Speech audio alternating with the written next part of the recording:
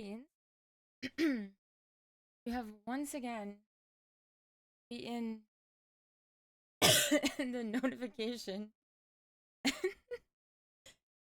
Fucking psychopath.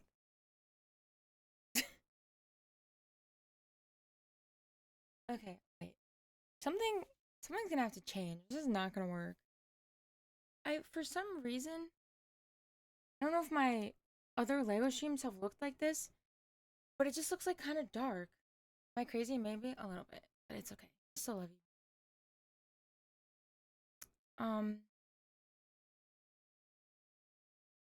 It looks kind of like it looks dark, like where like the Lego can. Hi. I need to look at. See, that doesn't look dark. I don't know why. Oh, maybe it's in. Oh, never mind. I do need more lighting. I still really want that Elgato one. Well, what the fuck? Change. Um, I still really want the. I still really want the Elgato one. The key light. Fucking shit is so much.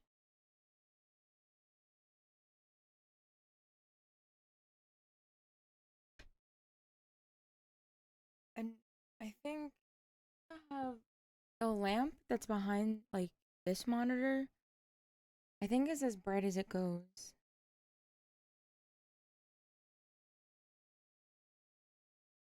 Oh, I could make it whiter. No, I don't think that'll. No, that's not gonna. No. Okay. I do need more lighting. Specifically for this.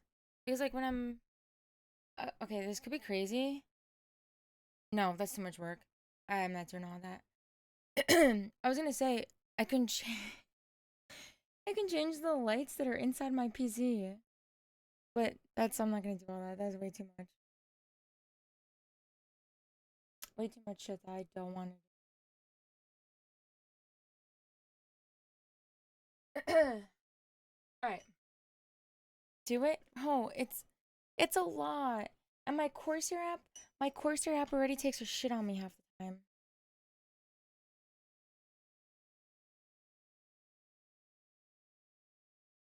I don't know if I want to do that.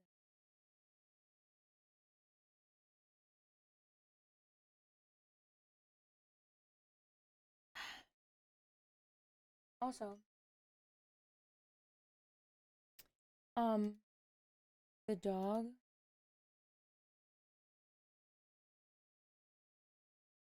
So my parents aren't home right now,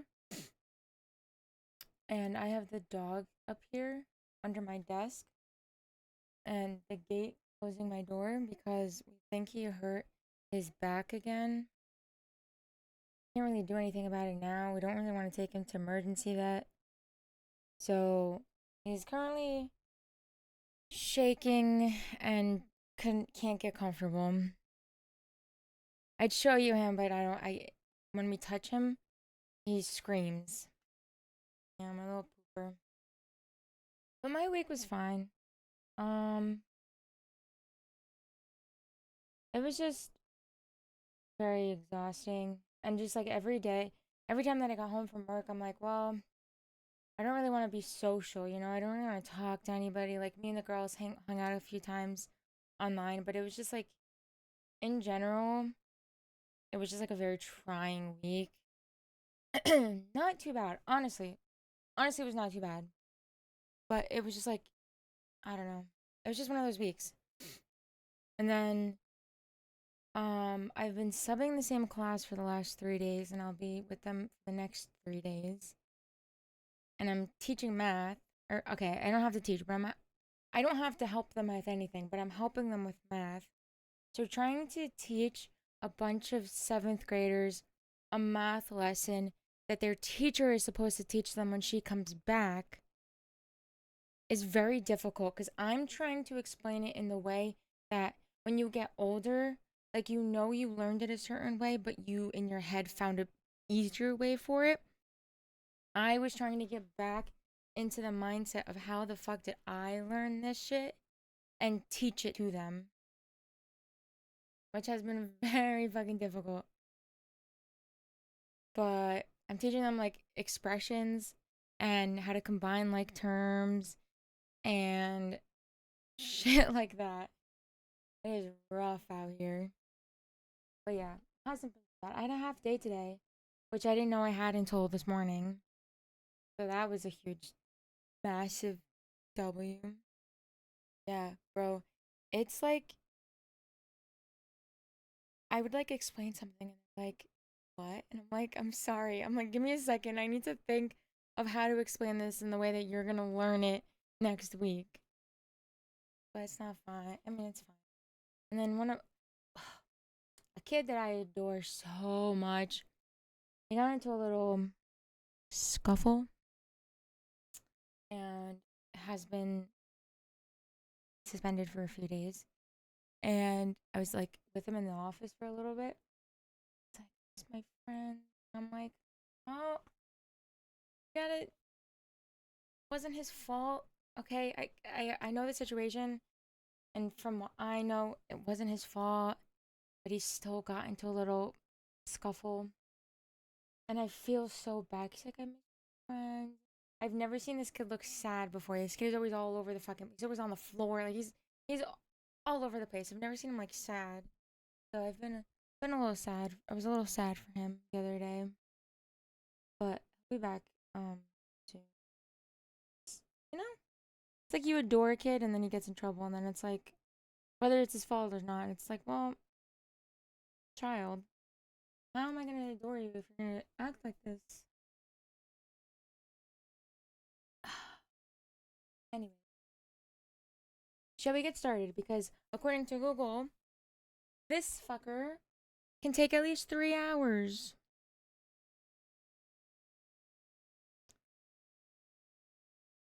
Made a derp. Oh god, what did you do?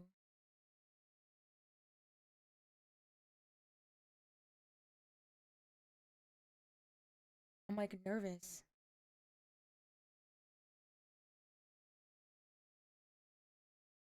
Why the fuck is that now?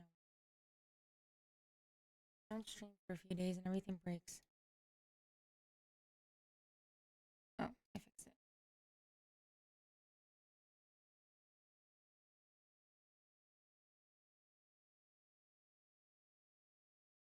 Also, I still haven't figured out the VR situation.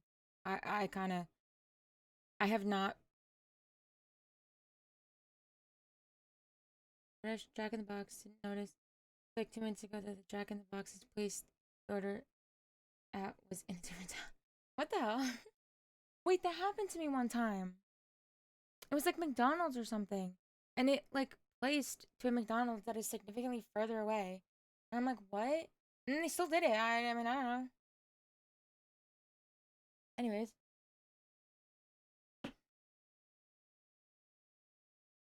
I already I've already opened the box. Today's 6, but happy 34 months, Hell. Thank you. Kristen. Wait, looking at Jesus Christ. I hope this lurk content treats you well. But okay, pause. I hope it treats you well, but it's only gonna treat you well if you periodically come in to slots, gamble, and fish, okay? Okay. Here he is. I've already opened the bottom. The box is a little messed up because my mother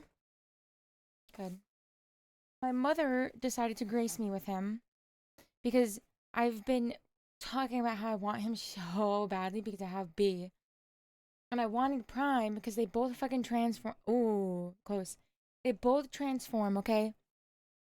And she ended up finding him on eBay for $10 cheaper than on Lego and every other site. So she just like said, fuck it, let's just buy it on eBay for $10 cheaper. I didn't know she was gonna buy it. I asked her, I was like, are you still thinking about like getting the one from eBay? Like, I'll give you the money for it. And she's like, I don't know yet because there's something that I want, but I haven't decided. Just like, don't buy it. Don't buy anything just in case. And then all of a sudden, this showed up yesterday. And she's like, she doesn't want any money for it. She's like, bought it for me. And good shit, Beans. I've opened it already just to make sure. It seemed like it was fully sealed as normal.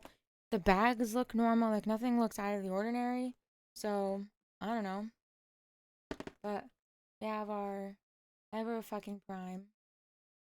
Also, did you guys like my going live notification? Saw it? It's his quote. It says, "I'm Optimus Prime and I send this message to the universe." What is it? I am no. We are here, we are waiting or something like that. But I changed it to say we are live because I'm so quirky. Oh, I fucking hate myself. Anyways, thank you. I'm gonna be honest, I was scouring Reddit for Optimus for like Prime's quotes, but some of them were just too serious. Like there's nothing that was like funny that I can use. So we just have Autobots roll out for the title also. I was going to do freedom is a sentinel's right or something, whatever, sentient being's right. But that seems a little too political in our current times. So I didn't want to make that my title. Like if this was any other time in the world, that would have been my title, okay? Because it's like a very good quote. It like in general and in the Transformers universe, that is a very good quote. But I feel like it would have it in the current times is a little too political. So that's not the quote we're going for. We're just Autobots roll out. We're not doing that shit. So we have a shaking dog under me. We have Prime. I have a couple on God, bro. That's why we're not making that the title. I listen, there's some times that I really do not want to hear or talk about the politics. And it is right now when I built fucking Optimus Prime. I don't care. And if an Optimus Prime quote is gonna be somewhat political, we're not gonna have it. We're not doing it. Yeah. I mean, I'm a little into it now, considering the times, but there are definitely times where I just want to shut it off. Shut that part off. So we're shutting it off. But okay. We have Prime. I have a shaking dog under me. Prime is 10 bags. I have a couple videos lined up. I have a 9-minute video. These are all new Ewus from the last 2 weeks. Plus an Ewu that I don't think I've ever seen from a year ago. A few of them, there's one that's 9 minutes, a 17-minute, 15-minute, 38, an hour and 20, then an hour and 30. So we literally are going from the shortest to the longest here. I miss not being anxious to open my phone in the morning. No. Dude, okay, so I get a lot of my news from New York Times. Obviously, I get their notifications. I'm subscribed. I love New York Times. Shortest to the longest. But I might have to turn the notifications off. Because if I wake up to another notification saying 67 people have fucking died from a weird accident, I'm gonna crash out. And it's not even involving me.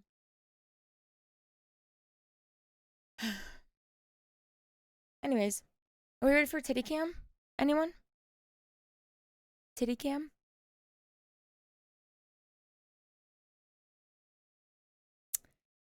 And also, oh god. Okay. I also have Bumblebee is making an appearance. You will see him when we get to the Lego cam. B is making an appearance to supervise us building Prime, okay? Also, the angle is weirder. Every single time I set up the Lego cam, it's never right. It makes no sense. Okay? Oh god. It makes no sense. Also, I can't decide if I want to wear my headphones or not. I can't decide if I want to put earbuds in. Don't know.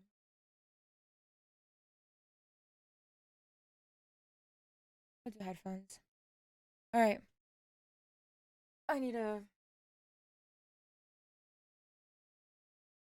poor puppy. Koda, can you scoot? Can you scoot in? Okay. Or don't. Sorry. All right. Well, the box is gonna be in the way.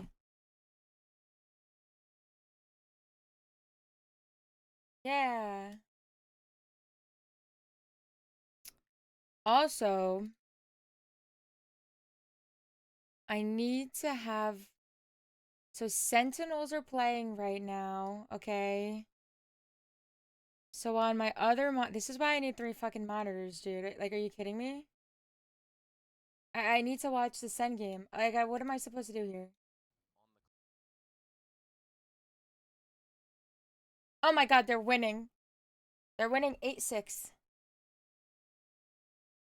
Fuck, this is gonna be so difficult. Oh my god, wait, can I put it here? Hold on. Is this gonna block that? You can't see it, but I can. Fuck, it is. Oh, this is so hard. How do I watch the Sen game? Okay, that has to work. I'll just glance over once in a while. Alright, also, you see B? He's a little tucked. He's tucked back there. B is supervising. As he should. Okay. Again, please inform me of the volume level. I'll play it for a bit. Tell me the volume, and then I'll restart it. Okay, relax. Very loud for me.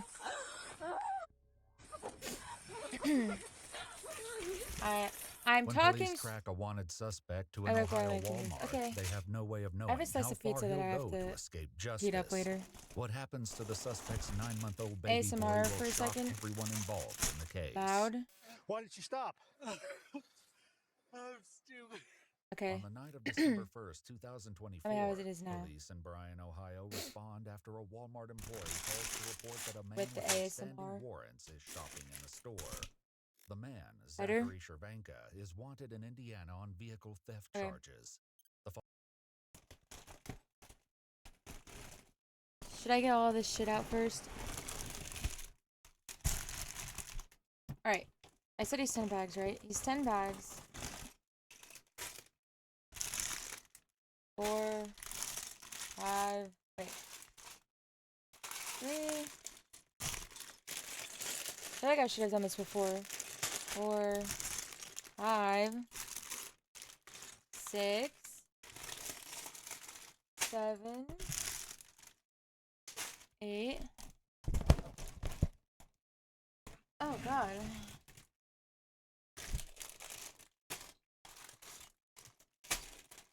8, 9, 10.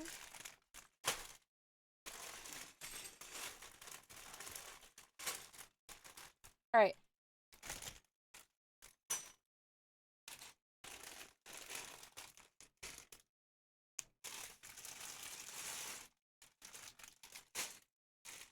Imagine B just falls off my desk. 5, 1. And then I need... Oh! Oh my god. Oh, his wheels. I have his wheels. Alright, skin. Oh shit. I'm sorry, Coda. Fuck. I have to remember he's down there. And then there's a sticker sheet also. Oh my god. Alright. Okay. Relax. Okay, so this one, sorry, let me tell you what it is. This one is dad realizes his baby flew out of his getaway car at 110 miles per hour. Oh my god. Okay. Relax.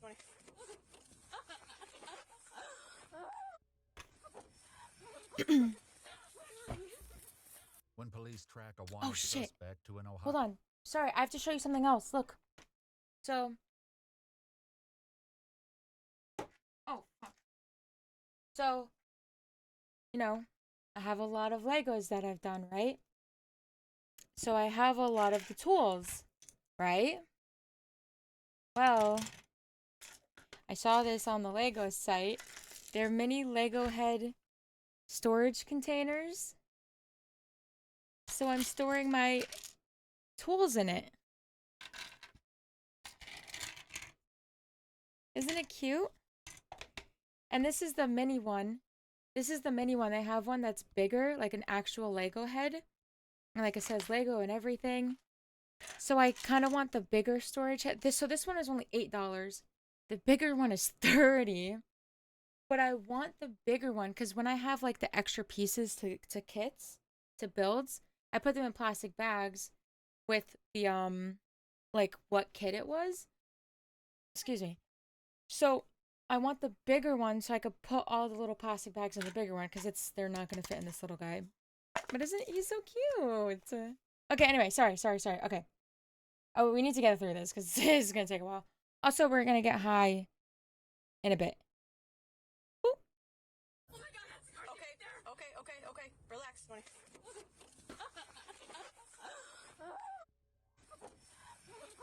I need to keep checking on the dog. When police track a wanted Oh my God, suspect to skin. an Ohio Walmart, they have no way of knowing how far he'll go to escape justice. What happens to the suspect's 9-month-old baby boy will shock everyone involved in the case. Why did you stop? On the night of December 1st, 2024, This is recent, police like in recent. Bryan, Ohio respond after a Walmart employee calls to report that a man with outstanding warrants is shopping in the store. The man, Zachary Shervanka, is wanted in Indiana on vehicle theft charges. The following report is based on police records, and most of the footage has never been seen before until now. Please note that all persons charged with a crime are presumed innocent unless and until proven guilty in a court of law. As police arrive, Zachary is sitting in the van, but he won't be sticking around for a talk.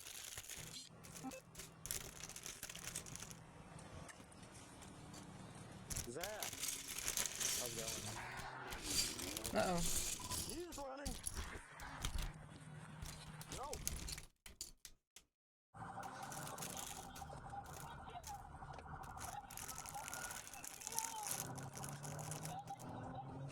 Damn, what direction did he go? I see him.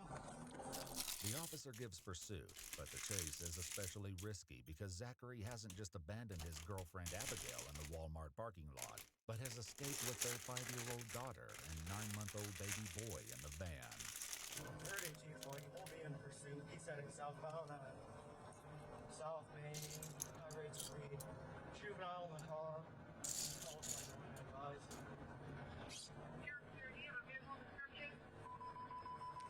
Unfortunately, it doesn't seem This that is cool. Zachary takes any measures to shield his children from harm, and the officer notices an unknown object flying off into the median.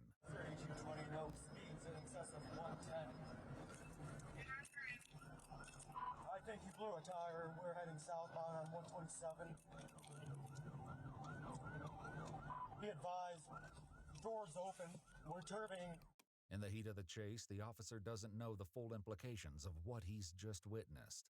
We're about to pass down Road 12. He ran the stop How does that sign. even happen? 3220, we passed 10A. He ran that stop sign as well.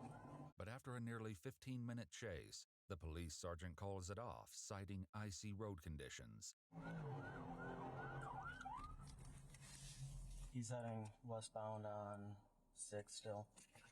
The conditions on this December night are frigid. Wait, hold on. Sorry. I know this is intense. I like this. I didn't realize how much like effort they put into the instructions. So we have a comic page and then a little thing. Autobots convert and roll out. What started off in 1984 as a series of toy robots that could quickly change into other forms became a global cultural phenomenon. Yeah, sorry. This stuff like I never realized it how like in depth they actually get. Encompassing comic books, video games, animations, and live action blockbuster movies. It's little wonder generations of fans continue to follow the epic battles between the Autobots and Decepticons for control of the planet of Cybertron and beyond. This Lego model of Optimus Prime, the charismatic leader of the Autobots, is the first time the Transformers universe is represented in Lego bricks. Enjoy. And then a whole thing about Optimus. And then like his stats. Strength 10, intelligence 10, speed 8, endurance 10, rank 10, courage 10, firepower 8, skill 10. And then I have Bumblebee's little like stat thing somewhere over there where he usually is.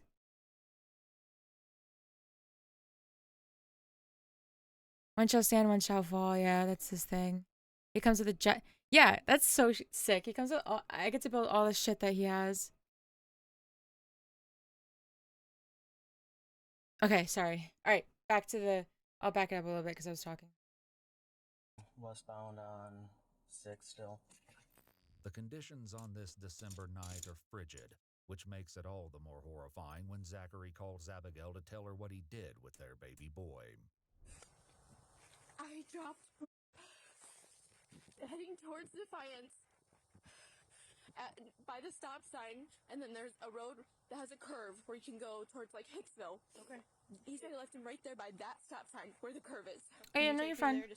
Do you think he's telling the truth that he just left the Tell me how that Zachary's is. message to And like, Abigail isn't with me quite the whole talking. story, as police will later learn when they review the dashcam footage. It shows that the object flying from the van was no tire. I don't understand It was how. Zachary and Abigail's 9-month-old How does it baby, still strapped into his car seat. like? The How does the car whereabouts and seat? the condition Good of while the talking. baby Okay, were cool. unknown to anyone at that time. The cop takes Abigail on a search for her baby that will not end as either of them expect, and those heart-stopping moments are all caught on camera. As Abigail and the officer approached what the police report would later describe as a poorly lit and heavily traveled part of the roadway, I need to. it was impossible to know the condition in which they would find the child.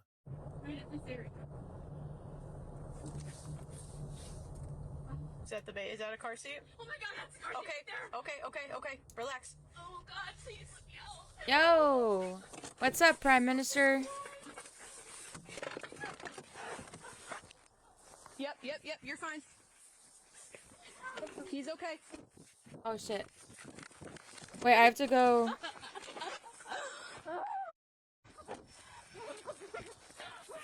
3620. I'm gonna have to go. Get something real quick. I am. I'm gonna be on the curb on 127 at the stop sign with that child. Wait, this is amazing that the kid's fine. Keep him on the ground. I'm just gonna get him out. Yep, get him out. So cold. I know, get him out. It's okay, Mama's here. B127 15 curve. Oh, baby.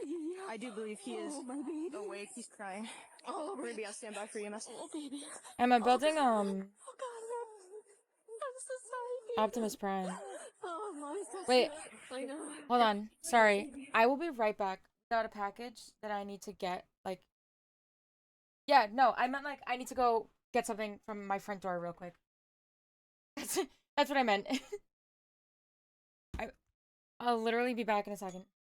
Want to come with me, poopies? Hi. My dog. Come here. Come here. Don't cry. Ooh. You could say hi real quickly. He's not feeling good.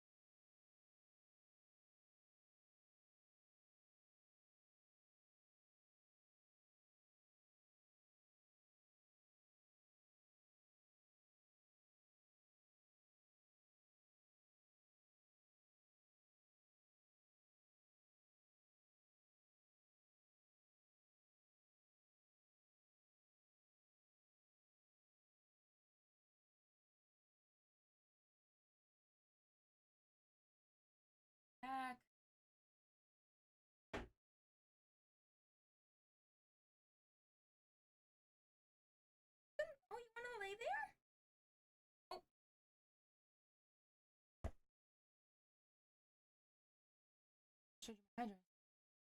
Hi.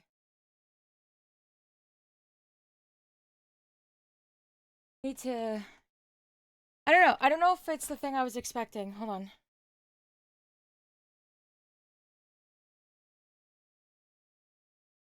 I'll tell. Nice view. Of what? Me? Of the Tatas?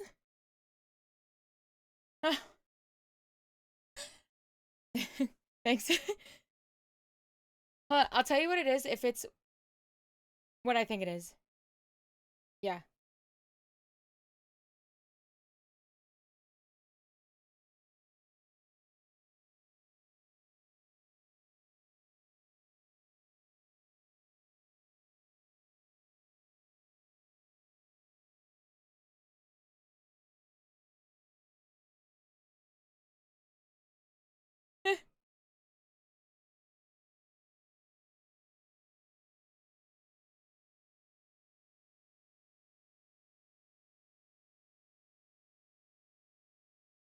A sense of humor. Whoa.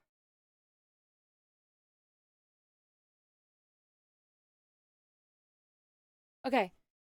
So, I'm like 99% sure it is what I think it is. Cops don't have a sense of humor. Are you telling me I'm not funny?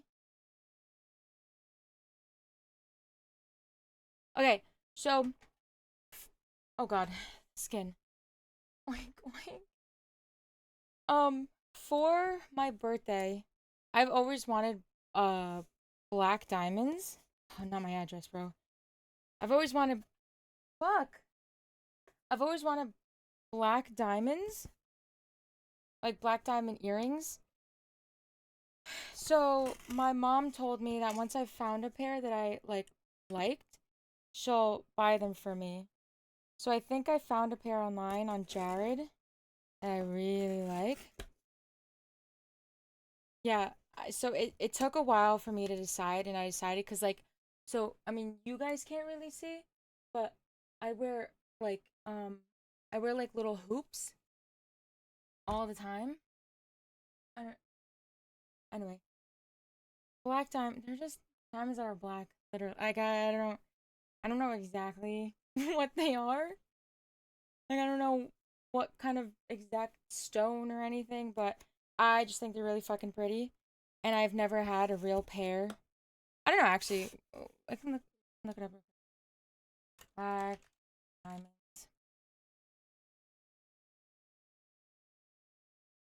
Well, they're less valuable, but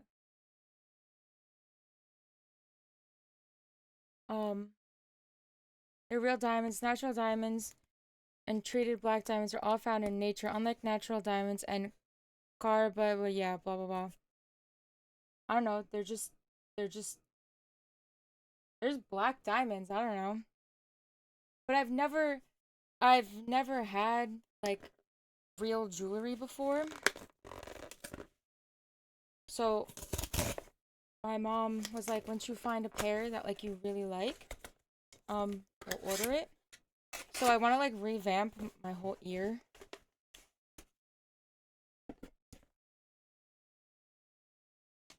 I'm sure I don't. Pretty sure I just showed my address. Hey, this is so fun.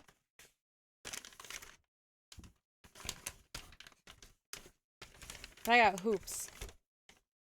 Okay, this is so sick. I've never gotten jewelry before, bro. besides my sea necklace that I bought myself. Wow.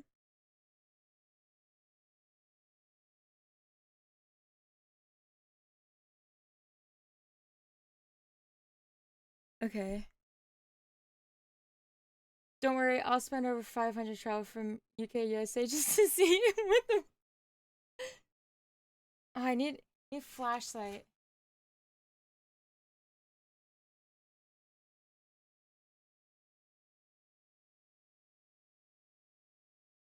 I know, I realized that.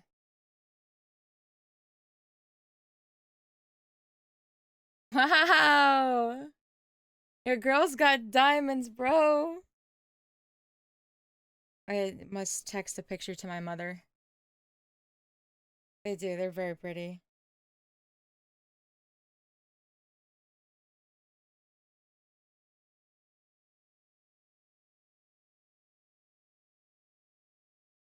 Fuck, you can't really take. They don't look good. Like,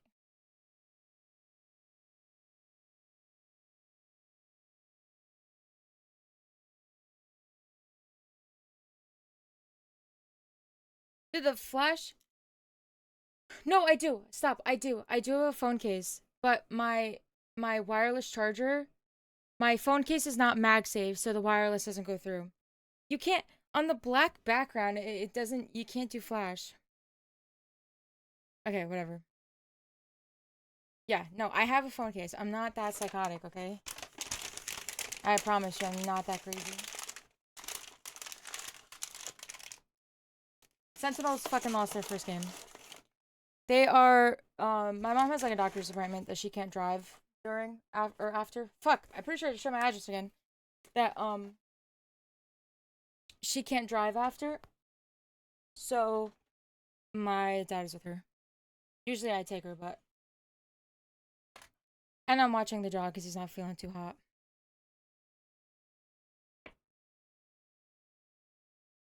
Do not drive stick. Yeah, absolutely not.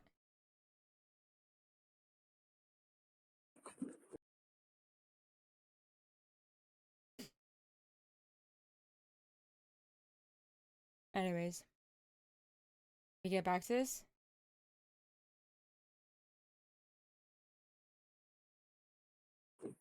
You can keep thinking I'm a cop. Is he breathing? Is he okay? Yes, yes. Breathing?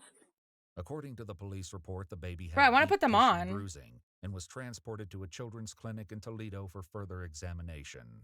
It's not until the next day when Edgerton police get a trespassing complaint that they find like clean them Zachary first. and realize Should that I? he still has Should a I? penchant for running. Should But I? before that footage is shown, Do I need to it clean should them be noted first? that I mean, I don't police give a found shit. Zachary's van parked in a field behind the bushes the previous night. He'd also left his 5-year-old daughter at an undisclosed location before disappearing on foot. Police I don't department. need fucking. I don't need to clean them, right?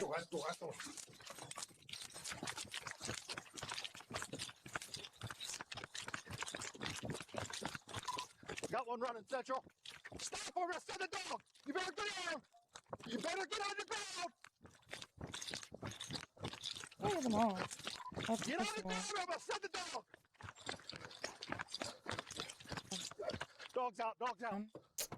You better stop. Not up here. Come on, run. Stop. Here. Here. Oh my god, I can't. Get in your car, Ashland. Run. Here. Try to do it. Here. It's not that grand right now. Stand. Stand. Stand. Stand. Get on the ground. Get on the ground. Get on the ground. Get under.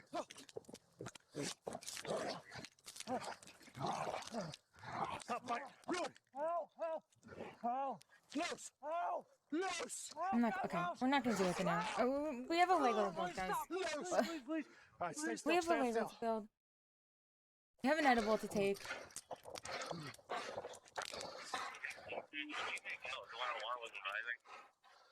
Listen, if you wanted to visit us, if you wanted to visit America, I would have done it 5 years ago. Chase, but they do have a question. Not 5 years ago. Today.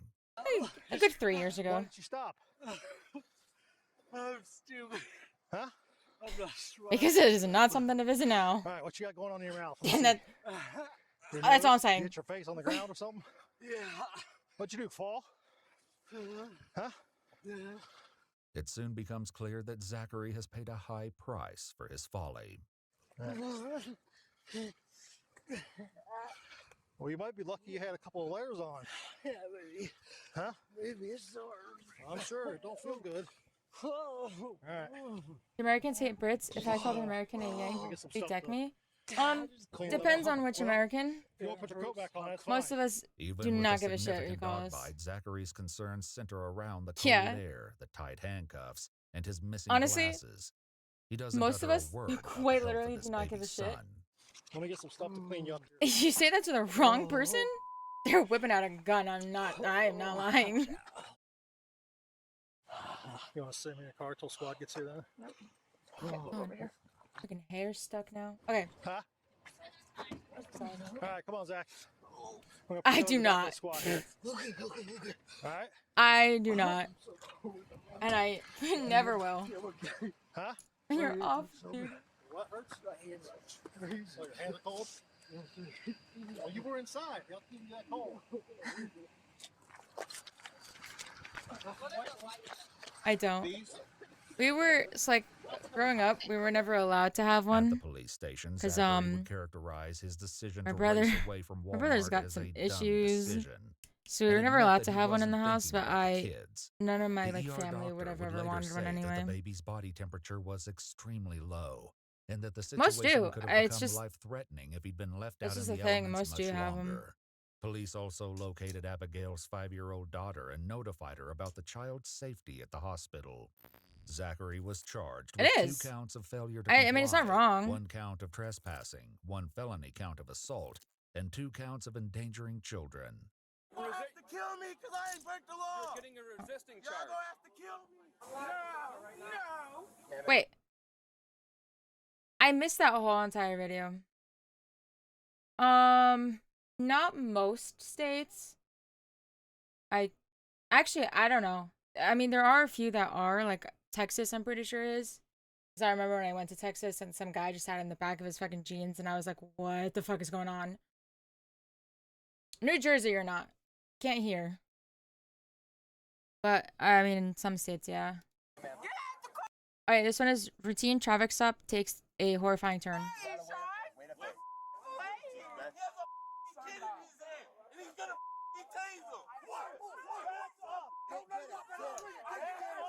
I mean, that's kind of an opinionated thing. It just depends on what, like, you know, the person When a desperate suspect resorts to unthinkable measures to and avoid the place arrest, and whatever. chaos ensues when he uses his 1-year-old child as a shield. Excuse me? So am I. The following report is based on police records. The suspect in question and all persons charged with the crime are presumed innocent unless and until proven guilty in a court of law. At 1:30 a.m. on December 11th, 2024, officers in Bay City, Michigan arrived to arrest 23-year-old Eshawn Langston for violating his bond for a I've recent never seen domestic this one. violence charge, which prohibits him from This being one's, yeah, near this the is a new mother one. of This his came out child. yesterday. Armed and dangerous. Okay. So he is in his truck though. The Jeep. Yeah, he is no license plate. Oh, yeah. Especially your own. Eshawn, step out. For what? Step out. No, for what? No, Eshawn, step out. No, for what? You're under arrest for a bond violation. For a Step bond violation? Yes. I haven't been nowhere, but right here at my Eshawn, end. Eshawn, exit What the do car. you mean? Eshawn, get out of the car.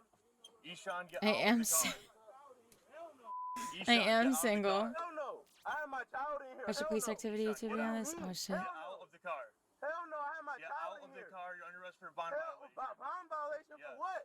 For your I just bond. got my child from myself, from my ankle Eshawn, today. get out of the car. Hell no. In a later interview, the child's mother explained that even though Eshawn broke his bond conditions by visiting her at her residence, she remained cordial. However, things escalated when they argued over dinner, and shortly after, Eshawn demanded to leave with the child while the mother tried to prevent him. Not willing to risk a physical altercation, she let him go and called the police. But things are about to get a lot more Anyways. tense between Eshawn and the authorities now.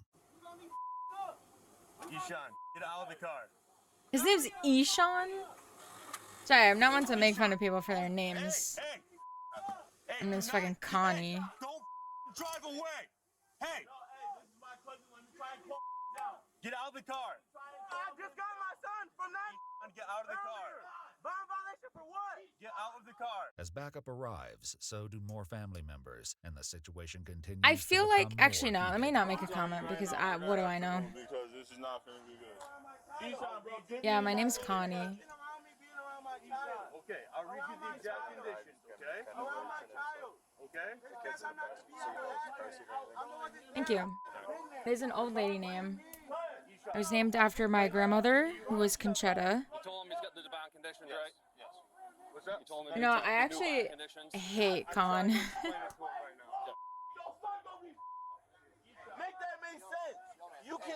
There used to be a kid that would just like make fun of me and call me Con Con, and I audibly was like throwing up. You gonna have to deal with this, bro. There's only a few people that call me Con, and I'm like okay with it. Like I don't, it doesn't bother me. But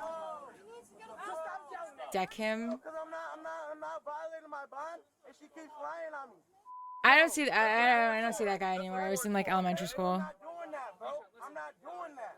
Right. I'm not doing that. You know about the bond conditions, right? Yes, I do know about it. So okay, why? I didn't violate my bond. You did though. No, I didn't. Okay. So listen, it was. I've been at my end. Listen. I didn't violate my bond. You were here earlier today. No, I wasn't. Bro, just chill and listen to him. I've been at my end. Listen. Even if I was here, I've been at my end. On the 5th of Which this is 2 month. doors down from her. The 5th of this month. They said I can't be at her at. Listen, I know my bond conditions. Right. Getting overstimulated. Her address. My aunt stays 2 doors down. I didn't have no contact with her. Okay, listen. They dropped my son off to my aunt. Yelling isn't gonna help. Okay, well. That's what I'm saying, bro. I violated my bond, and I did it. We have So I'm probable not cause doing to it. believe that So you I'm not violated your doing it. bond. Okay. So I'm not doing Oh, it. you're fine. I haven't been at her house, so I haven't Okay. violated my bond. Bro, we're not You doing know. it. Listen. Unfortunately, You know we need how it ads. works. If you refuse, you're gonna get a You have to kill me because I ain't break the law. You're getting a resisting Y'all charge. gonna have to kill me. Okay. Family members attempt to keep the crisis from escalating, but the tense situation only continues to build toward an explosive breaking point. You're gonna get a. I'm gonna stay right here. I'm not gonna say nothing else. I'll be quiet. I just look. My little cousin's right here. That's my blood. Okay. Anything extra happens with my cousin in the driver's seat, y'all do anything extra? We ain't doing nothing extra, man. We're just the less people that we got around here, the better. Ma'am, can you please step on the sidewalk for me? Unlock the door. Yeah. Yeah. Let me take him. Let me take him. Okay, but okay. Let me take him. I told you you're under arrest for a bond violation. It's also like, okay, you're getting into the law or whatever, but you got a young kid in that car also. Like you got a young kid in there. Yeah, he keeps. Like they're doing their job, and there's a kid in there, bro. Break the back window and see if you can. We're gonna break your window and take you out of the car. If you do that, look, I'm asking you right now, if you break that window, Sacrifice the kid. better unlock that door so I can grab my nephew. Instantly. We're gonna get him out of there, but I need you to wait up there. Instantly. We're gonna break your window and drag you out of the car unless you unlock the door right now. We don't sacrifice the kid. I hope y'all ready for that, bro, because y'all kicked my window in. I'm not going down. It's gonna be more than just a resisting of arrest, bro. No. Y'all gonna have to take me out. Like I promise you. bro, just accept that you violated what you did. Okay, let the kid go. I don't understand. I don't understand why people make it worse for themselves. Hurt my son in the process. I promise you. Unlock the car.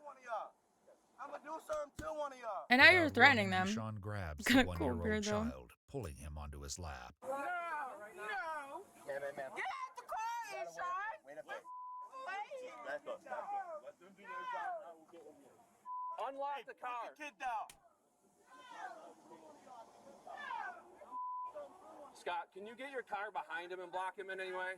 27, coming across stubble. You guys, all you guys. There's need to some go people inside that right literally now. can't grow any hair. There's some people that are losing their hair by like 20. Okay,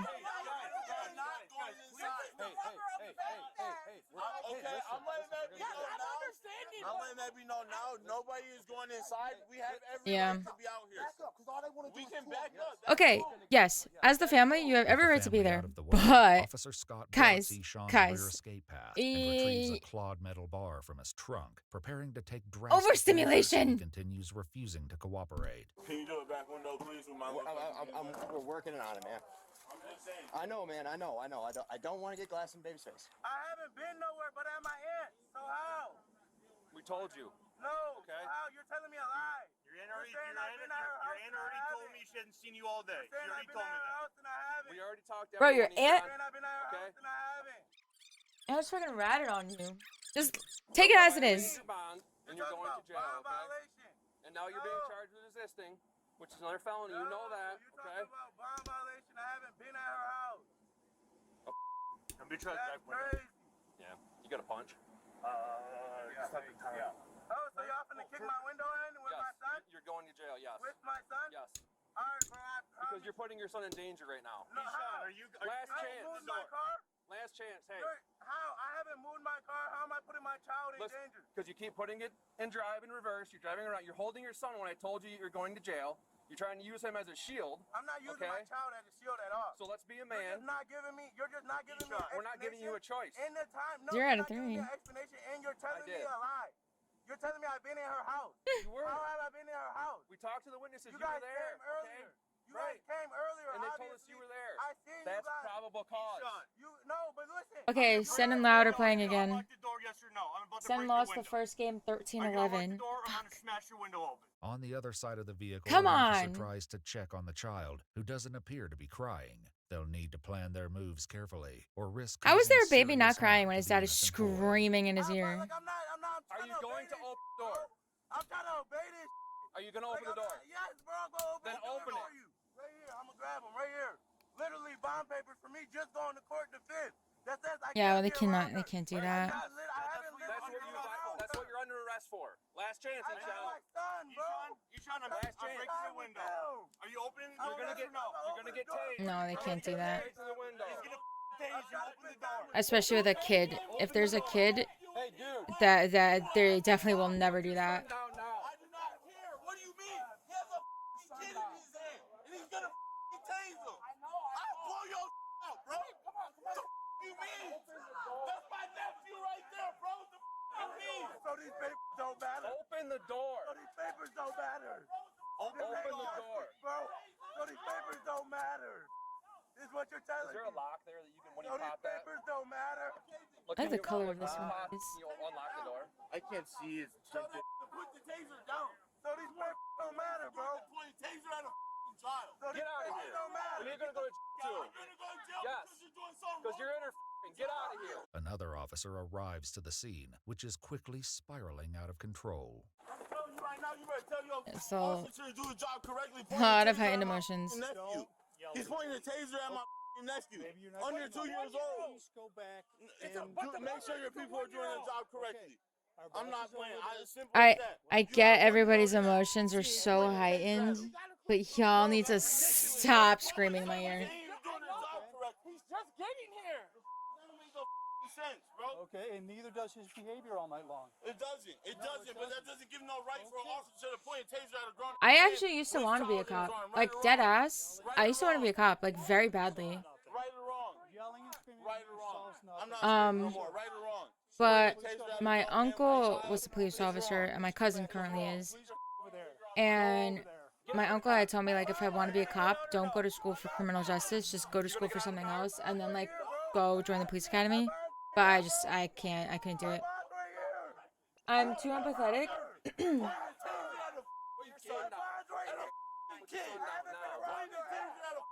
I'm too empathetic, and I would not be able to make decisions, like, on the fly like that. I, like, couldn't do it. Hey, do it on your side. Do it on your side, because the kid's over here. If you could hit the back and reach in and get the door. I'd let you arrest me. Either unlock the handle's right there. Unlock it! Unlock it! Hey.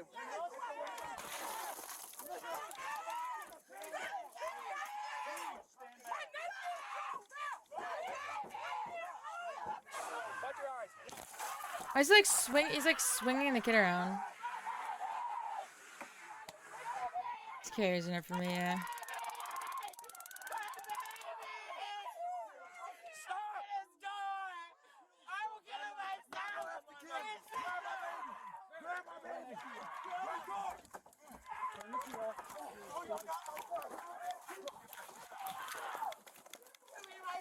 Okay, here you go. Oh, y'all got my son.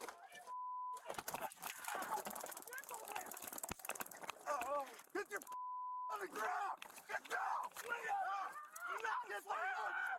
Bro, my cousin, bro. Why is you killing me? Quick, swing it on it. Do not swing on it. Back up. Don't let it go. Back up. Freddie, get it. Freddie, back him up, okay? Back up, please. Back. Yeah, there's too many emotions.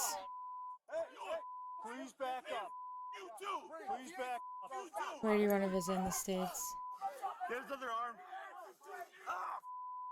Oh, oh, oh, I think I was stabbed. I'm stabbed. So am I. Oh, oh, 321, get my Shady out. Maple? I think we were stabbed.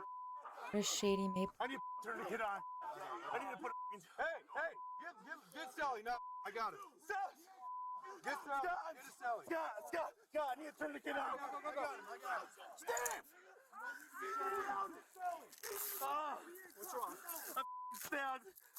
I need to turn the kid on now.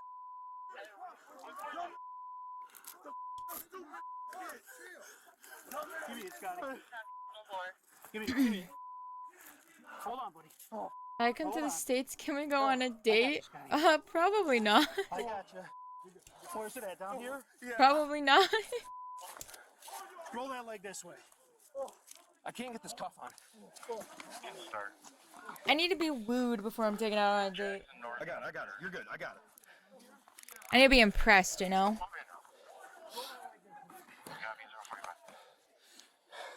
321. You need a chat up line? Alright, hit me with your best line. Two rigs. Hit me with your best line right now, and I'll let you know if we can go on a date or not if you come to the States. Get up. Get tighter. British pants. You want me to load him? Yes. Get up. Get up. Lock your car. Brent. That's my car. You want me to fly? Hey, look. Hey, my keys. Whose is that? Those are mine. Okay. Hold on, Brent. Hold on. Okay. Get in. I'm gonna take a look. Okay, get in. I'm sorry, Steve. You a Minecraft Why are you fence? apologizing to me? How'd you get stabbed? My fucking jaw hurts, bro. What the fuck my jaw hurt? Oh. Okay, hold on, sport. We're rolling. Oh, I'm sorry, man. Don't. Yes, I can't get over. Brent, Okay. if you apologize to me one more time, I'm gonna pull over and beat you myself. Yeah, you fucking tell him. Hold on, man, okay? While injured officers race to the hospital, Ishan is taken to the local jail. Meanwhile, the child's mother has an That's actually unexpected a good one. clash with the investigator over his legal fate. I don't want him charged for kidnapping. Oh, well, he's getting in trouble. Well, duh. Yeah. Thoughts? No offense, he deserves it, insanity or not. And I'm No. gonna try to get in trouble for the baby. I'm gonna get him in trouble for everything. Everything. Me? Yeah. Well, when it comes down to it, you stabbed You're two of my 15? officers. Yeah, that's my point. So you're taking it personally instead of anything else. Well, I don't like people stabbing my 14. officers. I thought you were 27. Okay. That was a good one, though. At the jail, I Ishan did like is it. confronted with everything no, he that's cannot happened. go on a But date. after a night of tragic Why does she decisions, not want him he charged for has very kidnapping? little to say about the ordeal. All I seen was them pointing tasers and stuff in my car, and one of the tasers was pointed at my child. So when they broke my window out, I blacked out. And I don't know what happened from there. I already told y'all what I know happened, so after that, I really don't want to talk anymore. You don't want to talk to us? Not anymore. I already told y'all what I thought happened. Don't want to talk to y'all anymore.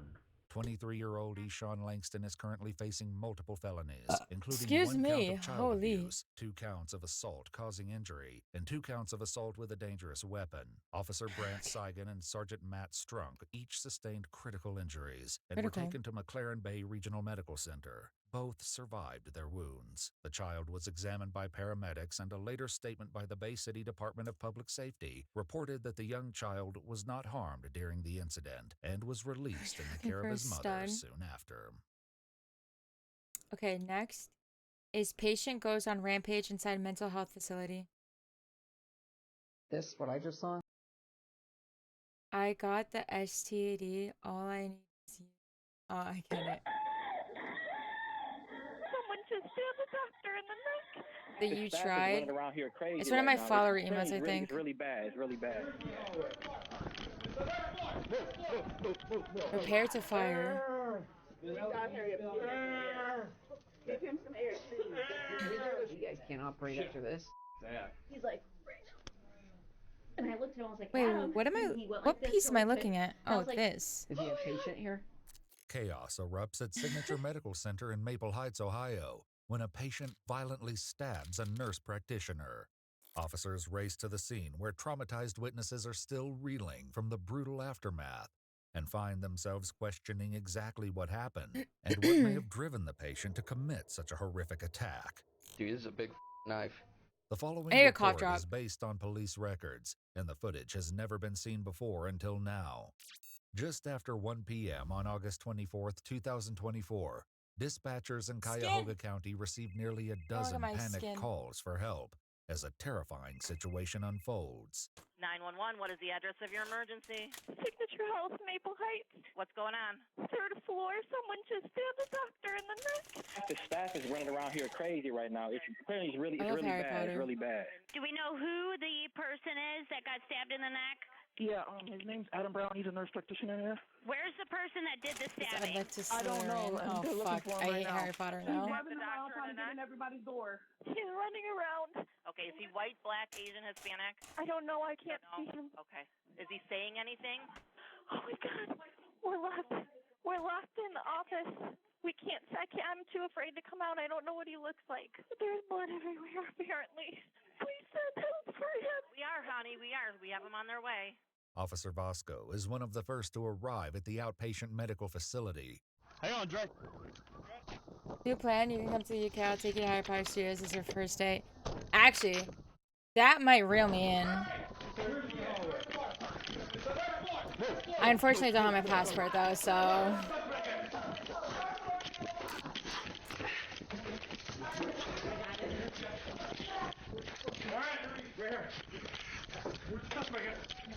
Ambulance here.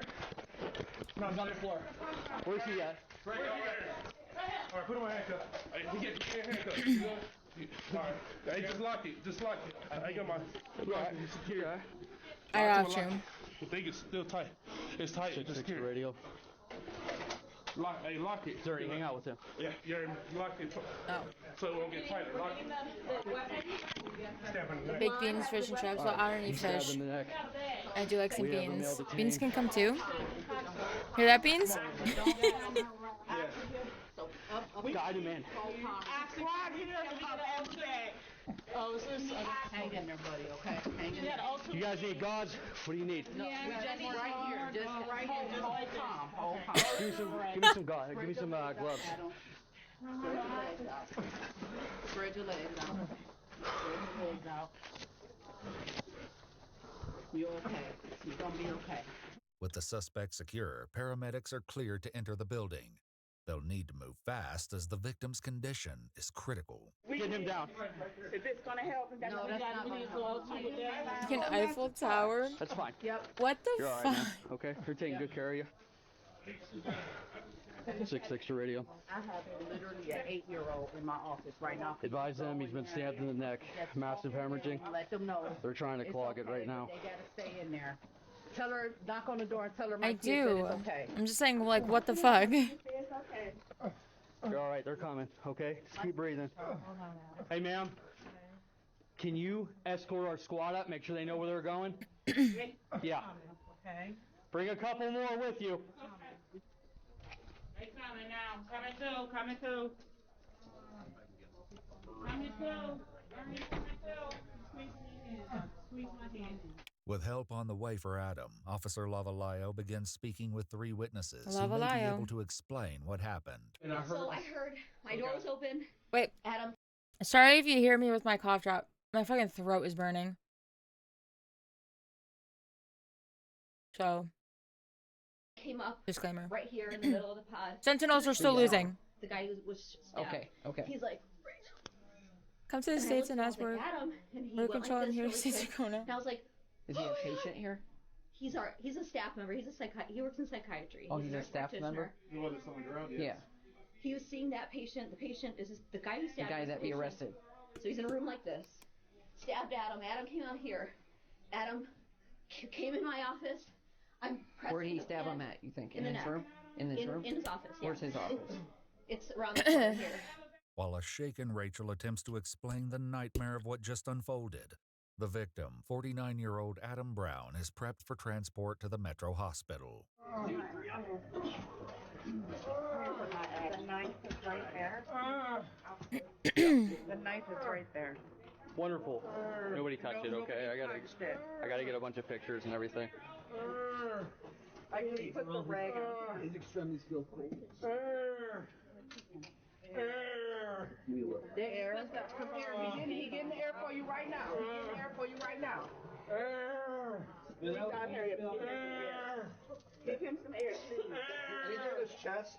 But this is the thing that sucks about watching this because I'm so engrossed. I can't have nobody right Walk here. this way, guys. Walk Yeah. this way. Thank you. Give me an armor breather.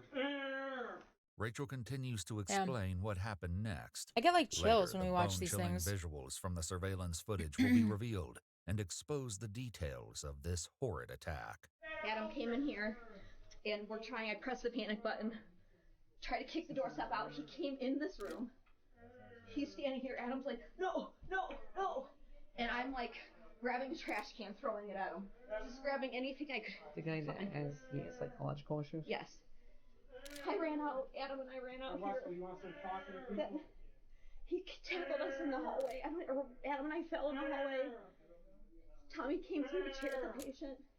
Patient fell over, and he got up again. Tommy ran, and I'm like this against the wall, and he just kept So the going suspect after. came in here? Came in here.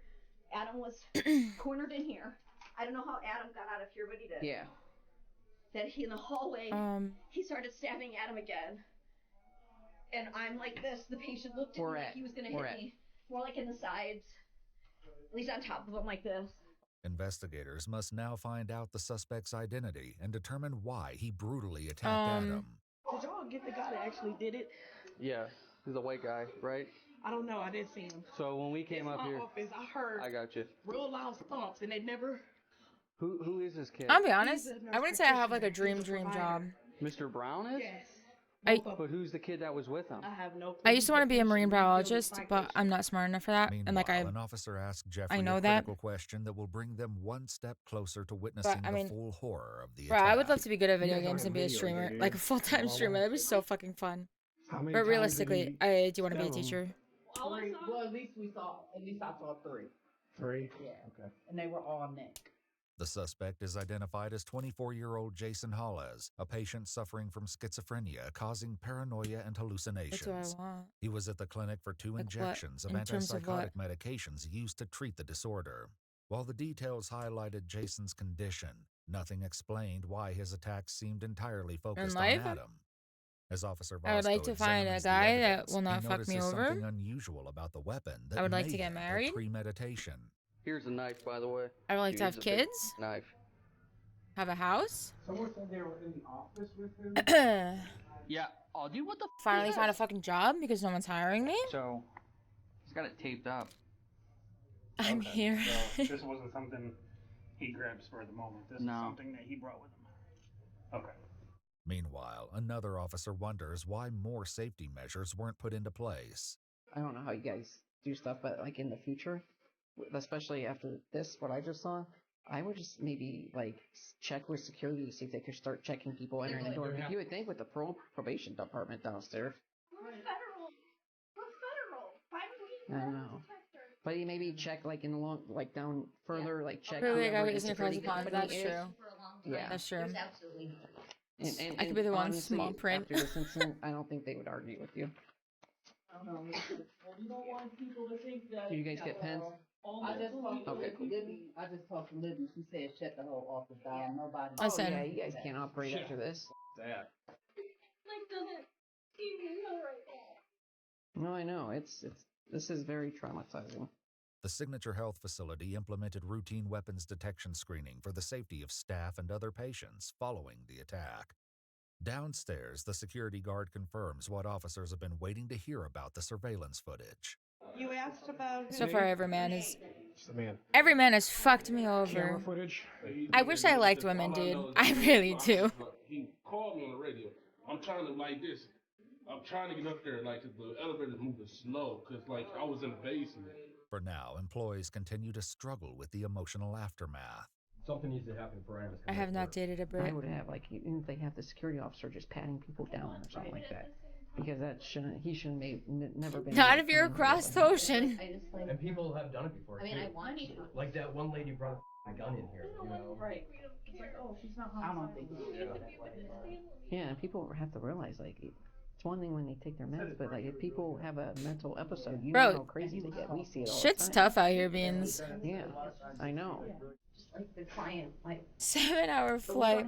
yeah, he Bro. would, he walked by. No, I can't say. I can't say what I want to say, but Next to the listen. door, and he looks at me. I've tried the long distance before. No, I genuinely can't. Like, Just because of people. Like, I genuinely cannot say anything. And even in the hallway, another opportunity just to. I've tried this shit before. Walk right by me and ask, Security ended up coming up here In smaller distances. I don't know about you, but I was thinking this was gonna end a It different has way. not been it. As I come ask him, like, where's this damn suspect at? Not across the pond, bro. He said when he came up, he still had a knife in his hand. He pulled his gun out. On the top of the knife, he dropped it. Oh, he dropped it. While officers on scene continue to gather statements and evidence, Jason arrives at the police station.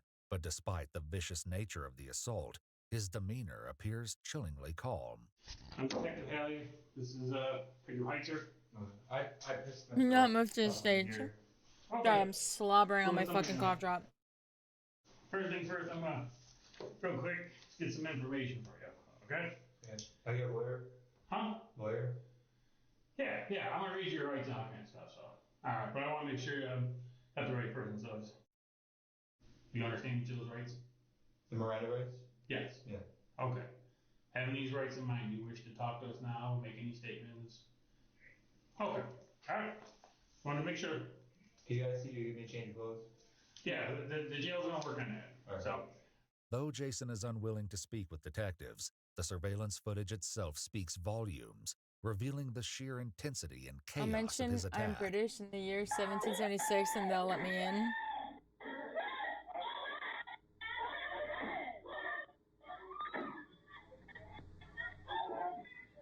Wait, the fact that he was able to...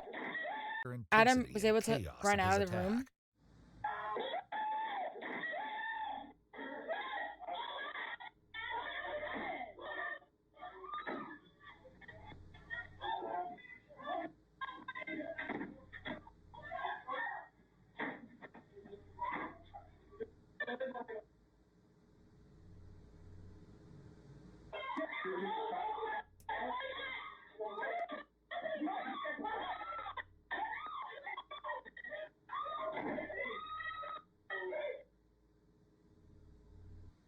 Rachel does her best to save Adam, while he continues his attempts to escape.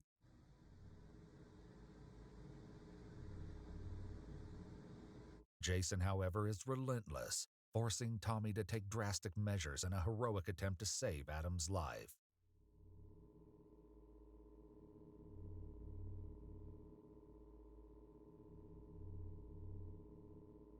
Oh my god, W. Tommy, bro.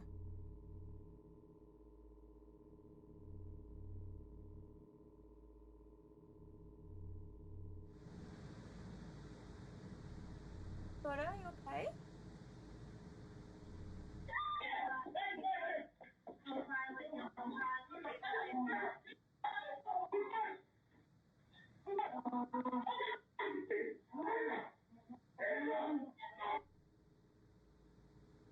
Is that security? 23-year-old Jason Hollis was charged with attempted murder and 2 W. Tommy, counts bro. of felonious assault. His bond was set at $250,000.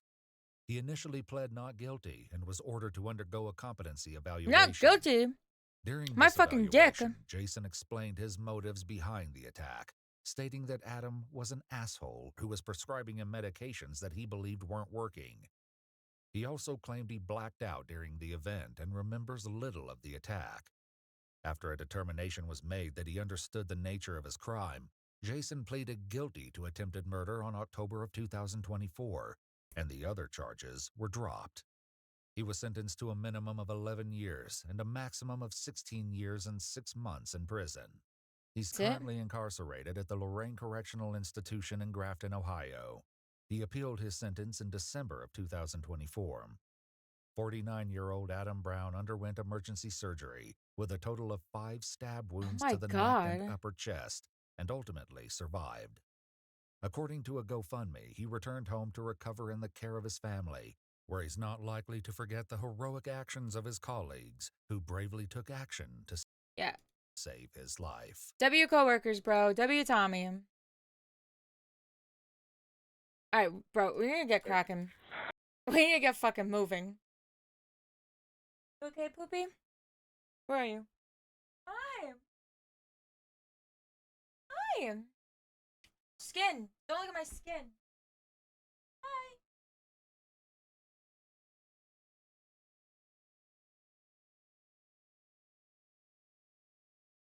I know, but I feel like we've done nothing. I keep looking at the fucking Sentinels game. Dude, I need them to win. This is Dad discovers son's horrifying secret.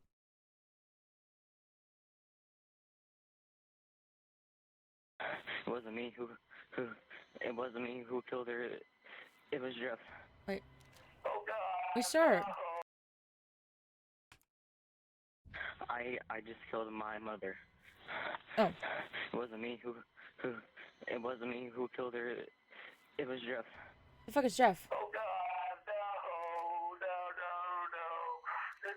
I know, right? So scandalous. He killed her. He's not. I'm assuming that I have the windshield in the chest. Shane?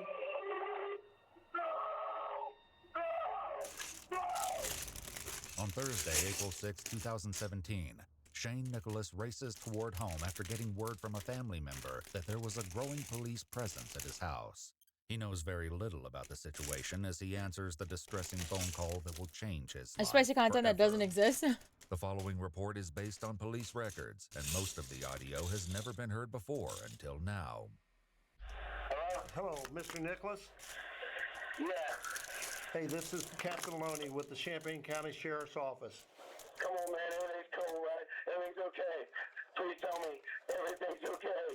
Let me ask you something. Where are you now? Where are we at, man? Do you know? Melville, Indiana. Are you driving right now? No, I'm not. Who's driving?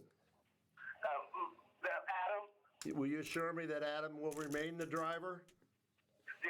Yeah, oh, God. I gotta know what's going on. All right, I'm going to tell you. I'm so scared.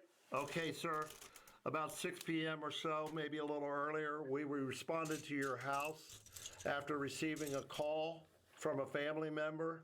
There was some type of disturbance, and your wife has fallen victim as a result of that incident, and she's deceased. Oh my God. I've got processing what you're telling me here. I understand. Take your time. No. That's not what happened.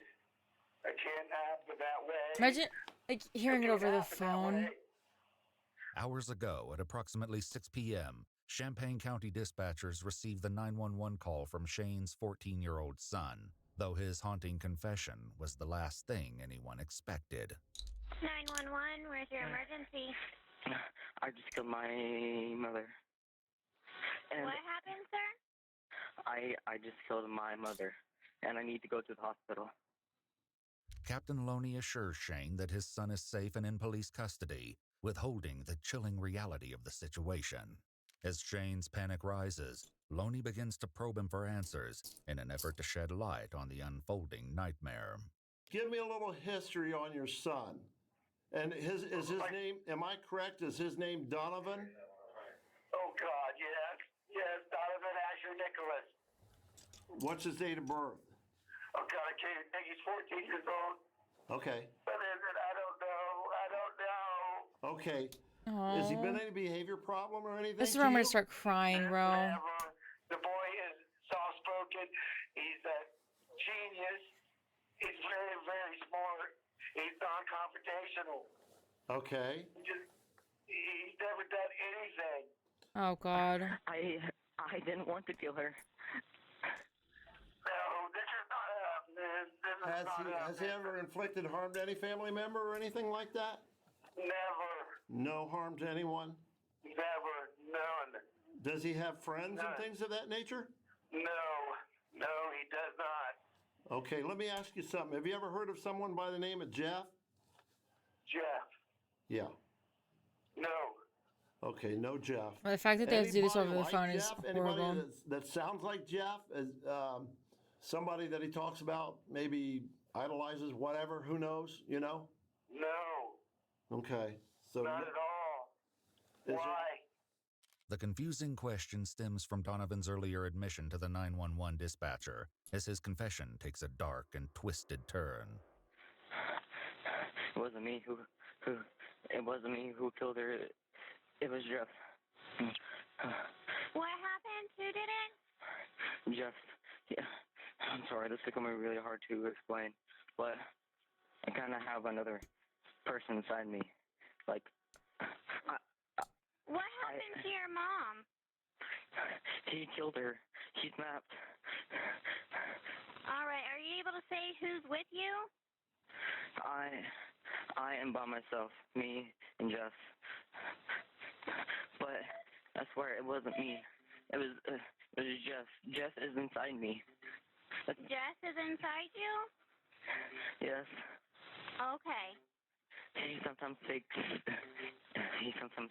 control. Oh my God. And I've no control over him. I hate Jeff so much. He's gonna make me die in prison. Investigators face the baffling mystery of why a child, whose father describes him as soft-spoken and harmless, would suddenly turn on his own mother. Could Jeff be real, or is he simply a carefully crafted excuse? With many questions lingering, officers arrive at a scene straight from a nightmare. Donovan sits leaning against a wall in the kitchen, his white shirt drenched in blood. There are clear signs of a struggle, with large amounts of blood spattered across the walls, floors, and appliances. When asked if anyone else is inside the home, Donovan chillingly replies, "Nobody that's alive." While some officers speak with Donovan, others begin their search for the victim, unaware of the horror that awaits them upstairs. Why did Jeff want to kill your mom? It's just the way he is. Has Jeff ever hurt anybody before? No, this is the first time. According to our analysis team at EWU, while investigators don't need parental consent to question a minor in Ohio, a Miranda waiver must be obtained if a minor is a suspect in a crime. If the Miranda waiver is not voluntary in any given case, anything learned in the interrogation cannot be used in criminal prosecution. How long has Jeff been in your head? That's about like 3 months. Upstairs, officers confront a horrifying scene. 40-year-old Heidi Faye Taylor is found lying in her bed, deceased. The brutal nature of her wounds points to a vicious attack, raising daunting questions about exactly what transpired between Heidi and Donovan. Back in the kitchen, officers notice an unsettling injury to Donovan's face. Though they ask him about it, he gives no clear explanation for how it happened. They let it go for now, you want the blankie? but the strangely haunting wound on his face and its grim origin will soon demand answers. Is that the only injury you got is on your leg, though, in the over scratch here. right there, right?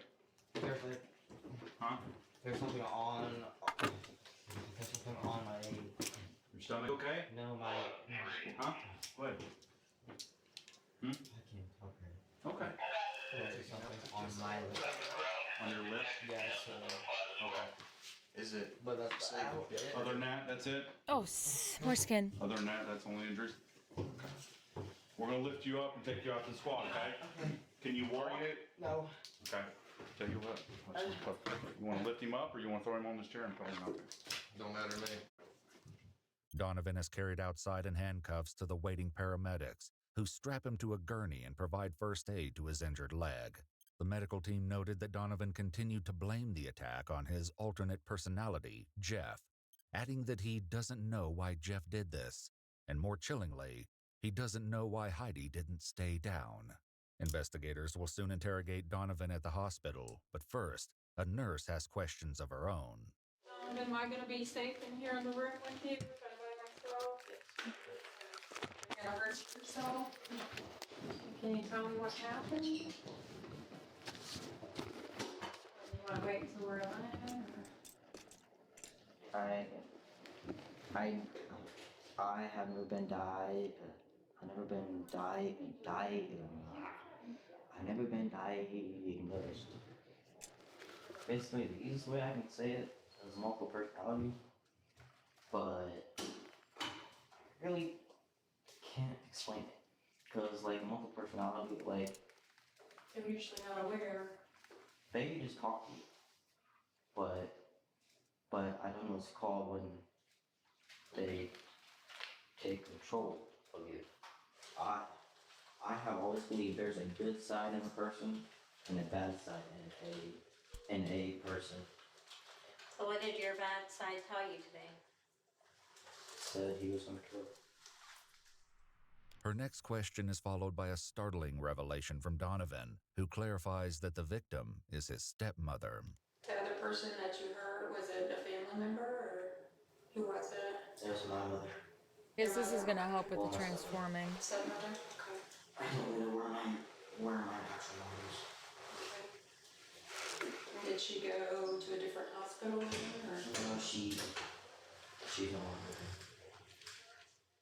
Officers photograph Donovan's wounds and blood-stained clothing before reading his Miranda rights. Afterward, they begin diving into the harrowing mystery of the day's events and what may have triggered his sudden violent outburst. The animated one? Today at school? Transformers 1 or whatever, Do you have a bad right? day today or anything? Or how was No, I have not seen it yet. Investigators would later ask a similar question to his classmate and best friend Tatum, seemingly in an attempt to uncover any clues or warning signs But that may I have do really hinted want to at see what it. was to come. Or I did really want to see it. Have you noticed any changes in Donovan's behavior recently? No, actually, if anything, he seemed a little bit happier, like at school. I love However, while Donovan was in the library Transformers the morning movies. of the killing, another student named Jake approached his table after being aggravated by a fellow classmate. In his anger, he asked Donovan if he'd ever been so mad at someone he wanted to beat them up. Donovan eerily replied, "No, but I would stab someone." The student shrugged it off as a joke, unaware of the brutal acts that would take place later that evening. So, other than what you told me about him so far, were there any other emotional problems that you saw or anything else going on that we need to know about? Not that I know of. Okay. However, a chilling journal entry begins to hint at a darkness growing within Donovan. In it, he describes his dream utopia in which all emotions are eradicated. He makes an exception for love, cryptically stating some people kill for love. But what did Donovan kill for? Shockingly, the journal isn't the only clue that something sinister was brewing. His English teacher would later discover a letter he wrote to him just before leaving school the day of Heidi's killing. However, its discovery would come far too late. For now, investigators focus on what happened when Donovan returned home. All right. So, tell me about coming home from school. What did you do after you came home from school? I took a nap. I took a nap. You took a nap. So you got home at 3, you took a nap. How long did you sleep? I'm gonna say about like an hour. So it was supposed to be for a half hour. But Okay. So you took a nap. Why do you say it was supposed to be for a half hour? Who told you it was supposed to be a half hour? my stepmom. I want to know if Okay. he like First, has a stutter. I asked if it could be a half hour. She said yeah. So I kind of oversaid it. Then what? After I woke up, I started cleaning my room. Then I kind of Just virgin. just wanted to come on. And then I feel like most killers Just are. wanted to, you know. Did you ever tell dad or stepmom about Jeff? Why not? Because I was afraid they wouldn't believe me. Okay. And think I would just be doing it for attention or something. Did you tell anybody else about Jeff? I told the press. I told Jake. Who's the two people? After reassurance from the officer that he just wants to ask them Trinity is cool. questions, he reluctantly gives him 2 names. Her name's Tatum. And my really close person, friend, I guess, my girlfriend. Who's that? Madison. Madison? The thing is, she's in a different. She's what? She's in a different state. Okay. She didn't go to school out there? Where does she live? Wisconsin. So how did you tell her? Saving it for marriage. Phone? It's very respectable. I A lot of people do not. How do you know her? well, I mean, there's nothing wrong with either. but like Either via Facebook or online. Oh, okay. Tatum would later share with officers her personal Wait. thoughts about the mysterious Jeff. When Oh. she's asked what Donovan's behavior is like when the alternate personality takes over, her reply raises more questions than answers. I don't know what he does when it happens. I've never been there when it has. I've only known him as Donovan. Do you believe he had a split personality, or you think this was just a fantasy thing for him to get attention, something like that? I don't think it was for attention. Like, I believe that it probably could have happened. Though she claims to have never witnessed this alternate persona for herself, bone-chilling evidence would contradict these claims. In a text exchange later uncovered between Tatum and Donovan, he acts as Jeff, calling himself the devil's child and anything but holy. He also makes disturbing requests for the courage to stab someone 67 times and tells Tatum he's a lot different than Donovan, who would never kill anyone. For now, Jeff Very remains an holy. enigma, with investigators unaware of how deeply disturbing the truth of his identity will reveal itself to be. Send him louder, 99. Meanwhile, Donovan continues to elaborate on what If happened anybody else next. cares. So you're cleaning your room and you say Jeff wants to come out. Can you describe Jeff to me? How does Jeff act? He's homicidal. Yeah, obviously. But like, he laughs about things that he did today. And he's super fidgety. He always clicks pens or twirls a pencil or something. So can you tell me fucking about hunchback. what happened at home after you cleaned your room? What did you do then? He came out. He was tired of being in me, and he said, I'm gonna come out. And usually, I don't let him, and I try to not, and I try to stop him.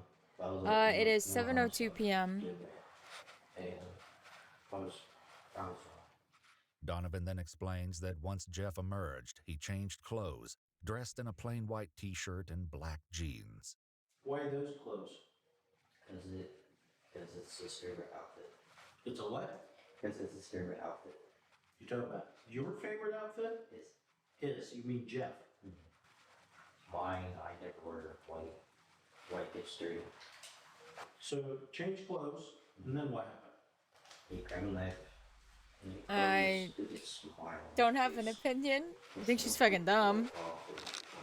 I think the whole thing was Donovan stupid. indicates that he intentionally grabbed a But she knife did do and some then good grabbed the with like lancet to pets and complete the animals cuts and on shit. his mouth. Both acts demonstrate a level of preparation and forethought. Donovan's Bro, I cuts made himself the extending Joker? from each side of his mouth toward his ears Oh my God. created what officers grimly described as an exaggerated smile. His chilling explanation for doing this to himself would later leave investigators Bro became the stunned. Joker. So you got the knife, and you're in the kitchen, and cut your face. Did you do that in the kitchen? I did that in the bathroom so I could see. So he could see. So in the mirror? I used a knife and a lancet. Because the knife was Like 4K? No way you did that. Disturbingly, Tatum suggests that Donovan may have been sharing these frightening ideas with someone else. I really don't She know any was. problems like for him at home, like, but he didn't have She, like, anyone else like really to fall talk off the to. face of the earth There was after this that, too. girl. All I know is that her first name was Madison, and that they used to talk, and they met over like the internet, like an app, like they had never met each other in person. And he used to talk to her. I feel like they maybe just like fed off each other. Investigators begin attempting to search for Madison and quickly locate her Facebook account online. Though her profile is private, they're able to view photographs attached to the account. What they see as they navigate her gallery is nothing short of a nightmare, the disturbing images leaving them questioning the true horrific nature of Jeff. So you have the injury to your face that you used the knife and the lancet for. Then what did you do? I was waiting for Mom to come downstairs. Now, when we're talking about There mom, goes an you prefer OnlyFans joking. mom. We're talking about Heidi. Okay. So it's very confusing because like when I say me, I could either mean me or Jeff, but okay, like at this time period, I mean Jeff, but I say me because it's my physical being. Okay. But it was he who acted. It was he who controlled. I don't think there's anything wrong with That OnlyFans. settled, Donovan continues to detail Honestly. the harrowing account and the shocking I moments mean, I that led to personally, the brutal attack. I joke about it all the time that I'm gonna get on OnlyFans, but I personally will never do it, upstairs. and I She will was never like upstairs, but she was use staying it. too long, so I called her downstairs. But hey, did you say to call get her your down? bag, sis. I guess I don't know. We've done it for You us. do you. Gotta have no respect. This is not enough. So she came downstairs? What happened then?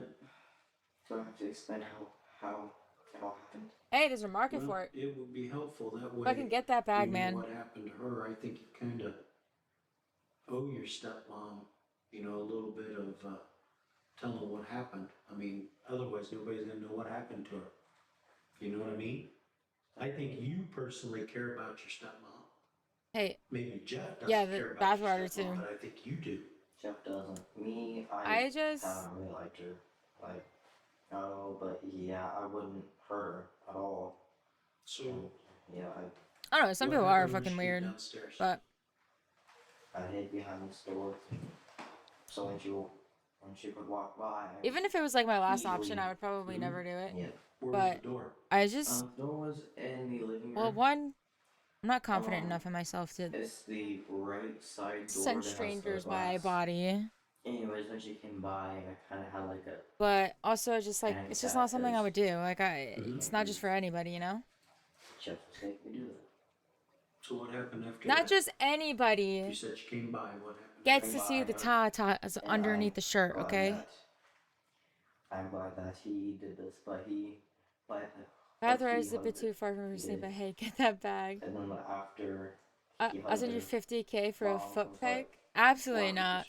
My feet are sacred, what bro. happened then? He began. What if can I show you my foot like this? In later interviews, Heidi's closest friend Angie and her daughter Ashley open up But about Donovan, my who socks they've are dirty. known since he was just 2 years old. He's always been different, never really, like, I wouldn't categorize him as shy, but I sent you he, my titty pics for, first. like, people with very few friends. Like, he had friends, and it's not that he didn't socialize. He was an introvert. Pause. He's very quiet. Yeah, he's very Pause. introverted. What was Donovan's Pause. relationship like with Heidi? Very tense. Very tense. Why do you say very tense? Donovan. That needs to stay in your head, sir. And when I mean issue, I mean he's been. That's what they argue about. That needs to They stay always argue about in the noggin. Donovan is the reason why their main reason why they fight. Yeah. They'll soon share more eye-opening details, explaining what they believe to be the source of the ongoing tension between Donovan and Heidi. Meanwhile, Donovan continues to share the horrific details of what happened next as he began the savage assault. She said, no, stop, just call 911. I was like, no. How many times was she stabbed? I don't know. I'm trying to push the glass, but I can't see it. Then we went upstairs. I won't ban you, but so she called 411. I went upstairs, and I remembered. Don't ban my future boyfriend. So she ran? I'm not in the market right this moment. I was very exhausted. And by right this moment, I mean this second. Where was she stabbed? In the front of her, the back of her, or something else? Everywhere. Anywhere Listen, shit gotta come naturally, alright? And when I went What the fuck is happening here? upstairs, I took both of the phones because she had mine. Sending louder, She went 1111. upstairs? You followed her? Well, actually, I ran ahead of her, so she couldn't call anybody before I got there. According to Donovan, when Heidi finally made it upstairs to the master bedroom, she laid down on her bed. What he did next would add a chilling new layer of brutality to the violent altercation. She was lying. She was lying on the bed.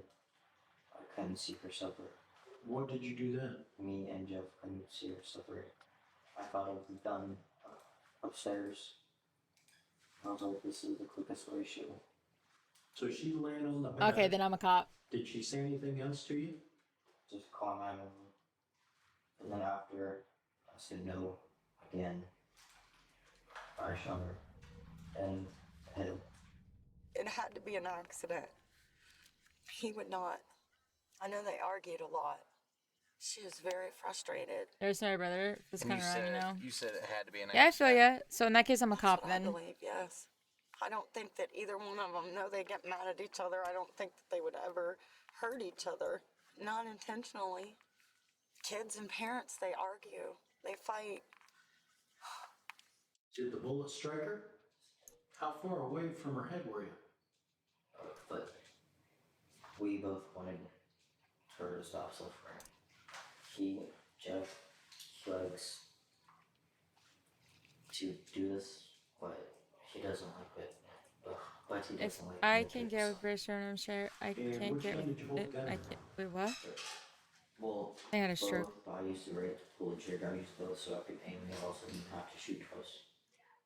A coroner's report would confirm the cause of death as a gunshot wound to the head, with more than 60 multiple sharp force injuries to her body. Oof. A tip of the knife blade was also extracted from her skull, Oh while my the firearm was God. located on the bed, lying next to her body.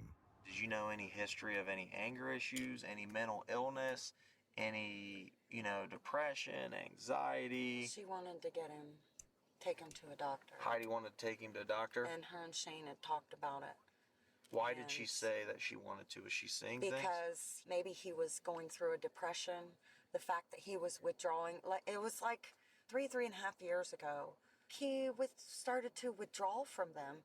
Back at the hospital, the investigator urges Donovan to continue, and he soon explains the horrifying cause of the self-inflicted wound to his leg. So you threw the gun down on the bed beside her. Thank you for hanging and out. You went back downstairs. What did you Have do a downstairs? good night. I was gonna leave.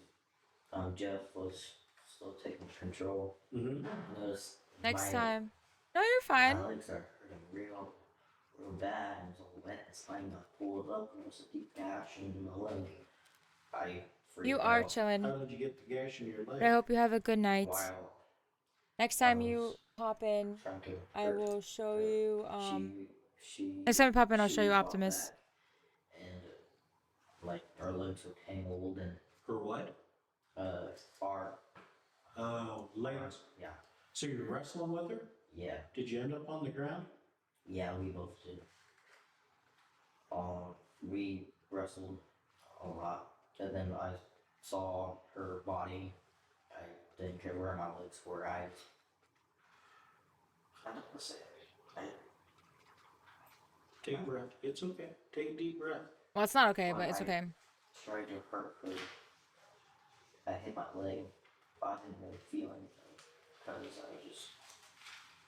she wasn't in my leg. So you stabbed yourself in the leg accidentally. As Angie and Ashley continue to elaborate on Heidi and Donovan's tense relationship, they delve deeper into what they believe may have been the root cause of their conflict. So everybody knows that there has been tension between them. And just by tension, like you said earlier, you just mean them not necessarily getting along because she wanted to discipline. Yes. Wait, Sentinels are about to win. Like any 14-year-old, you don't want to be disciplined. No. Let's go. His dad would give it back to him. Yeah. She would take the game system. 2 days later, his dad would give it back to him. Yeah. Or, he would be grounded, but his dad would go take him shopping and spend like $400. It's a best out of 3. It was so an issue. I have to play one more game and win. He tries to get his way by getting up underneath your skin. Oh, where am I? I'm lost. Forcing you to do what he wants. And a lot of times he would try to do that by using his dad.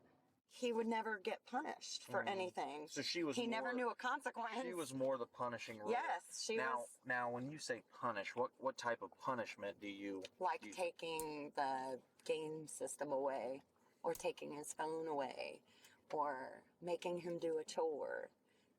She never touched him or physically. She wouldn't even spank her children, if that's what you mean. In an earlier conversation with the hospital nurse, Donovan explained what led to his next decision to contact the police and confess to the harrowing crime. after he did it, he noticed the cut. He's scared. He's mad at me because I called the police. Oh, you did? Okay. And I was scared. I was like, I just did a really bad thing. And I was huge gash in my leg that I had no way of giving myself stitches. I was like, I need to go to the hospital if I know I'm gonna get like infected, bleed out, or something. So he's mad at me for coming here because like he thought like just do it and run. Now I also can't run, so was smart enough to clear plan B. So he just, you know, just like you be human too. I want to go back inside my head now. So he's gonna cause all the trouble, leave you hanging. Wait. Yeah, that's not fair. I would never want to hurt anybody. To be honest, the only reason why he called 911 Wait, which one? was The to fix middle? the leg. Because it's fine. I wouldn't be here, and he would still take over me. He wouldn't let me come out. Oh, excuse me. Does it have to click? While investigators have now learned the devastating details of what happened to Heidi, they still have little to go on when it comes to establishing a motive. Angie and Ashley's accounts of their strained relationship don't explain what could have caused Donovan to violently snap. According to our analysis team member at EWU, while a host personality can be aware of alternate personalities, it's very unlikely for the host personality to be aware of specific details that occur when an alternate is taking the lead. If truly an alternate personality existed, Donovan would not know the details and thought process of each step of the crime. So cut to your face, what's the significance of that? It was his smile. It's what? It was his smile. Do you watch a lot of movies? What other character has a smile like that?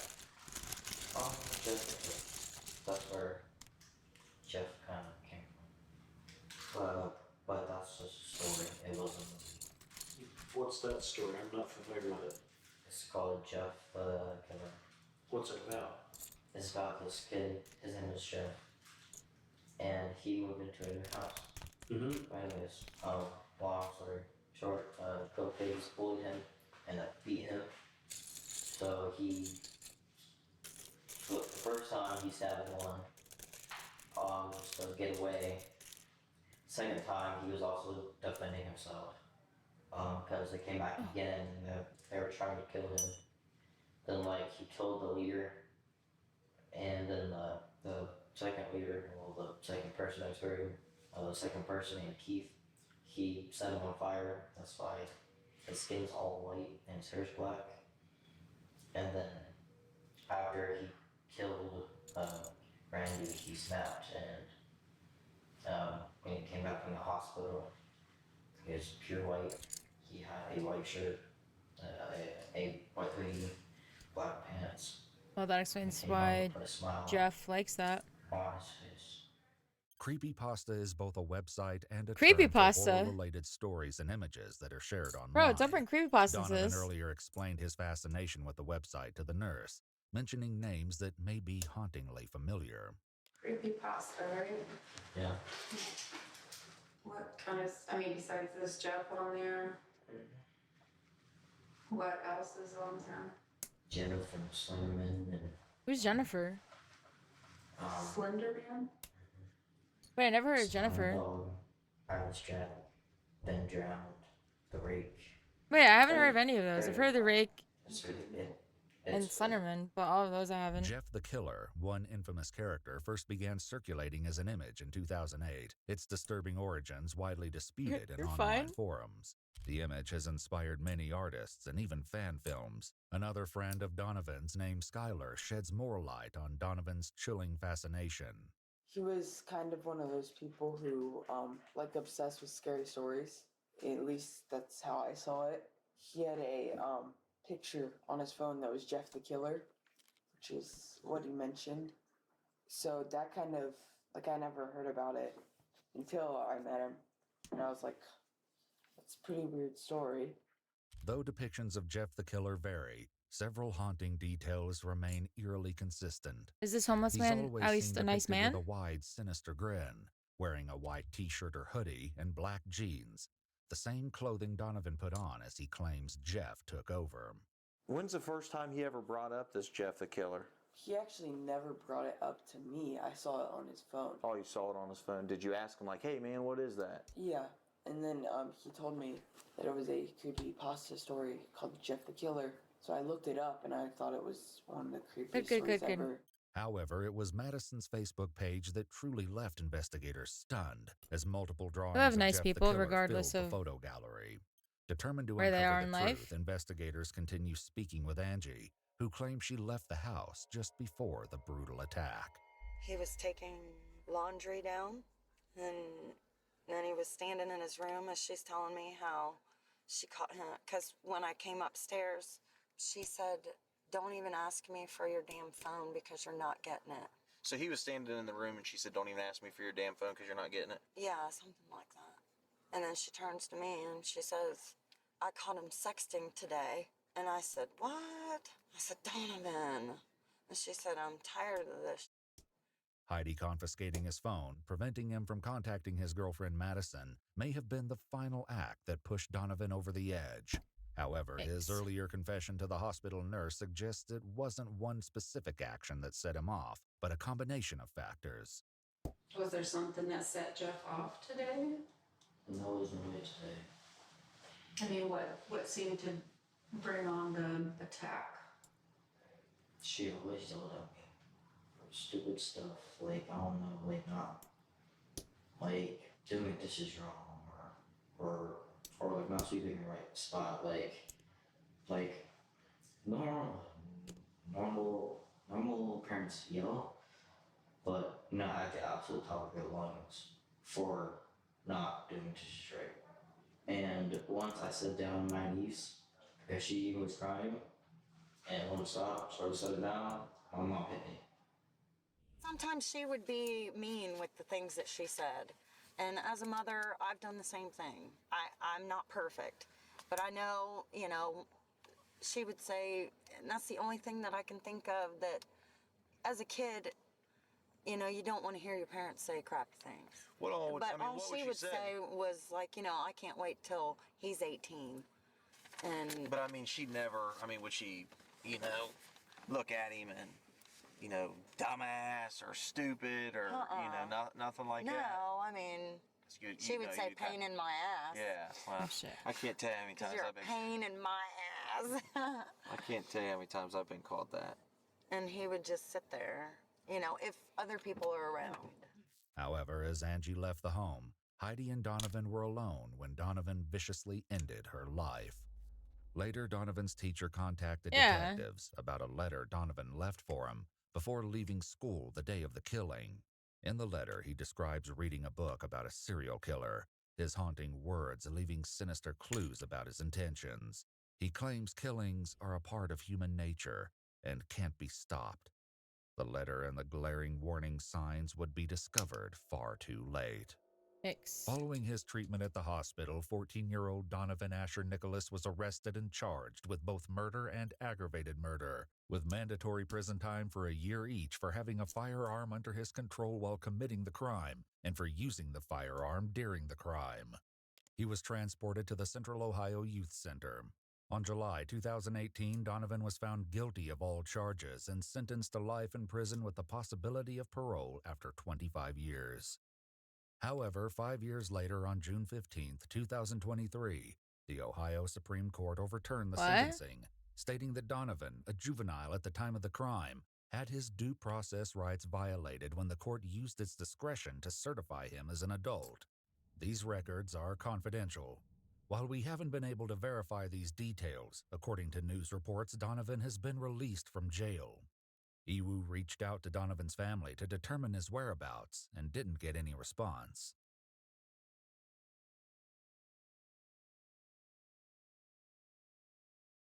Excuse me.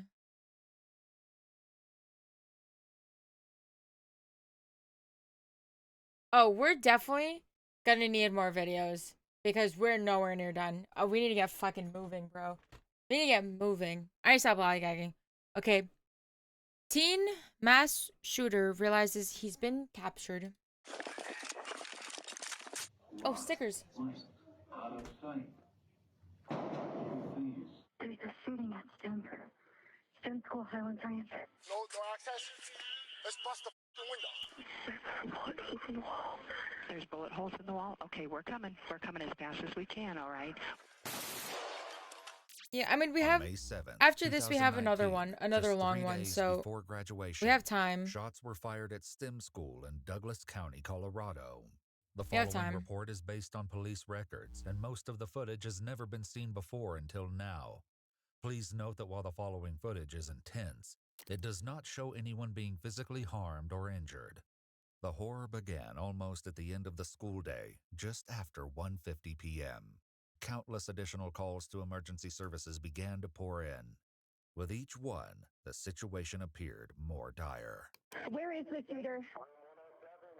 Room 107. Is it just a single shooter? Is it one person? No. As far as I know, but I don't know. Is the shooter down or is our shooter still shooting? What? We have stated a shot, yes. Every second counted. Officers from the police department, sheriff's department, and the closest SWAT team all deployed in force and raced for the school. Some of them didn't even have time to don protective gear, but rushed onwards all the same. Bro, every police department can take notes from these fucking guys. No access. Let's bust the window. Here. All I'm saying. A lot of cops can learn from these cops. Click, click, click, click, click. What's Uvalde? They better watch this video. I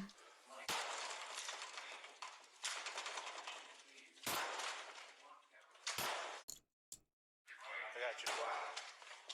Eyes in there, you guys are security. You see them moving. I got you. Open. Hey, hold there. We're gonna need this later. So hold. We gotta recover this. Elsewhere, another group of law enforcement officials forced entry through a different door and were about to get a nasty surprise. Go. Let's go. Go. You up first, bro. I got it. Shield first. Shield first. Where's it at? You're right. Get on the ground. Move that right now. We have him? Look at that now. Face down. Don't move. Despite 2 bullets narrowly missing the first responders, they didn't return fire, a decision that would later be proven wise. That's security. Is it you security? Where's the bag? Where's that? He's in the projector room. He's in the English room behind you. The first one on the right. Over here. First one on the right. Over there. He had the gun and it's one behind my back. He's cuffed right there. Which one? He's right there, the one cuffed. This one? Yes. How many do we think we have? 2 entered that room. Two? This is one of them? I don't know. He's the one I pulled out. He had the gun in his hand. He's prone out. He's got him. Pat him down now. I have bullets in my pocket. You better start talking. How many other people are in here? Roll over. Where the fuck is the other one? What does he look like? What kind of gun is he carrying? He has purple hair. If the scene in the hall seemed like a nightmare, what was happening inside the classrooms was even worse. More than 1,000 students, from kindergartners all the way to 12th graders. Whoa, what kind of were squad is that trapped, many? Terrified, Chief and in mortal viewers. danger. Yeah, suck my dick. Some of them took the chance to film what they may have thought would be their last moments alive. Lost. Out of sight. Please. Lockdown. When law enforcement enters the first classroom, the horrific scene they found was So, something. let me, really quickly. We obviously, you have to do drills once a month. Or, like, you have to do a certain drill a certain amount of times during the school year. So, our PA system, the lockdown, it says, lockdown. Police have been contacted, and then it says our school name and the address, the town, like it verbally says all of that everywhere. Like everywhere. And we have intercoms outside also. So it's just like, just so you know, like in case of panic, if you're if a student is calling, say a student's calling 911 because we're in a lockdown, even though the cops will already have known, it's just in case, like, heat of the moment, where the fuck am I? You know? So our PA system does that, but that is like scary, out of sight. That's kind of scary. I mean, no matter what, any PA system, any lockdown alert is like fucking terrifying. Straight out of a horror movie. Let me see your hands! Back door, back doors open. We have shot. We have people shot. Go through. I got it. He's shot. Who's shot? Anybody hurt? Anybody's gonna go home? Gun on your head. Start when we're at single file. Got you. We need to send up a warm zone. Hey, let's pick him up. Let's do a good carry. Let's do a good carry. I need help. Good carry.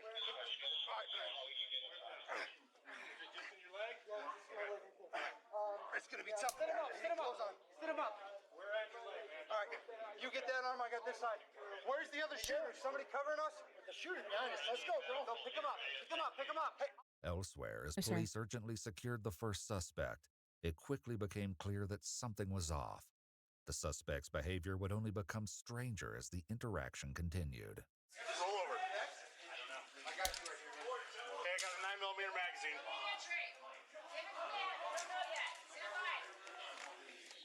Got anything else on you? Just my phones. Just your phones? Nothing else. What? Been exposed. Been exposed to what? No. To what? I'm trans and my breast just flew everywhere. And you're what? I'm transgender. Oh my god, bro. This is the least of your worries right now. That's the least of your worries right now. Kid has been shot. Yeah, we know. We're f***ing working on it. What the officers don't That's know crazy. is that they've only scratched the surface. That's and crazy. that there is still another shooter lurking inside the school. The victim was identified by his classmates as Kendrick. Oh. He had been shot twice, but getting him to safety and emergency medical personnel turned out to be easier said than done. Put the legs down. I see now. Put the legs down. Get the upper body up. Upper body up now. Go, Mike. Go. God damn it. Fine, lift. Go. Drag. It's not how we carry anybody. He's not going anywhere. Put the legs down now. Am I Get stupid? his upper body up.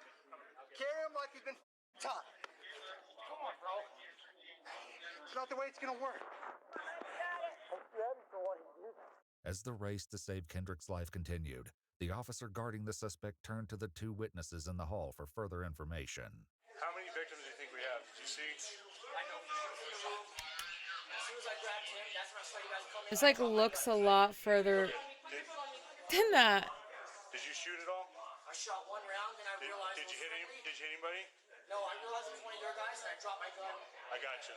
That's right. The security guard had been the one to fire at police. In addition to the chaos at the school, more frantic calls were coming in, not only from students and teachers, but now parents who had heard about the situation. My son is at STEM Academy, and he just texted me that there were gunshots in his school, and he's really scared, and he told me to call the cops. Okay, do not go to the school. Okay, there's a lot of police activity. You need to stay away from the school. True. This is true. Ma'am, you need to stay away from the school, okay? Okay, all right. Not all of the parents got the message, though, and began to show up to the still active scene. Get in the cars. Get away. Kristen, you fuck. Go away. Closer to the school, other officers had Did you finally just want to succeeded do in moving something? Kendrick outside, only to face a new problem. I got a chest. Oh. Any medics? I got a chest seal right here. He's right here. We gotta start treating him on our f***ing own. I need a medic! We medic! While tensions Oh. run high in this life and death situation, Okay. officers still have to wrangle to find the second shooter. In situations like these, paramedics usually do not enter the scene immediately for their own safety. SWAT medics usually make contact faster, but at this time, Okay. they were still on the way. I thought you just wanted to do something. Okay, ready? Hold on. We got to go one at a time. We need to get him at least in a recovery. There's not much else we can do for him without fire. Let's get him on his side this way. Inside, another group of officers came across a second victim. Okay, you're fine. Thankfully, this injured student was still conscious. Okay, just breathe, okay? Ready? Okay, guys, so we got a scene here. We got a scene here, so 106. Wait a second. Armed escort. We're coming out. We got you. Where's the medic? Medics. Left. A second victim was not the only thing police found. A boy with purple hair, matching the description of the second shooter, turned up in one of the classrooms. We just got one in here? What is your name? Devin Erickson. Who? Devin Erickson. Evan Erickson? Devin Erickson. With the DEVONERICKSON. Do you have him or somebody else? Because I know what he had on him. What? And he's transgender, so he's gonna have a binder on underneath, a black binder on. And this is Alex? This is Alec. A-L-E-C. Alec McKinley. Devin was 18 years old, but at 16, Alec was still a minor. Speaking of Alec, out in the hall, police witnessed increasingly strange behavior. Stop what? They will stop talking! Okay. Are there only two of you? Yes. You're positive. Yes. They're telling me to run. What? They're telling me to run. Put your foot on me. You're not going anywhere, trust me. You move some, you're gonna get broken, you understand that? You stay right the there. Police would learn more about what to make of this strange outburst later. In that moment, Alec provided the first clue in a series of increasingly harrowing items of evidence investigators would discover. Also, I stole. Yeah, what about it? Charge it, and I have videos. Videos of what? Me making Devin do all this. In the other room, Devin was telling police the exact same thing. He was making me give him a bunch of stuff, and then there's me. Okay. I was just supposed to watch the door. That was the only way he was gonna let me live. I have proof. Why does this seem so like calculated? My house might be on fire as well. It's next to Thunder Ridge. He tried to light my mom's car on fire. There's animals in the house. Lou. It sent somebody to his house, too. What's that? It sent somebody to his house. You said they tried to light his house on fire. And my pets are in there. I didn't want to hurt it. I can't tell if I believe this or not. Hey guys, just FYI, we're gonna move these guys here in a minute. Just stand by. We're gonna move them out, okay? Listen, I need to know any other people involved in this. Any other people involved? I don't think so, but there's a chest rig in my car, though, that he had. I don't know if he put anything in the pockets. All right. Okay. You ready to go? Yeah. Alec was also ready for transport. We're ready? Like, I don't know if I believe the whole Devin story yet. Roll to me. Fucking neck hurts. I feel like I remember this story also, though. Sorry. Coming out. Alec and Devin might have gotten to leave, but for law enforcement and everyone else at the school, things were only just beginning. The rest of the school still needed to be cleared. Alec's not blaming Devin. Alec is saying that he made Devin do it.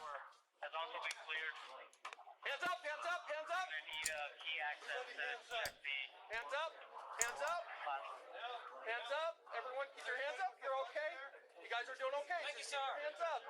You're okay. Keep moving. Come with me. We're gonna look over that way. We're gonna look over Bruh. this way. We're gonna go this way. One over there. I feel like Look over there. we've watched these school things maybe a few times. It never gets easier. In total were identified.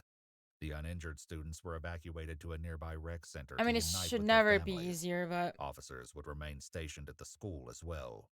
Those on scene tried to make sense of the situation as they kept the scene secure. Yes, the had like purple hair and whatever. Probably playing the Joker role. Devin, the suspect with purple hair, continued to exhibit signs of distress as he arrived at the police station. He waited in an interrogation room while the police dealt with his companion Alec. Alec's arrival and interrogation did not go nearly as smoothly. At only 16 years old, Alec's mother needed to be contacted before questioning could take place. But this was not the only issue.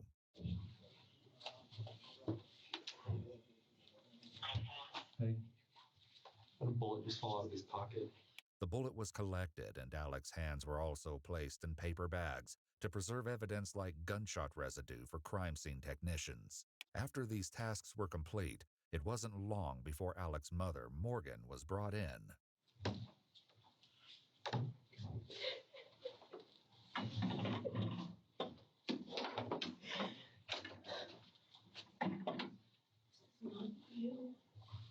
know that.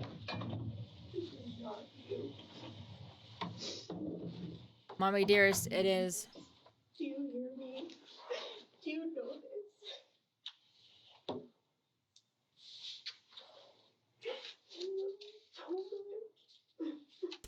Ah! Has your name officially been changed to Alec? No. It's Maya? Okay. But I will call you Alec. Because Alec was a minor, the detectives read the required Miranda rights to both Alec and Morgan. Alec remained willing to talk. Do you agree to answer questions with me without a lawyer? Okay. Mom, you sign here saying that he's waiving his rights? What does that mean? Means he's gonna talk to me without a lawyer present. So you also have a right. Mom can stay in, mom can leave. She can leave. The detectives gave Alec and Morgan a moment to talk things over and come to an agreement on how to proceed. I have nothing for me. Yes, you do. I'm failing all my classes. Doesn't matter. Why? Doesn't matter. You know that. Don't act stupid. You just tell all the truth. Everything.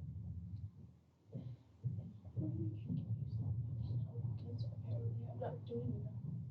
This isn't your fault. Just know that my love for you is unconditional. They eventually agreed that Alec would converse with the detectives alone, and Morgan signed off on Alec's waiver of rights before stepping out.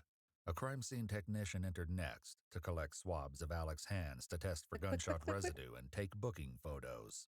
Make sure someone watches my mom. Someone's with her.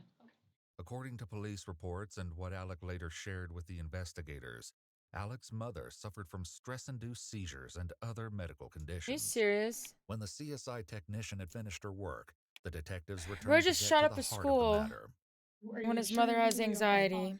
Okay. Anxiety. And I just need to ask, is there Anxiety-induced seizures. Is there a third out there? No. That helped you? Yeah. So it's the two of you? My Several mom rooms over, just texted me. My little cousin is about to have her first baby. Her water's broke. I feel, aw.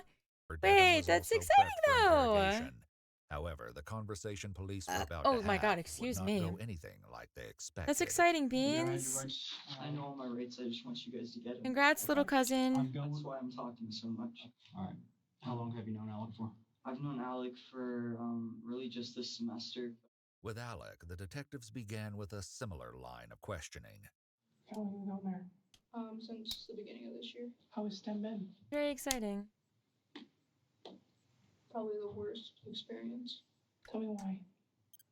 Well, on top of being transgender, I got a lot of crap for that. How long have you been Alec?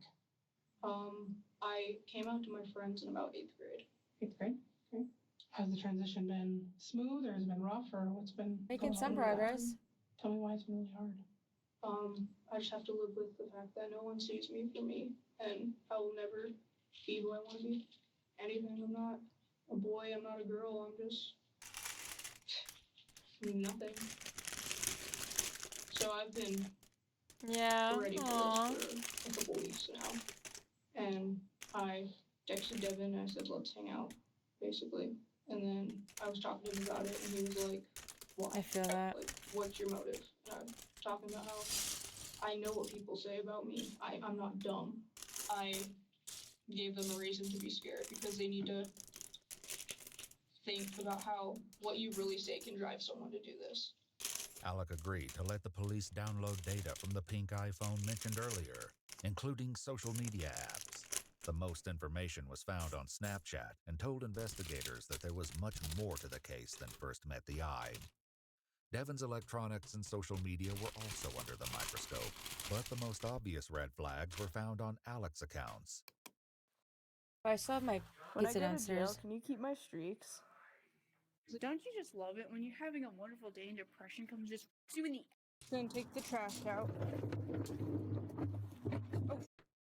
This was just the tip of the iceberg in regards to I what can't investigators unearthed on see. Alec's electronics. Before doing a deep dive into Alec's social media, though, Devin continued to relay the events that took place that morning. Going back to this morning, you have to see Alec Yeah, Oh, apparently I have a slice wanted of to be pizza first in downstairs. my psychology class, and I told I got those 2 slices of people that I pizza. didn't have my backpack because he I wanted got me to lie for about it lunch, I got a so that I big could ziti and then a white leave, and then that's when I slice. went to My ask white the slice is still person. I met downstairs. up with David as well. Who's David? He's I known want to get it, since 6th grade. David confirmed but that he met up with Devin that morning I around don't 8:30. I was giving him hugs because of how happy I but was I feeling. don't because I would have to bring the He was dog doing so down good. and I don't want David to move him. stated No, that no, no, Devin no, used no. I don't want to substances move and him had yet. apparently Like I'm been not doing so with I'm increasing honestly not that frequency over hungry. the last semester. I just don't want to move the dog And because I recently know he's it's gonna just been follow me, getting and worse. His drug use has I'll wait till been my parents getting get home and they can more have the dog. significant, I Yeah, want to say, in the I'm like, past month.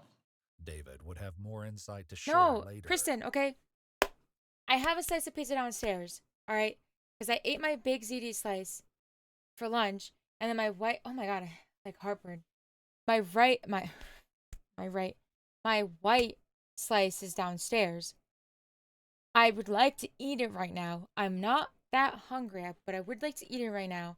But I would have to carry the dog down and carry him back up, and I don't want to move him, like if I don't have to. Cause we think he really fucked something up.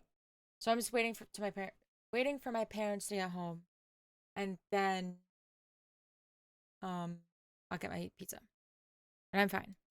Dog first. Also, Sentinels are down 6-3. And they have to win this. I don't think it's eliminations, though, for them, but they have to win. Just saying, in case anybody was curious. However, it looks like Devin may not have been the only one with a substance abuse problem. Do you know if he was on medications or anything? He used to have them, but I think he was saying that his mom took them away. Okay.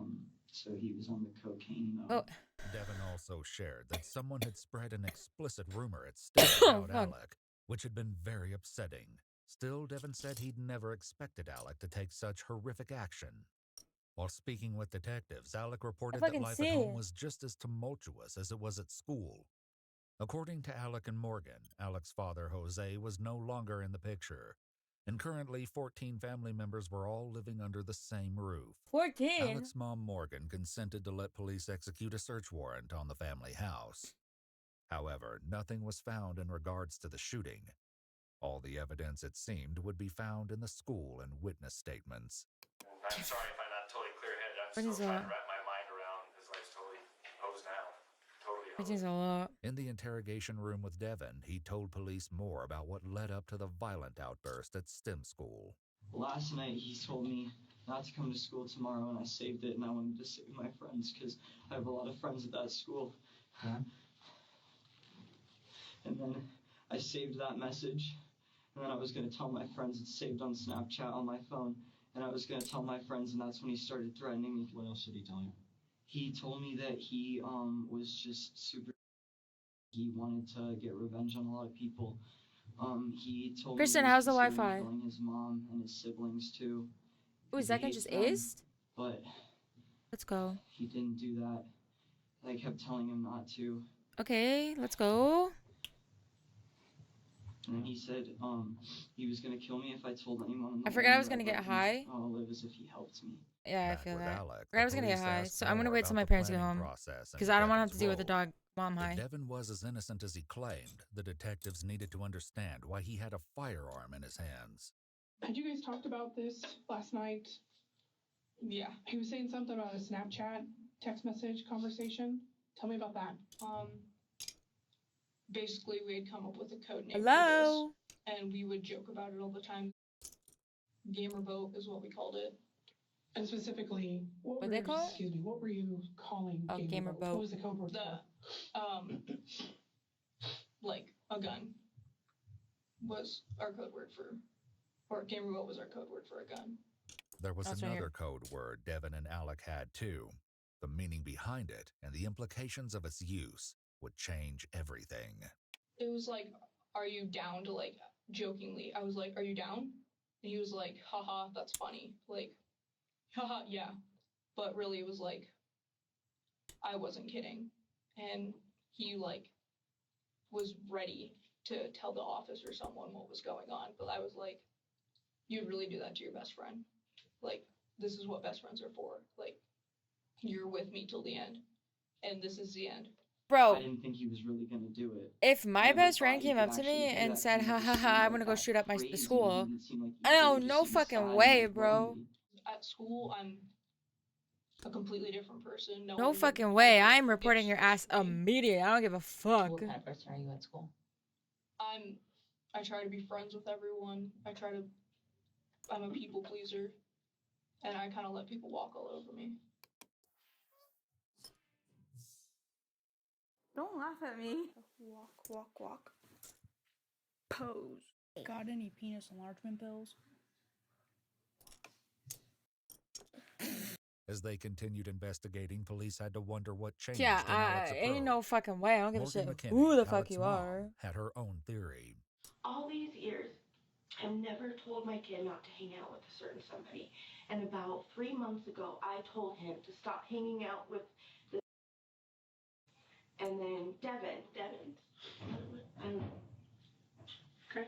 I don't know if it's relevant at this time, but, and just different, you know, and I was like, I just don't like the way he's rubbing off on you. And, you know, I was like, you need to focus on you right now. Alex's Snapchat revealed the side of Devin that Morgan might have found concerning.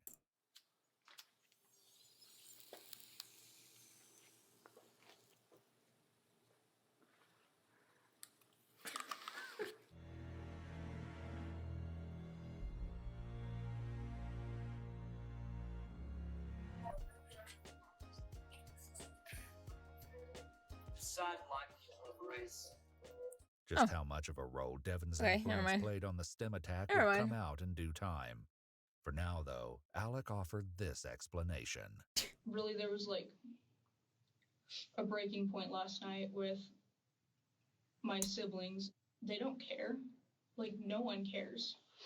So I'm finally gonna give in to my thoughts, because what's the point of trying to protect everyone else? What do you think about hurting your family?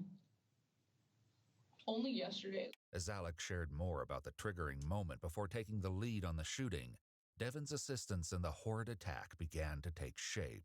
Did something happen at school this week, or what help me understand what the big thing, the analogy you always hear, the straw that broke the camel's back. What was that? This kid kept calling me by my biological name, and that's what made me lose it. Devin agreed that Alec's mood had been noticeably different that morning. Today was like when it really got scary. It was like a different person, kind of like seeing him. That to me was like, okay, maybe Alec is really like going like crazy this time. According to Alec, Devin's uncertainty had been a part of the plan all along. He's an idiot. He's a complete idiot. So basically anything I say, he would be like, okay, because I'm his best friend. Forensic research has found that in cases where there is more than one perpetrator, there's always an alpha figure to execute the plan. While there can be multiple submissive characters, there's only one dominant personality. Devin's guidance counselor, Ms. Wright, had also shared some insight on the subject with the police. Alec is weird. He gravitates to vulnerable people. Okay. Do you know what I mean? Devin's very vulnerable. Was Alec bullied in any ways? I feel that Alec is a bully. This would require a lot more investigation, but for the time being, the detectives prioritized establishing a timeline of events from both Devin's and Alec's perspectives. Originally, I was gonna figure out a way for someone to buy me a gun, but no one would. And then Devin and I had a conversation where he was like, yeah, my parents have like a couple guns in their house. In the other room, Devin continued his harrowing version of that morning's events. I left school, went back to my house. Then as I was about to go inside, I opened the garage, and then Alec messaged me again. Okay. Why were you going back to your house? I was going back to my house because I was going to call the police. That's when I picked him up, and then we went back to my house, and that's when he kind of seemed a little off. And then we went into my basement. And that was when he pulled out the cocaine the first time. And I told him, I was like, I'm not down with this. Like, you're going kind of too far and you're like scaring me a little bit. And I was like, I don't want you to hurt anybody at school or anything like that. I really think you need help. And that was when he started really threatening me. Did you use the cocaine when he pulled it out? Not the first time. What did he do with the cocaine? He did one line of it, and then we went upstairs. According to Alec, things only escalated from there. You said you broke into his house? I didn't break into his house. I trashed it. How did you trash? I went through looking for the key to the safe originally, and I trashed looking for it. He knows from other times I've told him that my dad had 4 guns in the safe up in my mom's room, but it was locked and I didn't know where the keys were. That morning, though, the lack of keys was little more than a speed bump. And then I led him to the safe, and that's when he hit it a few times and then told me to pull it out and made me pull it out. What did he hit it with? The axe he got in my garage. I was just holding it up and I was like, do it. Okay. And what happened after that? He just kept crying and opening the safe. And he had to help me pry it open. According to the videos found on Alec's phone, this appeared to there's be another the plane truth. crash in Philly or in Pennsylvania. Open it. I'm trying. Additionally, when searching Devon's house, police found the scene just like it was described. However, they still suspected something wasn't quite right about Devon's story. He hit open the gun safe with the axe a bunch of times, tried with the crowbar, and that's how he pried open the door without the key. It popped out. He was making me help him so he didn't get too tired, because he didn't want me to be able to run away. It was wearing me out a bunch, and he just kept telling me to, and I told him I just can't anymore. And so he grabbed the crowbar and pried it open, and just broke it. Basically, it's just bent a bunch. What were you writing on the walls? The voices win. The voices win? Yeah. And where did you write that? In his mom's closet. More about these mysterious voices and the nature of the writing would be investigated in due time. Back with Devon, he told police everything he and Alec took out of the safe. And he got all the guns, put them in his backpack, and then he told me to follow him, which is when he recorded the video of making me do the cocaine because he was holding the gun to my head. Do it. I'm sorry. Hurry the f up. Had you ever done cocaine prior to that? No, I couldn't do all of it because it was freaking me out too much. Who loaded the guns? Alec loaded all the guns, yeah. So all the guns were unloaded when you were Yeah, he made me hand him the ammo because he grabbed all the guns and then he loaded all the guns. I had to help him carry some stuff, but I carried the ammo and then I didn't touch the guns until he made me put them in the guitar case because he wanted it to be inconspicuous. In the other room, Alec admitted to vandalizing Devon's mom's car and explained more about the reason. So after you set mom's car on fire, his mom's car on fire? Tell me about that. He spray painted it, and then I put gasoline all over it, and then he lit it on fire. When searching Devon's house, the police had seen this for themselves. The side of the car was tagged with the number 666, a pentagram, and the phrase, Society. The interior showed evidence of burning, but the fire had apparently gone out before the conflagration had spread. In a story full of disturbing details, what Alex said next was perhaps the most hair-raising fact so far. How did you guys get into school when you got there? Oh, we just walked in. So tell me when you get to Miss Harper's room, what happens? I lie and say, I need to talk to this kid, when really I didn't want to go to the room. And basically, my aunt was in there for what reason, I don't know. And I was like, you need to leave. Grace, Alex's aunt, who goes to the same school, spoke with police too and shared her memories of the interaction. He said that Devin was kind of upset and he thought I do have an aunt that's younger than me, so I get it. He said he was going to calm Devin down. Speaking of counselors, that morning, Devon's guidance counselor had been trying to track him down anyway. According to her, he was not on track to graduate in 3 days since he was failing all of his classes. Do you think he knew what was going to happen? I hope not, but I feel like that's a possibility, yeah. Devon, meanwhile, tried to explain his plan. I was still kind of trying to talk him out of it and get help, but my plan was leave. And then I was going to go to the office and I was going to tell them anyways, because I was just going to leave my suitcase, or not the suitcase, the guitar case in there. Has a suitcase handle. I was just going to, I left it in there, and I went to the office and told Miss Harper I was sick. Mitchell walked me to the office because she told him to. You went, so you want to go, why did you want to go to the office? Because I wanted to see if I could just like report him and get like anything, but he threatened me. He said he was still going to kill people, like over the phone. He said he would kill me and like everybody in the office. Mitchell, another senior at STEM, had no idea what was about to happen, but reportedly had problems with Alec. Do you know Mitchell? I never talked to him. I try not to associate with him. Basically, all I ever hear about him is how he hates me. How do you hear that he's saying all this stuff? Through Devin. Okay. How is Devin hearing it? Because that's all Mitchell talks about, apparently. When the police spoke with Mitchell directly, though, he did not mention having any issue with Alec. However, he did report an incident with Devin that took place a few months earlier. And I was like, hey, Devin, and he was ignoring me. And then I said, is this skinwalker deaf or something like that? And then he turned around, well, at least I'm not the loop away from me. And I'm not going to lie, it thought had crossed my mind that he would seem like kind of a person who would try to harm other students. Very sarcastic and generally kind of mean with his remarks. Mitchell would have more to add to the investigation later. For now, the detectives continued to question Devin.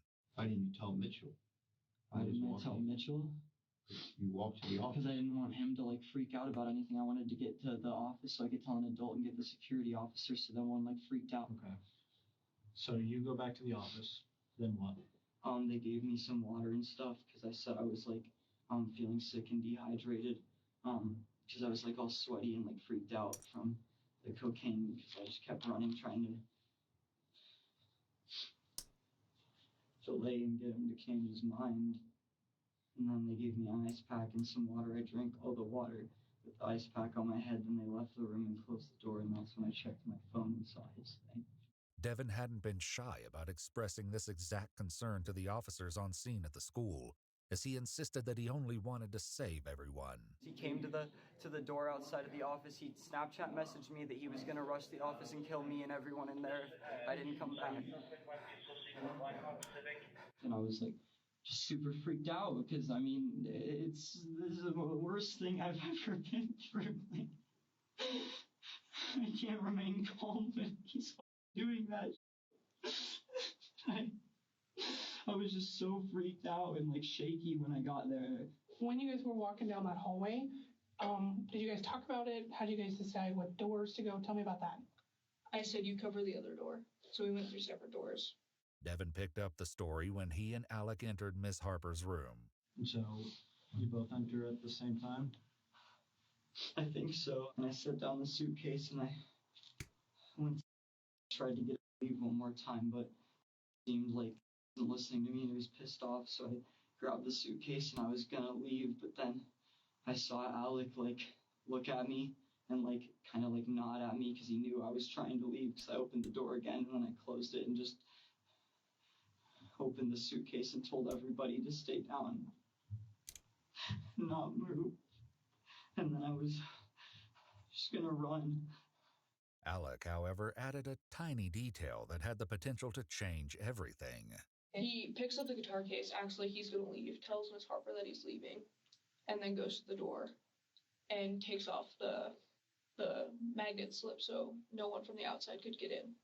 The magnet was a standard security feature on all the doors at STEM school that were instituted as part of the lockdown protocol.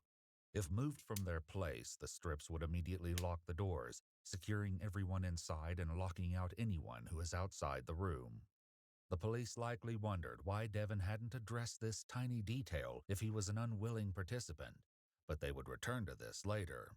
In the course of the investigation, the police also kind of spoke on with his side Miss for a little Harper, bit. the teacher in room 107 when the shooting took place. Grabs the guitar case. It's kind of really loud. Shuffling, shuffling, shuffling. Just to the point now where it's getting weird. Like, I'm like, why are you being so loud, child? And I thought he was just being rude to his classmates. In front of the door, he drops the guitar case, blocking the door. That's when I saw him pull the gun. Back with Devin, the police tried to clarify more details. Who pulled out a gun first? Alec was pulling it out, and that's when I pulled mine out and told everyone not to move because I saw Alec reach for it because that was what he told me he was going to do. Devin said, nobody move. And then that's when everyone started freaking out. And that's when, like, everything goes blurry. I still can't comprehend the fact that I did that. And, like, I still can't comprehend what I did. A video clip from Snapchat hinted that this might not have been an entirely foreign feeling for Alec. I feel like this isn't real. What was Devin doing this? Could you see or hear him? No, there was like a crowd of people jumping towards him, trying to get the gun away from Devin. And there was the other half of the class was coming towards me. And so that's when I was like shooting aimlessly. Kendrick and Brendan both at the same time just rushed against me, and they it tackled me and hit me, which is when the gun I was holding went off. It was so quick. It was as if he said, "Everybody, don't move," and then all of a sudden, bam, he's against the wall. Did you say anything to Kendrick or Brendan when they came at you? I told Kendrick and Brendan when they were rushing me. I started to yell no, and I was like trying to throw it down, and that's when I threw it down. And I was like, Brendan, no, I'm serious. Here's the gun. Like, there's another gun in there. Alec has 2 guns. He has a Beretta and the revolver, and he's trying to kill everyone. When the police talked to Brendan directly, he said that's not how his confrontation with Devin went at all. At that moment, my brain went, this has to be a joke. But this was nanoseconds. I know it's nanoseconds because of how fast things went. Kendrick shot up, and by time Devin was at the board, I was up behind Devin delivering blows. During this confrontation, at the whiteboard where we were trying to move to the ground, I heard 1 or 2 shots. 1 or 2. During the wrestle, during the initial, when he brandished the weapon. So well spoken. He had maybe fired, not too sure about that, but Josh was still was doing what he needed to do. As Devin laid on the ground and his hand was coming near, he attempted to twist the pistol back towards my and Josh's head and my head. Oh, When I Devin. saw this happening, I delivered as many blows as I could to the arm and was able to peel his fingers away from the grip of the handgun. At that point, he started apologizing and he immediately stopped resisting. Devin, on the other hand, said he never resisted Devin, at all. I was like kind of on your side for a hot second because it was very believable, but bro, you just fucked it up. You fucked it up. What his name was, I told everybody where my stuff was, where everything was. What was Alec doing when this was happening? I couldn't see anything because Josh and Brendan held me down. Okay. And then Brendan got all the guns gathered, Bro, and then I don't know. he was very convincing. Part of me was like believing him for a hot second. Yeah, I thought I heard more gunshots. Especially when his therapist, his counselor was like, he's very vulnerable, and Alec, like, I was just so in shock. And Alec likes to ringing from the gunshot because it was really close to me. Go after vulnerable people, and especially the Snapchat videos. Alec offered an alternate perspective on the chaos that followed the initial gunshots. I don't remember who shot first, but I started freaking out because I still couldn't comprehend what I was doing. And I just started shooting randomly. Shooting randomly? Yeah. At people, in the air, in the building, Just or in the what? air. In the air. Tell me can you show how you were shooting? I was just like kind of like that. Okay. And you were moving your hand? As you were moving your hand, were you pulling the trigger? Yeah. Ms. Harper, though, didn't seem to think that Alec's aim was random. Alec, I believe, had shot at me. I had a bullet casing burn here. I tripped back and fell. That's crazy. And I fell down to the floor. I thought for a moment that Alec was standing over me to make sure I was dead, and so for a few seconds I played dead. How many shots do you think you fired? 12. That's insane. That's how many rounds was in the gun, and then it stopped shooting. Alec exited the classroom, intending to get the second gun. However, the students of 107 weren't having it. So you said that a kid he was hitting on you? Or he was hitting you? Yeah. Sorry. Tell me about that. This was after I started shooting, and he went onto Miss Harper's desk and jumped on me, and I tried to get out into the hallway, and then he started like banging my head against the floor, and then I like bit him to get him off me, and that's when Miss Harper like shoved him away and got on top of me. I had Alec in my hands, and I was terrified that I didn't know all of a sudden if Alec, part of me was like, am I gonna break this kid's neck? And I'm like, is this a shooter? Is this an innocent kid that got the gun? I don't know. Let go. So I let go. Everybody was getting out of the classroom screaming. I started screaming down the hallways, lockdown, lockdown, lockdown. And my only goal was to get the rest of the school on lockdown. She succeeded. Ms. Harper and several students made it to the office, We where have the lockdown alarm was activated throughout all of STEM each school, phone in the saving building. countless lives. From there, she also called 911 and reported that 2 of the students who made it out with her had gunshot wounds. I didn't know how many there were, so I wanted everybody on lockdown so we'd be safe. In my school, every classroom has a phone, and there's a code that you can press. You could type in. That automatically puts the whole building in lockdown mode. Like the lockdown alert goes off and the cops are called like immediately.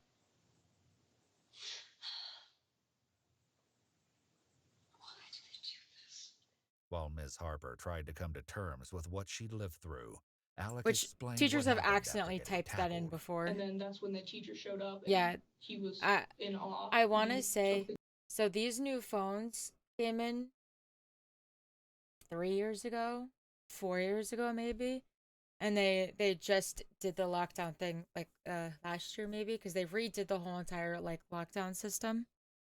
But yeah, it's and then put it on the floor because very smart. Some teachers accidentally type it in because it's like a very quick. The one who had the gun. I think if you type something in wrong just the right way. Found the gun and was freaking out. So The teacher we in have question had was to the go into school IT lockdown because of worker, Mr. accidents, Pritchard, whose office was which just is across the unfortunate, hall from but room 107. Alec was shit right. happens. Mr. At least we know how it Pritchard works. had no idea that Alec was one of the shooters. He gave it to me very easily. And so in my mind, he wasn't involved. So as I was walking into the classroom, Brandon's walking towards me with a semi-automatic pistol in his hand, and he's holding it by the barrel with the handle out towards me. And he walks up to me and hands it to me, and I take it. So at that point, I have 2 pistols in my hands. I walk over and I see Kendrick lying at an angle towards the front wall of the classroom. Unattended in the hall, Alec took advantage of the opportunity. I went in, go to my backpack to get another gun because no one else knew I had that. And I was going to shoot myself. So I'm starting to walk away, and the security guard comes up with a gun in his hands and tells me to put it down. And I'm basically like, okay. I put the gun down, and he like kneed me to the ground, like put his knees on me. The security guard, Sam, who subdued Alec, realized that something was wrong while taking his break all the way across the building. As soon as he heard the words shooting and room 107, he started running, weapon drawn. Sam spoke with the W police fucking security. multiple times. You know, I'm asking Alec, Our hey, security are you doesn't have. alone? We Where's the don't. other They don't have shooters? guns, but You know, what's we have a going cop on that here? comes. Alec's only response was, kill me now. Every other day. I don't deserve to live. As things are getting louder, they're coming. I'm like, who? Where? Alec kept replying and saying those things to me. Just kill me now. They're getting louder. I see an AR rifle and someone in plain clothes coming through the hallway. I didn't hear a breach. I didn't hear Oh, that's when he shot at the cops. Or any of that. And I yelled security. I fired around. One of the bullets from the friendly fire injured someone in room 106. Oof. Back with Alec, the police asked about some specific details. Do you know if you shit hit any happens? kids? I don't. My aim's not good, so I'm not sure if I hit any kids. But I know Devin shot. He fired, and I don't know if it was me or him that hit this kid. Do you know who that was? Is it Kendrick? I don't remember his name. Is it a male? Yeah. Did you see what happened to that kid? All I know is he was on the ground and I could hear him like screaming. Did you see if that hit anybody? I am fucking lost. Okay. Wait, She heard, I think send Josh got one. hit, but I don't know if that Let's was go. Alec or if it went through Kendrick, because I heard someone say My fucking everyone. team, bro. Statements from the witnesses revealed far more about who had been injured. As soon as School. Brendan noticed that Kendrick was down, he rushed to his side while School just Josh says kept 2 on school Devin police down. officers in the middle school and high school. Came over. Yeah, Immediately started each tapping school. Kendrick, stay with me, stay with me. So each school, elementary included, we have a high school, we have 2 middle schools, and a shit ton of elementary schools, and a couple preschools. All of them have their own security. The high school has permanent on duty police officers plus X amount of security. The middle schools share the one police officer, so every other day he's at each middle school. But we also have my particular middle school, we have 4 security. We have 3 men and 1 woman. The elementaries, I think each elementary has 1, maybe 2. I actually have no idea. But it's probably 2 because they probably have a male and a female. I'll see. We have a lot of kids and a lot of No response. His breathing was completely stagnant. Yeah. His eyes rolled back. a lot of kids, a lot of In the schools. midst of all this chaos, Brendan managed to call All of this was just one 911. fucking leg, bro. Help was nearer than he expected, though, as he was aided immediately by Mr. Pritchard, who's a former Navy sailor. And I'd asked Brandon if there was anything I could use to apply pressure to Kendrick's wound. He didn't find anything, so I just went remember ahead this and started happening. I'm putting pressure remembering with my hand. this At that point, he was breathing. situation it was now. like he was almost kind of moaning with like some spittle coming out of his lips. Thick boy, bro. And I see Josh laying on top of Devin, and I looked and I saw Josh had some blood marks on his legs, but it didn't look like they were growing, so I just figured, okay, he's okay for now. Devin Erickson, while still on the ground, being held down by Josh, was going, Alec made me do it, I'm sorry, it wasn't my fault, and then just threw an absolute fit of aggravation. I got up in his face and I screamed as loud as I could, shut the fuck up. But then Mr. Pritchard then responded with, please don't do that, keep your voice down. Devin then responded, there's a jacket out in the hallway to put pressure on. The left doorway. While Brendan went to get the jacket, Mr. Pritchard So well made spoken, a grim bro. discovery. I looked back over and Kendrick stopped breathing at that point, and I was fearful I remember that he this. had passed. You know, I tapped him on the cheek. Hey, come on, stay with me. Check for a pulse. I didn't get one. In the hallway, Brendan didn't find the jacket. Instead, he ran into the security guard and Alec. And from the other end of the hallway, behind a little jut out for the size of the classroom, was a security guard. He was brandishing another Glock, and he told me to drop to the ground. I immediately did, and I yelled, 2 students have been shot, 2 students have been shot, I do not have a gun, we have one of the shooters in there. He then told me to crawl to him, and that is when I noticed that he had the second shooter, Alec, in handcuffs. Oh, yeah. Off to the right side Oh, yeah. of the hallway. How long do you think that all took? Couldn't have been more than 2 minutes. In addition to the carnage in the I can't classroom, find Alec's space. next comment made the situation even more hair-raising. But when you saw these kids, especially Kendrick, go down, what was going on in your head? Was it, I'm going to continue shooting, or I'm going to help them, or was something else going on in your head? Everything was quiet. Like, it's only quiet when, like, everything's, like, they're satisfied with what I'm doing. That's the only time they're quiet is when I listen to them. Alec's Aunt Grace said that Alec had previously reported hearing voices, but the family was unsure if this was true.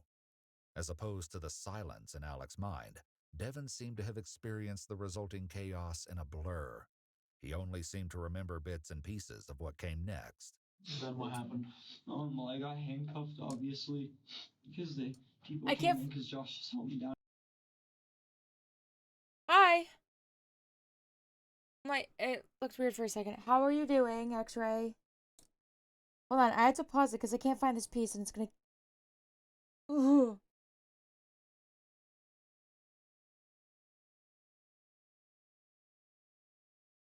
Hey. Wait. Okay. It's just a square.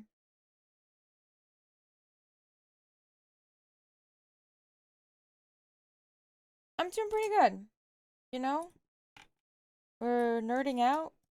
We're doing the Lego thing. I can't find this one piece, so I might crash out. I don't see this piece. This.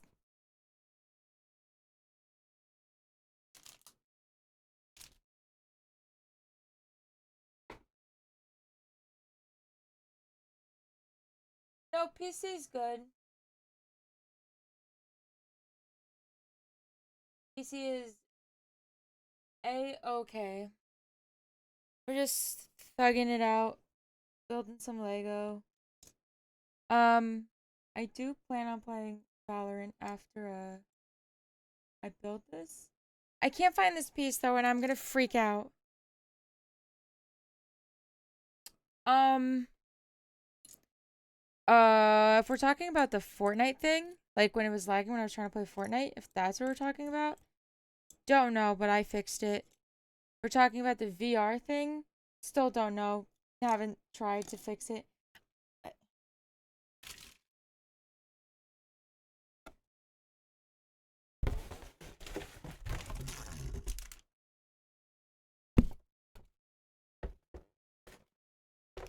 Sound like there's a piece in there or no?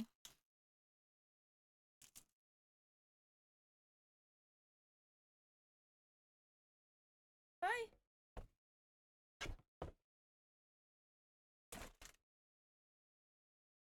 I'm gonna freak out. Actually.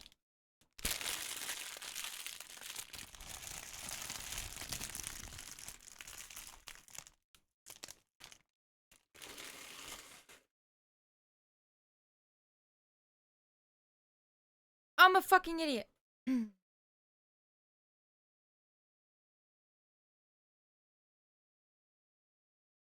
It's a lag a lot. There's 2 bags for 15. I mean 5. Only recently when I would try to play Fortnite or Red Dead, my OBS started taking a shit, but I seem to have somehow fixed it. Oh, that part. Oh, no, no, no. Oh, no, that. I don't know if that's fixed yet because, I haven't streamed Red Dead in a while. And the last time I tried to stream Red Dead, my, my OBS wasn't working properly. And everything was laggy in general. But I fixed the OBS problem, so that could fix the Red Dead like lag. But I haven't tested it out yet. I'm gonna attempt to test it next Wednesday. And I just let him. And he said he was it, and I just kept telling him, no, just wrap something around his leg and save himself. And just what can I tell? Telling everyone about Alec and what he was wearing, because I didn't want other people to get hurt. Because I knew he was just gonna keep going, killing people. And now everyone's gonna think I'm a monster.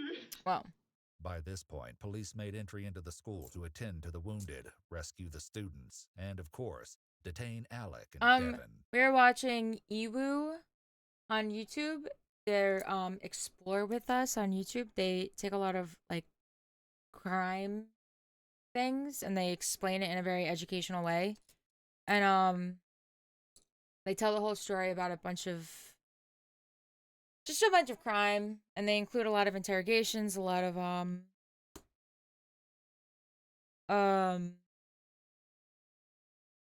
like footage and stuff. Yeah.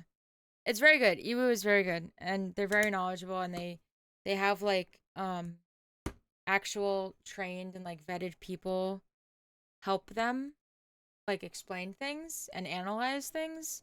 Meanwhile, they're very good. Word was getting out about the calamity It at is. STEM. I very much Devin's recommend friend Ewu David to anybody. The chilling moment he found out If you can handle the stuff they're talking about, I think you should a message saying that there were 3 shooters and that watch one it. of them had purple hair, and immediately I just went like, Devin, it's got to be Devin. They do. They're With very all good. of these statements, the police now knew what had happened. The reason why, however, remained elusive. So why were you planning to do this? I feel like I was doing people a favor, like showing them the real world. I'm basically showing people how I feel. Because a lot Was of your stuff, intention to shoot people a lot of shit that today? they cover and talk Not about is like really, I very just heavy wanted shit. to- Like this is a school shooting. This I wanted to is shoot. very heavy shit. I didn't necessarily want to kill anyone. I just want them to have something bad happen to them. I'm still like completely, I'm just in awe about how I let my thoughts get to me like this. Kind how of. I thought Some I of was in control, some of but the I'm stuff not. Iwu I was posts just is thinking, like chasing, I'm but a lot of it is just just doing what in everyone general. Like expected they me to. just At what point any did you know big that Alec was going to hurt situations students or shoot the school? that they'll cover and Or talk about. shoot anybody at the school? Once I knew he Yeah. was going to, when I saw that, They have a bunch of different and he showed channels. me Like he was there's like one getting that's really pissed off strictly with just the like cocaine and stuff, and like told cop me he better body get back. I was cams. like thinking I could There's like still very talk him out long of it videos. and convince him not to, Yeah. but he was just probably going to do something stupid because at first I thought he might just, but obviously not. Okay. So when he had the axe, that's when you first thought that? That's when I was like, okay, he's serious. He's gonna like hurt me if I don't cooperate with him. Alex said that actually wasn't the case. What was your intention if he didn't do the cocaine? I really wasn't gonna do anything. This wasn't the only discrepancy the police had noticed. They began to press Devin harder about some of their concerns, but his responses ended up raising more questions than they answered. When Alec messaged you Holy and asked shit. you to pick him up. What the fuck? Good shit, X-Ray. Holy. Look at you. Ah, shit. At school. He's a fisher. You're a fisher. Sorry, I don't know. Yeah. Did you ever You're a see what fisher. on him? No, I was just really worried about him because I thought he might hurt himself too. But I was also a little bit scared because, like, you know, I know he has all those problems. And I didn't know if he was going to snap or something. Fucking Alec, whale. though, said that Devin decided he Holy. was willing to go through with the attack on his own.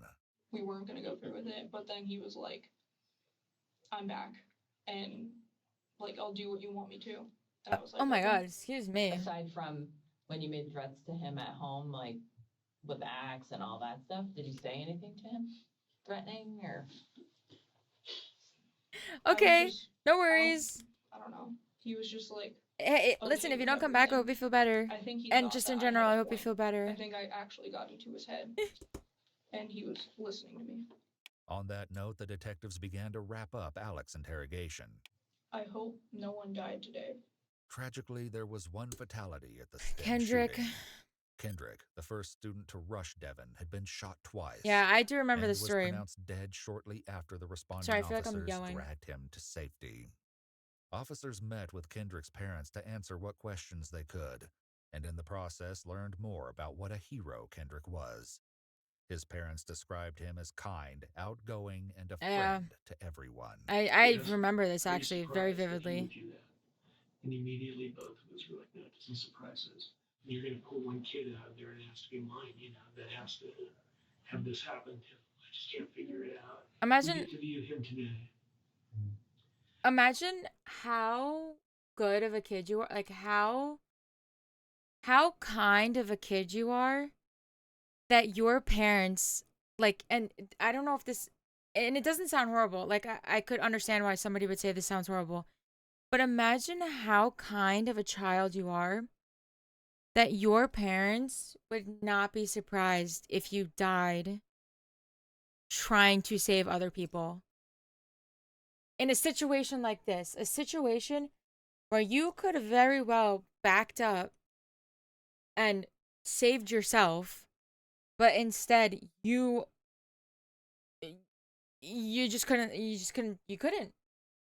couldn't just let it happen. Like, how good of a kid are you that your parents would not be surprised if you were the only dead body because you sacrificed yourself to save everybody else? That is insane. Since the last time I seen him alive, and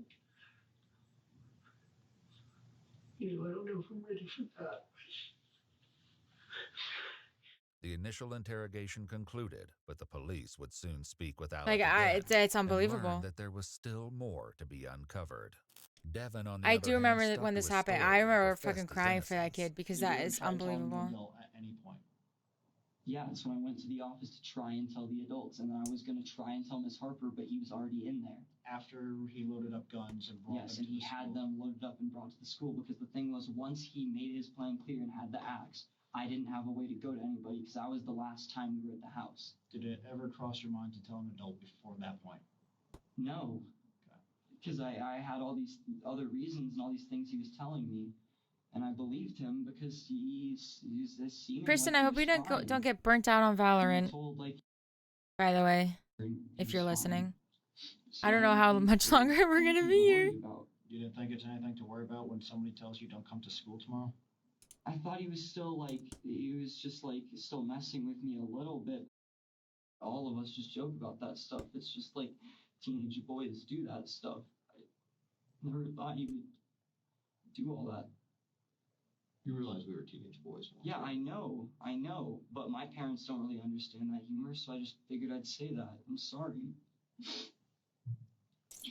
Oh. In talking to so many witnesses, it became clear that Devin was known for his dark humor. However, his friend David took it one step further. I wouldn't call him violent, I don't think, right off of the bat, but he has sociopathic tendencies. He's a very cold person. He gets angry really fast, and he's very irrational. He would have like these bipolar bursts where Devin, you're just he would just snap at us, you're tell us fucking to it up for F off yourself, or whatever. homie. And he really seemed to victimize himself as soon as any kind of blame was put on him. Very big liar. He's manipulative. I see Devin as a lost cause. It's not your fault. There's nothing you could have done that prevented it, because you seem like a pretty nice guy.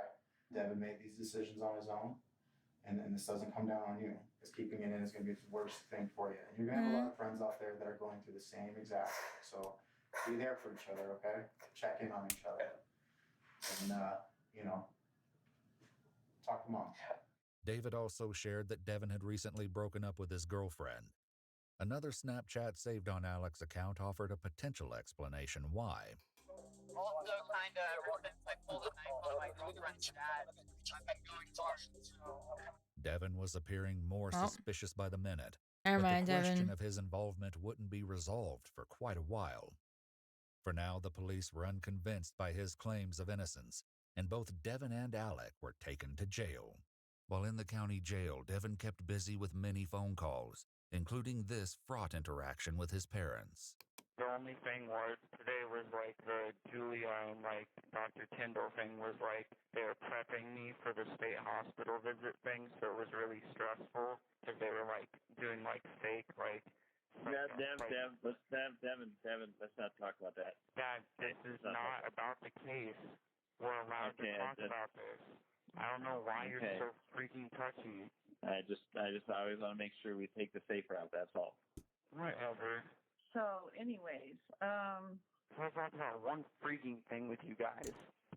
However, it wasn't just family members that Devin just kept like up with. It seems that somehow, despite being under lock and key, he began a romantic relationship with a girl named Melanie. you're my baby. You know, cinnamon apple.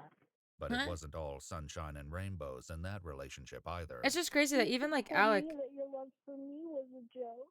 I don't know why you call me if I make you so miserable. Just 'cause it's Like, even some of the shit Alec was saying was like, Devin wasn't really part of it. Like, he was, obviously. By some of the things. Obviously he is, but like. You stuttered, so. No, I didn't. You're taking advantage of me. You're using me for your entertainment. This is so confusing.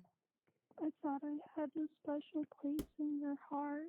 Yeah, you do. It's left. So I'm gonna dump you for Peppa Pig if you don't shut up. Oh my god, stop. There are tears on my face right now. Why? Kristen, don't get too burnt out on Valorant, even though I don't know when I'll be done. I'm so confused right now. Devin wasn't the only one who kept in touch with the outside world, though. 9 months after Alec and Devin were arrested, Alec reached out to detectives to share additional details about the case. When they got to talking, many of the sinister details Welcome the back, police X-Ray. had suspected all along were finally confirmed. Plan was, it was gonna look like I was the one that was killing all these people, but it was Devin, Not but it was for gonna be pinned on me because he was going to shoot me in the head. He was gonna come out I don't like know if I the want to hero play in the Fortnite. situation. He was gonna essentially stop me. Why did you do that for Devin? Okay. Because I felt like he was going through a lot of pain. I don't know how much, I don't know. Felt This is like he gonna was take. going I'll through still a be lot, and I wanted doing to this help for a him. little What if you bit guys get longer. caught? So We didn't think we'd get I don't know. Yeah. Do whatever you want with that information. Like, get off for a little bit. Another inconsistency Breathe. between Alec's new statement and what Devin said in his interview on the day of the shooting But emerged Beans, when I the do want to play. I am investigators gonna play came to the Fortnite someday topic of soon the because firearms. Tilted is back in OG. Alec loaded the So guns. I do want to do OG for a little bit. Why didn't I you got leave you. then? Yeah, Because he had because me in I'll the be. corner of I'm the only on. closet. I'm on bag 5 of 10. I'm trying to pick up the pace now. So yeah, I just don't want. I don't want you to get stuck on that game, like just waiting. And the ammo, and the hatchet. Devin briefly Yeah. touched on this while I'm trying to. talking We're with trying to pick Melanie up the after he was pace. All right. arrested. You put a gun to my head and you shoot up my school. I'm sorry. Wait, you're not Alex. If Alec's new story was true, it threatened to undercut Devin's accusations entirely. At any point as this is happening, was Devin trying to leave? I don't know what possible. Get out of closet at all? No. Even on the day of Oh, the shooting, the wait. police noticed issues. My parents are home. I'm gonna bring the dog down.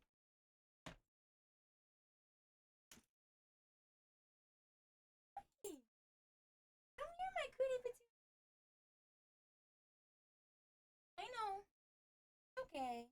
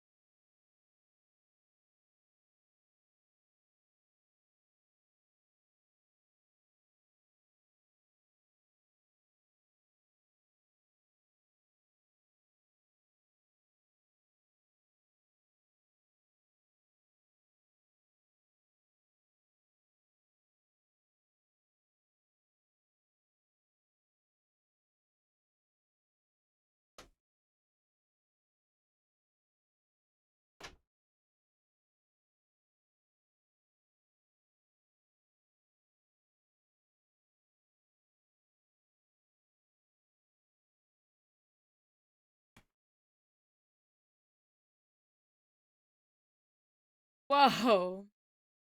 Whoa.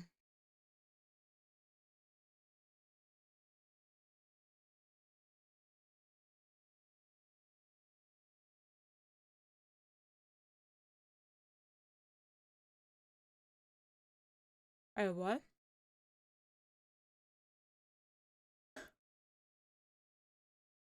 It's With delicioso. Devin's Delicioso. story and didn't hesitate to call him out. Why didn't you flee the house? I was in the back of so in this closet in my mom's room, there's only one door. He was on that side. The safe's laid down in the middle, and I'm on the other side of the safe. He told me to stay on that side. Right. Well, what I don't understand is how is he loading the gun? Because he made me give him the bullets while still holding the hatchet, because he grabbed the guns with his other hand, And then that's when he made me hand him the ammo. He told me to sit down, still holding the hatchet, put one bullet in and put it in the magazine and cocked it so there's one in the chamber he could aim at me. Devin insisted he was innocent, but something else he said that day led the police to believe he was anything but. And the only way I'd let him live is if he helped me. It's possible that Devin just got tongue-tied, but police had to wonder if this was the truth slipping through accidentally. So a lot of this to me sounds like self-preservation. Then why do I have videos of him threatening me, and why do I have all the evidence? If you find his iPhone, you will see a video of me crying while he makes me do that. Oops. This kid gave me cocaine, and you're expecting me to think straight? I mean, it's kind of a valid point. I'm freaking the out, dude. Again, Devin said something during one of his jail calls that made this defense even more questionable. The cocaine made me aggressive. I was like literally about to do shrooms one night, and then Alex sent me a picture of like wanna come do cocaine, and I was like, sure. Yeah, I'm so glad I started doing cocaine because that was great for me. Can't wait 10 All right, years off bro's my just lifespan. In fact, Devin First claimed throwing that his himself under the bus. substance use history was far more extensive than he'd initially let on. I think I like smoked too much weed, and like I permanently did that to my brain. I was high on cough medication like every day for like 4 months straight. On another occasion, Devin said that Alec talked him through a particularly intense trip that included some very dangerous decisions. And so basically Alec was like, I'm gonna stay on the call with you so you can talk to me through this.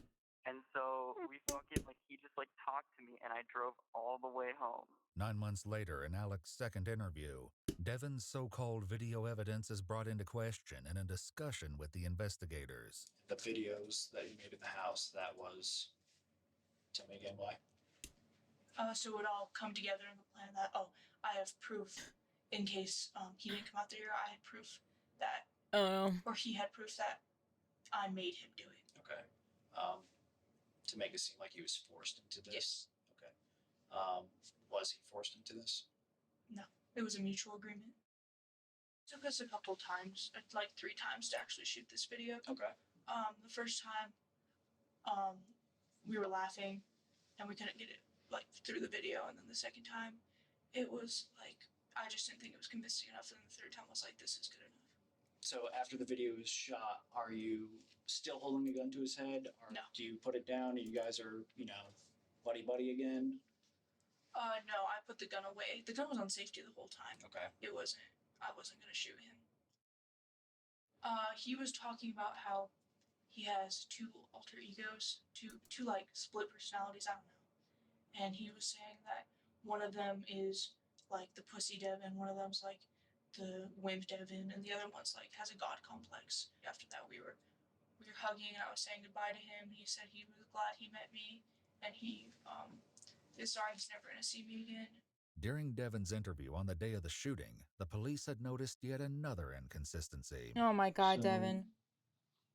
How many times did you say you've been shooting? Maybe like 4 times total. Okay. So knowing that, how did Kendrick get shot? Kendrick got shot because my finger was right there still. I was still grabbing it. My finger's right there. He bumps into me because they're rushing me, and they're actually hitting the barrel end of the gun with their body and grabbing me. Was your finger on the trigger? My finger was next to the trigger, but it wasn't over the trigger because I wasn't going to hurt anybody. I was just going to tell everyone to stay and then run. So I tried to throw it down. What was going through my head was, should I kill myself to save these people? Yeah. Do you mind if we take a break? Absolutely. Do you need any water or anything? We'll step out the secure building, so we've got to kind of walk anybody anywhere we go. Okay. Okay. But we'll just be outside.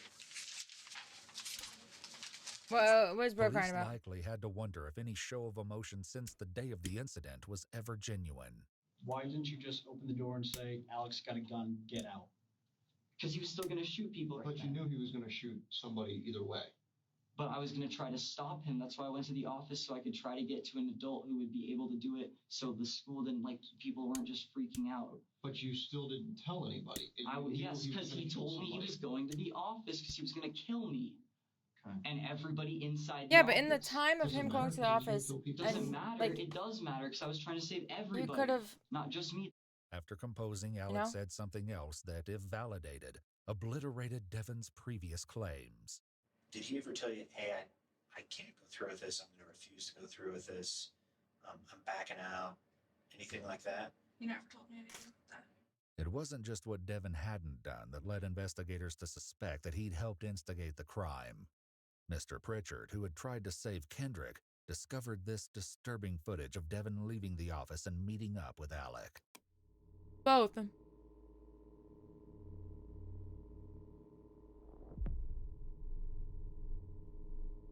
He said, the job. like, let's go or something. In his interview soon after the incident, the detectives had tried to get the truth from Devon, but he wouldn't budge. So again, at what point did you try to stop him? Technically both. There was multiple times. But Devon was the only one. This one, the purple-haired one. Devon was the only one who actually like killed somebody. Yeah, I'm not But it talking was to you guys both. anymore until I have a lawyer and my dad. Get him in here because you guys aren't listening to me. I'm telling you something. I have evidence. I can show you all that. I gave you all this, and you guys are still just making it like I tried so hard. Since Devon wanted to speak with a lawyer but it's been a back whole then, situation. the detectives departed, leaving him alone in the interrogation room where his pleas of innocence continued. I'm innocent, no matter what I'll tell you. I'm innocent. In the interview now, Alec's story included even more drastic changes. Tuesday the 7th. On that specific day is when Devin had that specific class that he wanted to shoot up. Mitchell, the student Devon had a verbal altercation with, had been in room 107, but that wasn't all. You know Mitchell a said shooter? that Devon disliked Ms. Harper because she demanded her Are students they make an effort in class. Alec's statement seemed to support the incarcerated? theory that the attack was very carefully timed. The only person I really truly remember shooting at is Mitchell. Okay. Where was Mitchell at when you were shooting at Mitchell? He was on the ground looking up at me. As it turned out, Alec's aim was true. Mitchell had given his statement to police from a hospital bed after the incident. I remember just after the first gunshot, I remember standing up and running. I remember more gunshots. I remember falling over. I run towards that door, and I pass Kendrick. You saw him before? Face down, not moving, and he's breathing. He told police that he and several other students fled through the cafeteria and out of the school. I run, like, past, I want to say 4 different buildings before I'm, like, out of breath. I'm like, this is so weird. Why am I out of breath? And then I reach behind me and feel my back. I pull my hand forward, and there's blood there. I didn't know that I got shot. Mitchell's classmates had applied pressure to the wound and called 911. When more shots were fired, later determined to have been fired by Sam, a good Samaritan had helped move the group inside to the safety of his house. Paramedics arrived shortly afterwards to take Mitchell to the hospital. Back with Alec, police learned even more about Devon's involvement in the lead-up to the crime. Did you guys do, I guess, any outer sort of research into how to carry this plan out? Not to how to carry the plan out. It was when Sol Pais came to Colorado, and we heard that she had like Columbine tattoos. That's kind of when we started searching up Columbine. Okay. And it wasn't to execute this plan. It was just kind of trying to put the 2 and 2 together. Okay. With Sol Pais and the Columbine. Sol Pais was a student who received national attention when she became the subject of a large FBI manhunt after she was found armed in Colorado on the 20th anniversary of the Columbine school shooting. Given her obsession with that incident, police believed she was planning a copycat massacre at Columbine School on its anniversary. Facebook records indicated that Devon and Alec had discussed Sol Pais at length, even sending each other screenshots of her website and Instagram. Follow-up investigation had revealed even more on the subject of Columbine on Alec's Snapchat. Tomorrow is the 20th anniversary of the Columbine shooting. It's like, geez, everything's going on in 1 week. In hindsight, it seems disturbingly obvious why Alec saved this clip. Unfortunately, the video did not reveal who the speaker was. The police knew by now that Devon's interest in Columbine was not the only red flag. Back in the early days of the investigation, one of Devon's former classmates, Brian, had shared some chilling information. He would like just come up behind me and do like all those school shooter jokes. Okay, and what kind of school shooter jokes would he say? When the pencil hits the floor, I'm gonna start shooting. I'm gonna take this 0 to Columbine real quick. Okay. How often would he say stuff like that? About every day. Back in the present with Alec, the police had a few more things they wanted to follow up on. In the interview with Detective Williamson, you mentioned something about gamer boat. Yes. Anything else? I think it was blobfish. Blogfish? Blobfish. I'm sorry. Blobfish. What is that? That was gonna be code word for Devin shoot me. This memory was recovered from Alec's Snapchat, proving that they had in fact used the code word. Oh my god. Blobfish. If this really was what the code word meant, it seemed that on the day of the crime, Devin would have had to know he would be shooting, if only at Alec all along. 9 months later, in Alec's new version of events, Devin was responsible for more than just the school shooting. I was doing coke in the bathroom, and I came back, and he was like, he didn't have any clothes on. He had like his boxers on, and that was it. And he was sitting with his mom's nail polish and painting something about like the voices win in the corner of the closet wall. Alec stated that it had been Devin's idea to vandalize his mother's car, and that still wasn't all. Did you guys ever have a conversation about locking the doors? We did have a conversation about taking the magnet strip off the doors. With the security compromised at school, protecting everyone inside was the top priority. This was one of the main topics Sam discussed with the police. He said that STEM school was the only location where he was directed to not be armed, which felt odd to him. He chose to carry his weapon anyway with the intention of protecting as many students as possible in the event of violence. Despite saving lives on May 7th, Sam still expressed regret that he did not do more. I guess one kid was just reported dead. You know? Yeah. Yep. So, but did the best I can, man. I don't have any doubt that you, by your actions, saved lives. Oh yeah, you took literally one of the two shooters out. I just wish I could have saved all of them, man. Surprisingly, Devin had reached out to police 9 months ago, the day after he ended his first interrogation by asking for a lawyer. All I can think about is Kendrick and everybody else.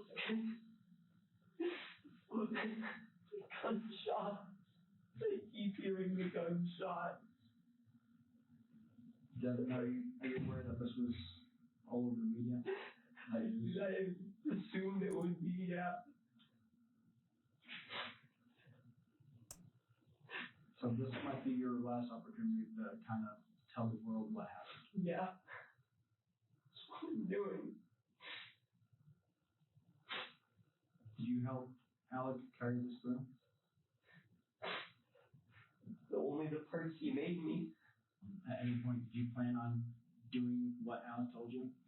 No, at no point did I plan on going through with his plan. When asked about the perspective now, Alec had this to say. I've changed my perspective on my perspective has changed on me trying to protect Devin, and I need to keep my promises. Who are you talking about in terms of your promises?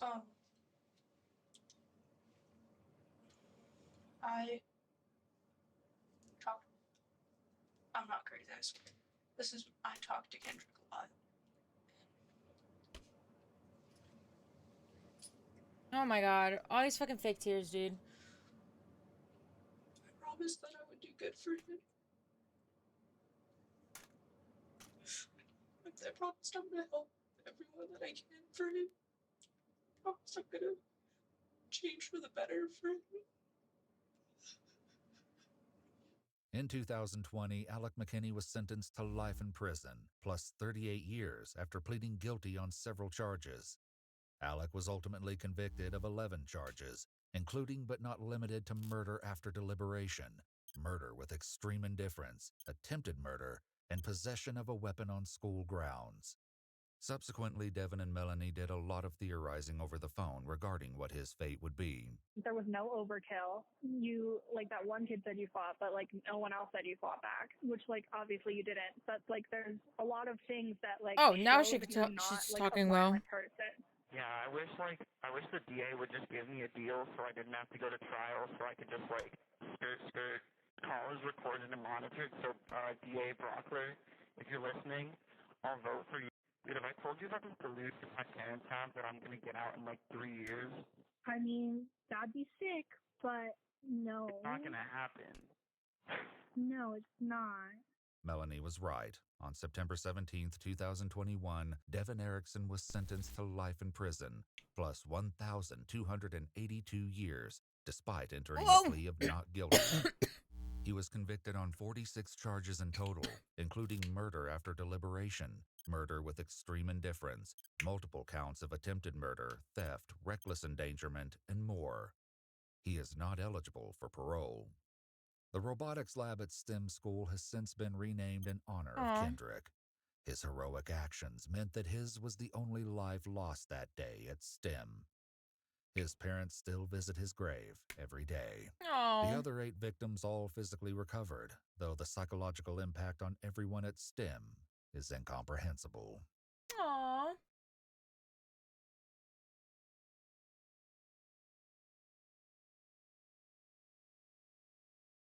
We have an hour and 30. Police and That sounded kind of loud. Yeah. When a killer realizes his victim tricked him. I'll be perfectly honest, I wanted to kill someone for a long time. It's like an urge, and it was kind of a time that I could get it out. You are that sick fuck. Steve was pretty much excited. It definitely wasn't his first time. It was like, yeah, it's awesome. You'll get used to it, Chris. It gets addicting, but we'll take care of it. When an inconceivably brutal crime rocks the small town of Mount Vernon, New Hampshire, police and residents alike are desperate to stop the monsters before they can strike again. But as the haunting case begins to unravel, they soon realize that no one could have prevented the truly evil acts that were about to be set in motion. As it would turn out, a group known as the Disciples of Destruction would stop at nothing to make their twisted dreams of violence, Why do they look horror, like and that? gore a sick reality. And yet, not everything went according to their plan. The killers soon learned that one of their victims was actually still alive. I'm one of those type of gentlemanly chivalry sort of guys that you don't even hit girls, let alone go out and treat them badly. If the girl's in the hospital, obviously she probably got injured or something. Well, Chris, it's funny you should mention that because I want to let you know she is going to survive. Fortunately. That's good. Yeah, that is real good. Home to around 2,000 people, Mount Vernon is most notable for its quaint and quiet reputation. With little to no crime, it was never expected that the tranquil town would be the setting of one of the most shocking murder cases that the nation has ever seen. I don't remember Among this. the community lived the Cates family, including 42-year-old Kimberly, her husband David, and their daughter, 11-year-old Jamie. They resided among a beautiful neighborhood located on Trow Road, where the growing forestry made for a peaceful stretch of land. Kimberly was a pediatric nurse and David was an engineer. But the most fulfilling job that the two shared was being parents to the bright and outgoing Jamie. Aww. They were a happy family, but sadly, they could not have foreseen the horrors that were in their near future. It wasn't uncommon for David to travel on occasional business trips, leaving Kimberly and Jamie at home. But he'd installed an alarm system inside of the house that would contact the local authorities in the unlikely event of an emergency. And to further their peace of mind, Kimberly had also made an agreement with one of their neighbors, promising to keep an eye on each other's property. Although, due to the town's low crime rate, the idea that residents of Trow Road could be targeted victims of crime. Does it sound shit? Does his mic sound like shit right now? I think it's this video. It might irritate me, but we need to. I really want to watch this one. I was looking at some of the comments and it seems like pretty good. Earlier. The fucking mic sounds horrendous.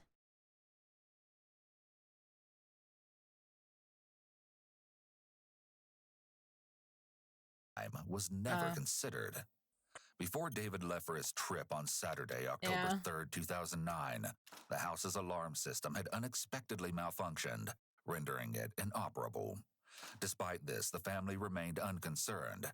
But as David walked out that door for yet another work trip, He couldn't have ever imagined that the world he knew was about to be tragically ripped away from him. Can't flatten this. It was another typical weekend for the mother-daughter duo, where they made plans to shop at their local mall the next day and possibly stop by Jamie's karate studio.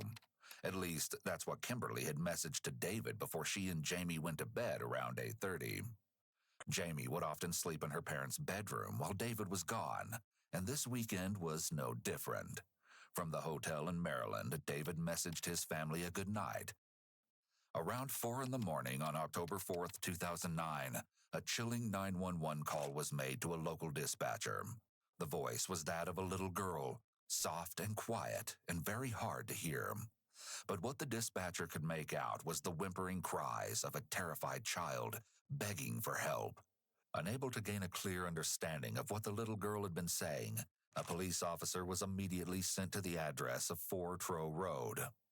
Upon arrival, the officer briefly searched the exterior of the home while waiting for the other squadrons to show.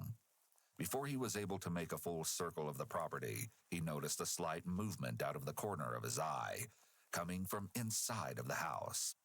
Inching closer to the home, he peered through a kitchen window, where he located a vague image. Someone appeared to be hiding behind the counter. Locking eyes with the petrified little girl, the officer was overcome with a wave of horror at what was before him. The girl was lying on the floor, her entire body coated in blood, and a portion of her foot had been severed. Someone had maimed the vulnerable child. Breaking down the front door, the officer finally gained entry inside, where he found the little girl, shaking and paralyzed by fear. Horrifyingly, she was attempting to scream and yell. However, nothing was coming out. When she could finally speak, she quickly gave her name, Jamie. The officer immediately carried Jamie outside, where he asked if any other people were in the house. She responded by saying that only her mother was in the bedroom. However, in a heartbreaking plea, she begged him not to leave her side. The officer comforted the young girl, stating that he needed to search the residence for anyone who may be hurt, and promised that she was safe. Just outside, another officer made their way to the petrified Jamie, where they could see that not only had her foot been severed, but she had suffered multiple lacerations to her head, legs, arms, and torso. When asked how she received the injuries, she responded by saying, "Some guy had a knife and another one had a bat and he hit my mom." Horrified, the officer asked if Jamie had any idea of who the perpetrators were, and although she couldn't identify any of her attackers, she recalled that one had been bald. However, she also told the authorities. One of them said, "Get the jewelry." She then told the police that she survived by pretending that she was dead. Soon, additional help had arrived, and it was then that they discovered all of the appalling contents waiting within the home. Authorities were able to follow the blood-stained footprints across the hallway carpet that led all the way back to the master bedroom. What they found upon entry could only be described as a chamber of horror. Not a single member of law enforcement could fathom the massive amounts of blood that had encompassed almost every inch of the room. And then they found something even more disturbing.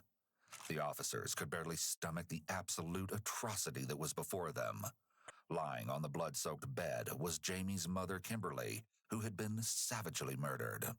Severely wounded Jamie was immediately rushed to the hospital, but there was no telling whether she would survive. Following the sickening discovery, the authorities were left with a mountain of questions. Most importantly, they needed to uncover who had unleashed such an evil attack upon a mother and her child. In an attempt to establish the motive, they began to search the house, and they discovered that various items of jewelry had been taken. In addition, they found that the basement window had been broken into, with the screen laying neatly on the ground. Along with this, the air conditioning unit that had been placed in a window above the deck was missing. Yet another potential entry point to the home. Dude, this is South giving of me the so much residence, anxiety of tire things that are tracks in my could be house. seen along the dirt pathway, and foot imprints were located within the front yard. As word of the brutal attack spread, the tight-knit community was plagued with fear. But what became even more frightening was the haunting whispers making their way to Mount Vernon from the nearby town of Brookline, only 20 minutes away. Apparently, a resident had been visiting a friend's house on Sunday, October 4th, and was introduced to a pair of young men, also from Brookline. Initially, the gathering seemed to be a harmless occasion, but that would quickly take a dark and unexpected turn. Within a short amount of time, the new friends had divulged a sick and twisted secret.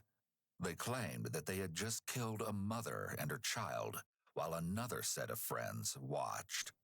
The other patrons sat in disbelief as they listened to what they thought had been a scare tactic from the two, or a cruel joke. But as you'll come to find out, the truth behind this harrowing case would only emerge after a series of horrific findings. It's possible that the high of committing the crime had worn off, so the assailants were attempting to relive the attack and experience that rush again by describing it to friends. They likely enjoyed the attention and shock from the others, and were potentially confident that there was no evidence I linking can't them to get the high yet. I'm crime, too focused. suggesting that they may have believed they were smarter than police. However, they weren't smart enough as authorities caught wind of the chilling rumors and were in a mad dash to track down the mysterious young men. They would turn out to be 19-year-old Christopher Gribble and 17-year-old Stephen Spader. One day after the horrific crime, they were each brought in for questioning. It was rather odd that Christopher, of all people, had been asked to talk with the police, considering his background. A longtime Eagle Scout, Christopher was a proud member of the Mormon Church I'm an Eagle and was Scout, working bro. towards his goal of becoming a missionary. He'd been homeschooled from an early age, where his parents worked tirelessly to instill the proper values. This had also coincided with Christopher's time in the Boy Scouts, where he'd given back to his community, supposedly building a shed for the Brookline transfer station, a drop-off site for waste and recyclables. Although things weren't always as picture-perfect as they seemed. It was no secret that Christopher had struggled with the social portion of his life, where making friends became an almost impossible task. The few that he did have recall his awkward demeanor and tendency to ramble during conversation. On top of this, social cues were somewhat of a foreign concept to the Eagle Scout, making for a rather difficult childhood. Human beings have a fundamental need to connect with other people. When someone is unable to or has great difficulty forming even platonic relationships, this can be a red flag for personality disorder. Nonetheless, he carried on with his aspirations of one day becoming a Marine and enrolled in the U.S. Army Cadet Corps Group in Nashua, New Hampshire. There, he won the Academic and Good Conduct Honors Award. Unfortunately, the excellent student would find himself failing out of the training course in 2008. It was around this time that Christopher's friends and family noticed an odd shift in his behavior, and you'll soon find out exactly why that is. The date is October 5th, 2009, only one day after Kimberly's body has been found. The detective reads Christopher his Miranda rights before jumping right into the much-anticipated interrogation. The following never-before-heard interviews have been analyzed by a qualified team, including a licensed attorney, a licensed clinical psychologist, a former licensed professional counselor, and a licensed professional counselor. What time do you get up Saturday morning? Probably 10 something. Okay. Me and Steve had planned to go around and look at some yard sales. Okay. The pair of friends had supposedly visited a couple of local yard sales, but were unable to find anything worth purchasing. Following the unsuccessful shopping spree, Christopher drove Stephen back home. But this wouldn't be the last that they see of each other on this day. As you get closer to Saturday evening now, you guys making plans Saturday night, weekend night, you're going to go do something? We were going to just all chill like at Walmart or something. Mm-hmm. Who do you chill there with? Who you hang out with you guys? Me, Steve, Billy. Quinn's a friend of ours, but he couldn't get out that night. Okay. They all look the same, he tried bro. And, he ended up having to stay home. Okay. Is that what you guys actually end up doing? Well, we went over to Walmart, but Billy, I guess, had stuff to do, so he didn't get there till later.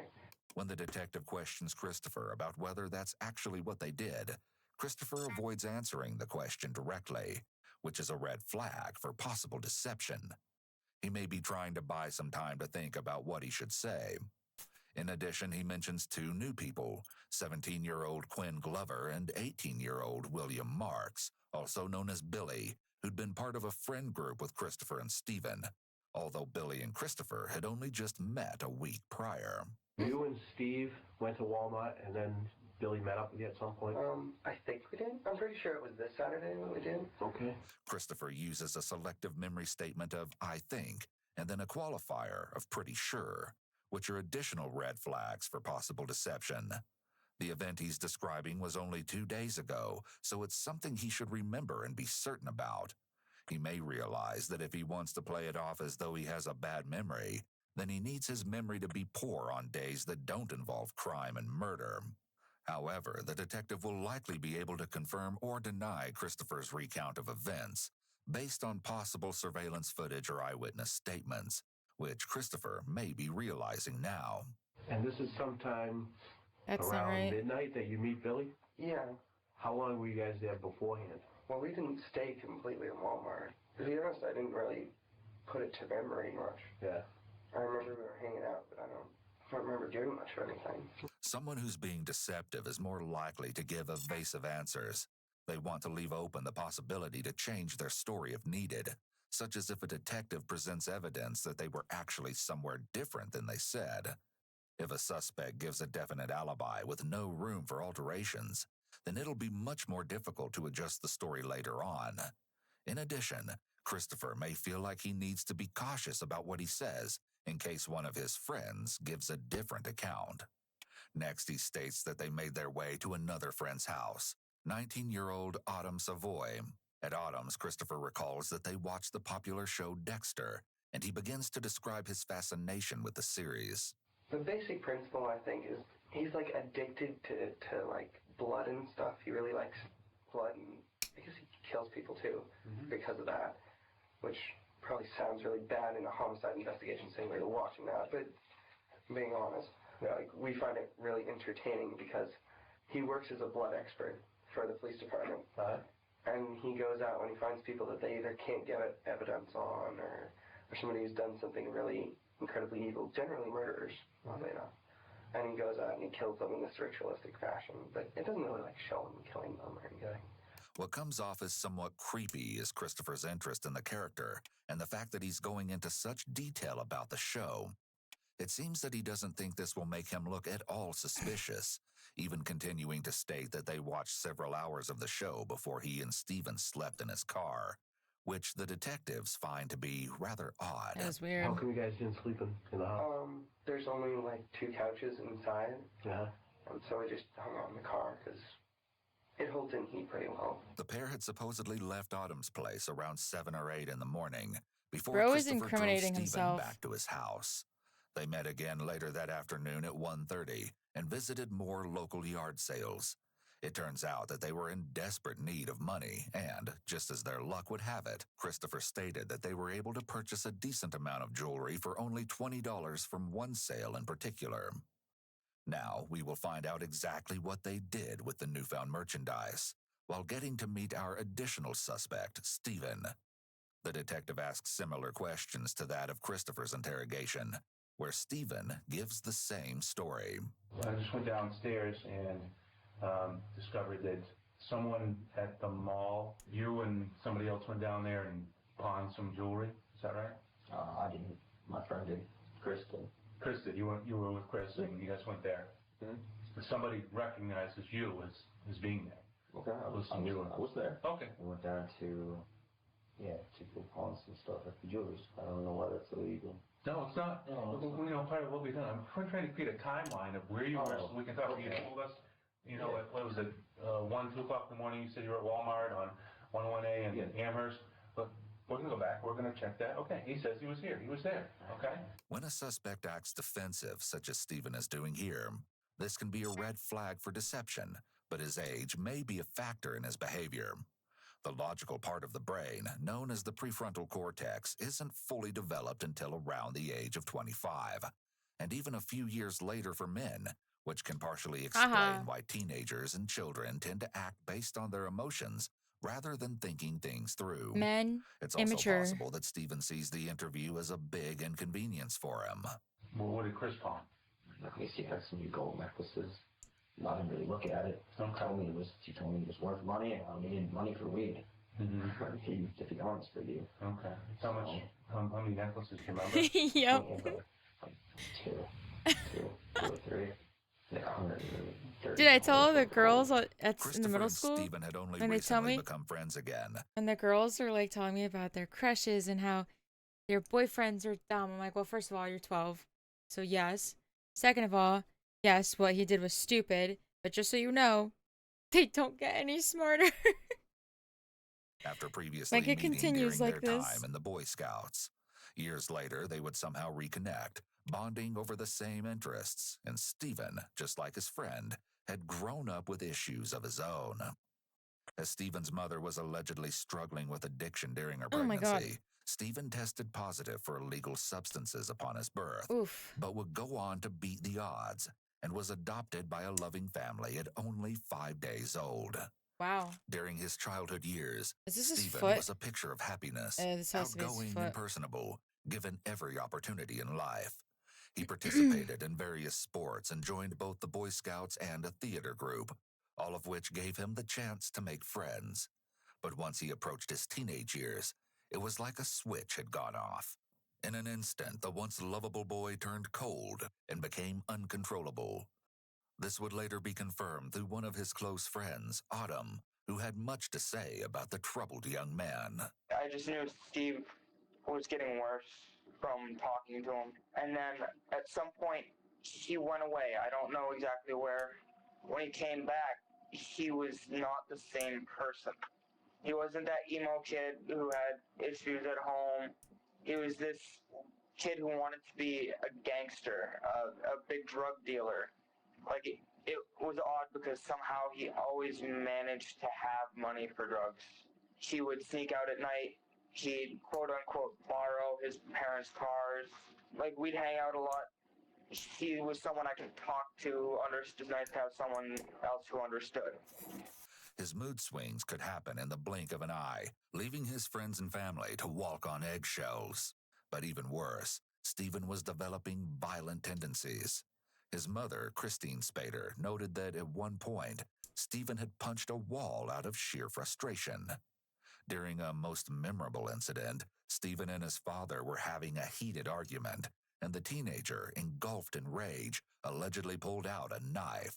He started to associate with kids from different high schools, where he apparently joined a gang known as the Crips, although his father, also named Stephen, believed this to be nothing but teenage nonsense. In addition, he would take recreational and prescription drugs in order to help with his supposed anxiety. Stephen's parents grew increasingly worried about their rebellious teen and finally took him to see a psychiatrist in 2006. Stephen's behavior indicates that he was showing signs of having conduct disorder. Sometimes when behavioral problems are sudden and severe, like in Stephen's case, it occurs due to some sort of trauma or major stressor in the young person's life. And because Stephen was heading down such a dangerous path, his parents reportedly spent thousands of dollars in an attempt to help their son. However, he was eventually diagnosed with bipolar disorder and major depression. They would apparently go so far as to enroll him in an addiction treatment center, but were devastated to learn that he required a higher level of treatment than the facility could offer. Yikes. Stephen was then taken to a residential treatment center, but left within a month, yet another failed resource. He even spent a few short days in psychiatric hospitals in 2008 and supposedly ran away with his girlfriend later that year, but was found in New York and returned home within days. Thank God. It seemed that there was nothing left to try, but the devoted parents would never give up on their child, although not a single thing could have prevented the heinous acts of the monster that was about to be unleashed. Back to early Sunday morning. There's no way that he could have been in Mount Vernon with He's not there. Chris and Billy? No. No. No. All right, well, I got some more information when I was downstairs. Yeah. Billy has basically given it up. This may be an example of the prisoner's dilemma, in which Stephen now faces the decision of whether to confess or to stick with his story. If Billy says nothing and Stephen says nothing, it's possible that there is not enough evidence to tie them to the crime, and they'll face no punishment. However, if Billy has talked and implicated Stephen, it's possible that Stephen could face a harsher punishment if he doesn't give his side of the story. But if Stephen confesses his role and Billy has admitted his part as well, they will likely both be punished. The prisoner's dilemma is such an effective tactic because Stephen is separated from the others. He doesn't know what they're saying or if they've cracked under the pressure.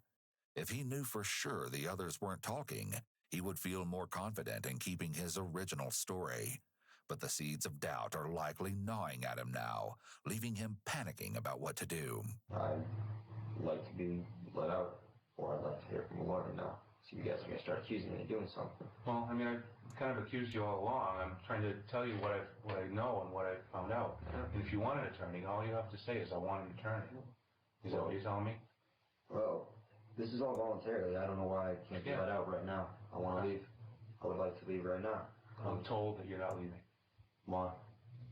Because they believe there's enough information to place you at the scene of the crime, and that Wait, this you're fucker's someone that's caused massive. this to happen. Huh? Okay. Okay. Are you asking for an attorney? You're asking to leave, or are you... I'm asking to leave because I think this is bullshit. I came down here voluntarily. Yes. Wait, To what? voluntarily talk to you guys. Now you guys are telling me that I can't leave, and I didn't do anything. I want to be let out. Okay. And I want to smoke a cigarette. Okay. Frustrated, the detectives must end the interrogation. It's possible that Stephen refuses to believe his friend has betrayed him, but, as we will later hear from Billy, he was ready to come clean. In the meantime, there are still a few things that Christopher's interrogators would like to fucking cover. idiot, dude. And right now, I'm going to tell you that there are some other stories that are being told. You better think long and hard right now about what happened this weekend. Okay. Okay? Let's go back to Oh my Saturday god, night. dude, look how big he is. What happened after you left your He's- girlfriend's the party? Oh that my you went to? god. I was pretty sure I went back home, but Okay. He's standing. I mean, I've gone out with Steve. The confrontation phase of the interrogation is now That's underway, massive. but Christopher maintains his original He's story, huge, dude. although the detectives aren't buying it. What do you know about what happened up there on Mount Vernon? All I know is, like, this morning, like, really early this morning, we were looking on the internet, on the Telegraph to see what was going on, and there was something about, there was a lady killed in Mount Vernon, and there's, like, a young girl that's in stable condition in the hospital. I don't know if it was me or one of Steve's friends or something. Somebody texted one of us or emailed us. I just remember that we heard that the girl was conceivably in the same class as one of our friend's sisters or something. And so I guess she's about 10 years old, which, honestly, I hope she's going to be okay. Because that's horrible to do something to a little girl. But It's common in the read technique for investigators to ask what the suspect thinks the purpose of the interview is. Individuals who are being honest are more likely to use realistic words to describe the crime, while deceptive individuals may answer vaguely or use soft words like hurt or attack instead of murder. Christopher's use of the word killed here is in line with what a truthful subject might say. However, his reference to the girl in the hospital is vague. This may be an example of how most people who are being deceptive won't answer every question in a deceptive way. People will generally provide a mix of deceptive and truthful behaviors, but there will be more deceptive indicators when someone is lying and more truthful indicators when someone's being honest. This is why it's important for detectives to interpret body language and verbal responses in conjunction with the actual physical evidence. I mean, I know it sounds cold, but it wasn't a huge deal to me because I didn't know him.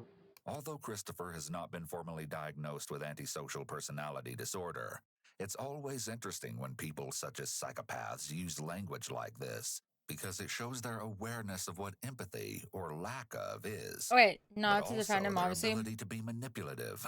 Assuming that But, somebody like, specifically that's kind of tried valid. to kill I mean, them, I'm an empath, so I feel everything, but that some people runs just don't against feel my things. conscience. Personally, Like, for people that aren't I'm close one to of them. those type of gentlemanly chivalry sort of guys that you don't even hit girls, let alone go out and treat them badly. Christopher's statement here may be what is known as a convincing statement. Individuals who are telling the truth don't usually feel the need to prop up their story with convincing statements about what a great person they are, because they know the facts are on their side. On the other hand, individuals who are being deceptive may use these sorts of statements to bolster their image and persuade detectives to believe them. If the girl's in the hospital, obviously she probably got injured or something. Well, Chris, it's funny you should mention that because I want to let you know she is going to survive, fortunately. That's good. Yeah, that is real good. Because it's real good because she deserves to be alive, and so does so her does the mother, lady, I'm sure. You know? But you know what else is good? It's good because she could ID the two people that That'd be were good. in the house. That'd be awesome. I hope you guys can do that. Christopher's voice is slightly shakier, and he overall sounds less sure of himself here as the detectives attempt to break his confidence. Bro. And although Christopher states his relief that Jamie is expected to survive, he's likely panicking at the thought that she may be able to identify him. Let's say it was a robbery gone wrong. Mom ends up dead. The little girl ends up seriously injured. People involved in it They're pretty nasty people. What do you think should happen to those people? Well, they should probably get sent to jail for the rest of their lives, or prison. I honestly don't know what's the difference between jail and prison. Although Christopher's response sounds okay at first glance, it's a red flag that he qualified his answer with the word probably. Most truthful individuals would provide a firm response in a situation like this. Death firing squad. If the officers had doubt about his involvement before, then they definitely don't any longer. Didn't they kill somebody? Seems to have led you to me is the car. Um. And why do you think that is? I don't know. Maybe a car The like firing that squad, like was recently? just Or am I seen in tripping the balls? area, and so you're checking out.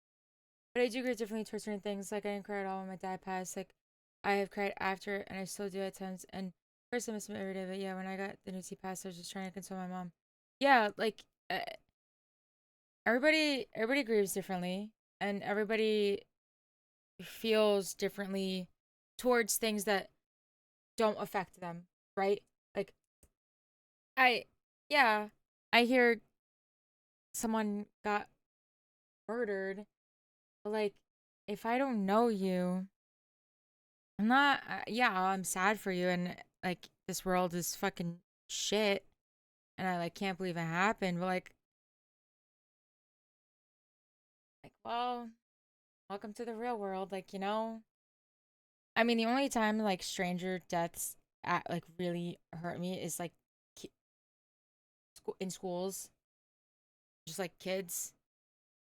But you know, that's what I get for loving kids.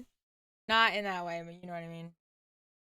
Obviously, but it's just like you process in the moment. You process things differently, and like whether it's close to you or not, it's just like I don't know, just different. That lead. It's quite possible I was in the area. I could have been driving down that road right when it happened, which kind of scares me. Because what if they'd come out of the house and needed a getaway car and killed me for my car? That kind of makes me nervous. I probably won't drive around there too much anymore. This statement indicates that not only does he know the Oh, exact suck a dick. area the police Oh, are yeah, referring kids. to, but he won't go. If you're not sad for kids, it's just like every single time I turn on the fucking news and there's some fucking story about a school shooting or just anything, and my heart fucking breaks, bro. Like I am inconsolable. Holy fuck, I couldn't speak. Don't you dare touch a hair on a kid's head, bro. Go there again. This may have been a slip-up on his part, as Christopher was likely trying to convince the detectives that not only was he not involved in the crime, oh, but this he is could so have much even red. potentially been the killer's next victim. However, in doing so, he seemingly confirmed that he had been in that area. In addition, asking the suspect to elaborate on their knowledge of the evidence is a common way to get them talking, and a possible opening for them to make mistakes. Let's say you were on that road that night. Assuming I was, that scares me shitless. It should. Because not only does it make me a suspect, obviously, since you're questioning me, but that really scares me that somebody who was willing to attack, even if they were just trying to get out of the house, a woman and a little girl, of course they're going to attack me for my car. Like, I've never had my car jacked, but I've been scared of it sometimes. Apparently, while driving around on Saturday night, Christopher and Stephen traveled all the way to Mount Vernon. Christopher states that they eventually parked in a driveway down one of the back roads for a bathroom break. but he doesn't clearly remember where they were. Unsurprisingly, the detectives find this to be more than suspicious, but rather than confront Christopher just yet, they switch gears to a new topic: the gang. Stephen had recently formed the Disciples of Destruction, looking to achieve a sense of brotherhood along with financial prosperity. Financial He recruited none other prosperity? than Christopher, Billy, and Quinn, where the essential values of the group consisted of loyalty and violence, with the only way in being the commission of crime. The recruit would invade a house and dispose of anyone who may be inside. Seeing as Christopher was having trouble at home, he wanted more than anything to be part of something where he could freely express himself. Does Christopher that had mean been this has accusing his happened mother of before? emotional and physical abuse for quite some time, claiming that she would allegedly pin him to the floor and pop acne on his back, spank him, and require him to carry a vacuum around the house. What? The accusations were never confirmed, but his mother did recall a time where she had spanked the child so hard with a wooden spoon that the utensil broke. She would later admit that she regretted losing her control, but has since denied any of the other allegations, and there is no evidence of them being true. Nonetheless, during his early teenage years, Christopher began to have dark and twisted fantasies about his mother, and wished that one day he would carry them out. Confessing his evil thoughts to a counselor at cadet camp, he supposedly stated his thoughts of wanting to cut his mother into pieces and listen to her scream like I screamed. The counselor, horrified at what they'd heard, immediately notified Christopher's parents. They were absolutely shocked at the confession and didn't wait long to bring Christopher in for a psychological evaluation. The psychiatrist concluded that he'd been displaying traits of antisocial That's personality insane. disorder, but was too young to be formally diagnosed. Despite the blood-curdling fantasies, the teenager was not considered a threat to society, or at least that's what was decided at the time. If these dark and twisted fantasies were expressed as just Christopher's angry thoughts towards his allegedly abusive mother, it would be difficult to have him committed to a psychiatric facility. In addition, inpatient psychiatric hospitalizations are typically limited to days or weeks at most. It's rare for patients to be committed for months at a time unless they have a very severe mental illness. So, although Christopher displayed all the signs of likely being a hazard to society, it's difficult for his parents, his counselor, or his psychiatrist to do anything to stop him from someday acting on those thoughts. Sadly, in many cases, it's only when the person acts that measures are taken to prevent them from harming others again. Angry and frustrated, it seems to be of excellent timing when he and Stephen had reconnected in 2009. What would you do? My fucking back hurts, dude. I sit like a if gremlin. Steve put you in a position, a pretty Oh my hairy god. predicament? Would you stop him or would you follow him? I would stop. Bro. And deal with the consequences later? I would Holy definitely fuck, my stop back actually him, hurts. because I don't put up with stuff from anyone. to a Holy certain degree. shit. If he's gonna smoke cigarettes and he's almost 18, I don't care. We're not talking smoking cigarettes. So yeah. We're Oh not my talking god. drinking beer if you're underage. No, I'm just using I'm that. talking Look at the Yetis when I'm serious fucking stuff. stretching. I don't think you really get the big picture. You are here for a reason, okay? Oh. You want to know what the I think other I almost guys went are lightheaded. talking about? They're not talking about cigarettes. So you better start thinking really hard and pull your head out of your behind and start telling us what happened on Saturday night, because it's not looking very good for you. People are talking Oh my god, about his accent. something different. Sorry, I need than to. what This is you not are a funny telling us. situation. This was Saturday night. This wasn't 3 months ago Saturday night. This was Saturday night. It is Monday right now. There should be no question in your mind what you did. You just told us you don't use drugs. You don't drink. No. You have no reason to have this memory loss. I just don't put anything into long-term memory unless it's important. Let's take a deep breath and think long and hard The fuck? about what happened Saturday night. This is the prisoner's dilemma at play again, this time with Christopher being on the receiving end of it. He likely believes that his selective memory is a safe bet right now, as it leaves the door open for him to suddenly remember something later and adjust his story. However, what he doesn't seem to realize is that having a memory of extremes like this is highly suspicious. With this in mind, The detectives are hoping to back Christopher into a corner, but the teenager refuses to budge. Although this won't last for long. Fucking Well, I can't tell you headphones anything in. but what I think I did. What do you mean, what you think you did? Don't tell me what you think you did. Tell me what you did, okay? Be a man and tell me what you did. We got in the car and left. You fucking man. We don't do anything on Saturday nights. We just drive around. The issue comes We down drive around to and we what was your role we amputate. and what We happened cut a foot off of an Saturday 11-year-old girl. Do you really think we did that? I think you know who did something. I think you know what went on there. I think you have knowledge about what went on there that can help us with our investigation. Christopher's question stands out as a What possible the fuck indication part? of deception. Oh, is this Someone who's being truthful is more likely to adamantly deny is this any like his involvement grill? in a firm tone of voice. But It has to be, right? Christopher's is weak, and his question is clearly It has to be lacking his any grill. actual denial. The detective is also using an alternative explanation that minimizes the suspect's role in the crime by asserting that Christopher has knowledge of it, Yeah. but without accusing him of taking part in the act itself. You guys really think that we did it, don't you? Yeah, you Did you dumb tell anyone fuck. you did it? No. No. You didn't tell anyone you did it. Why would you So if tell I told someone you we did someone something is telling us right now that you told them that you cut that little girl's throat, that would be a lie. Yes. That would be a lie. I would never hurt a girl, let alone some little girl. That would be horrible. Stop telling us, Chris, about why you guys went into that house. Because right now, it isn't a question if, it's a question why. I don't Stop even know talking, what house. Chris. We were just driving around. Who? Just me and Steve. You and Steve. And what happened next? We drove around. We stopped maybe and took a break to pee, and then we got back This is in the freaking car and stupid. drove around more. See, here's the thing, Chris. You feel like you're giving us just enough to explain away what you think we might know, or things that we might have. And you're thinking that that's going to be enough where later on you can say, well, I told you that. Well, I said that.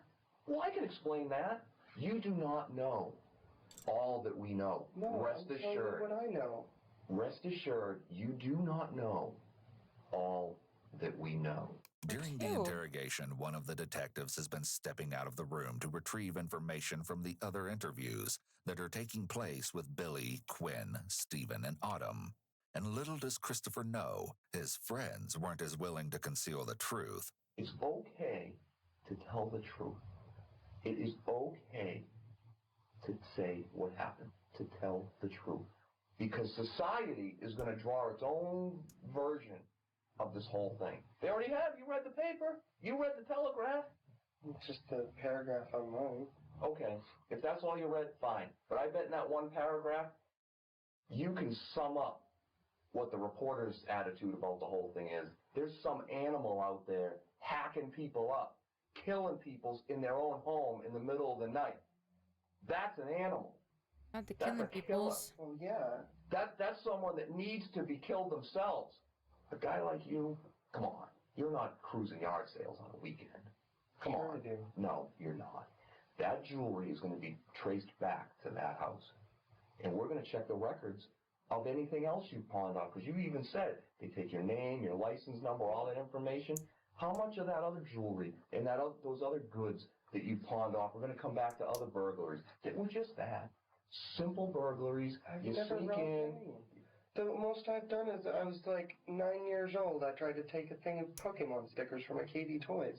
Stop KD minimizing. Toys. Stop. We're not talking. We're not talking smoking when you're under 18. We're not talking stealing Pokemon stickers.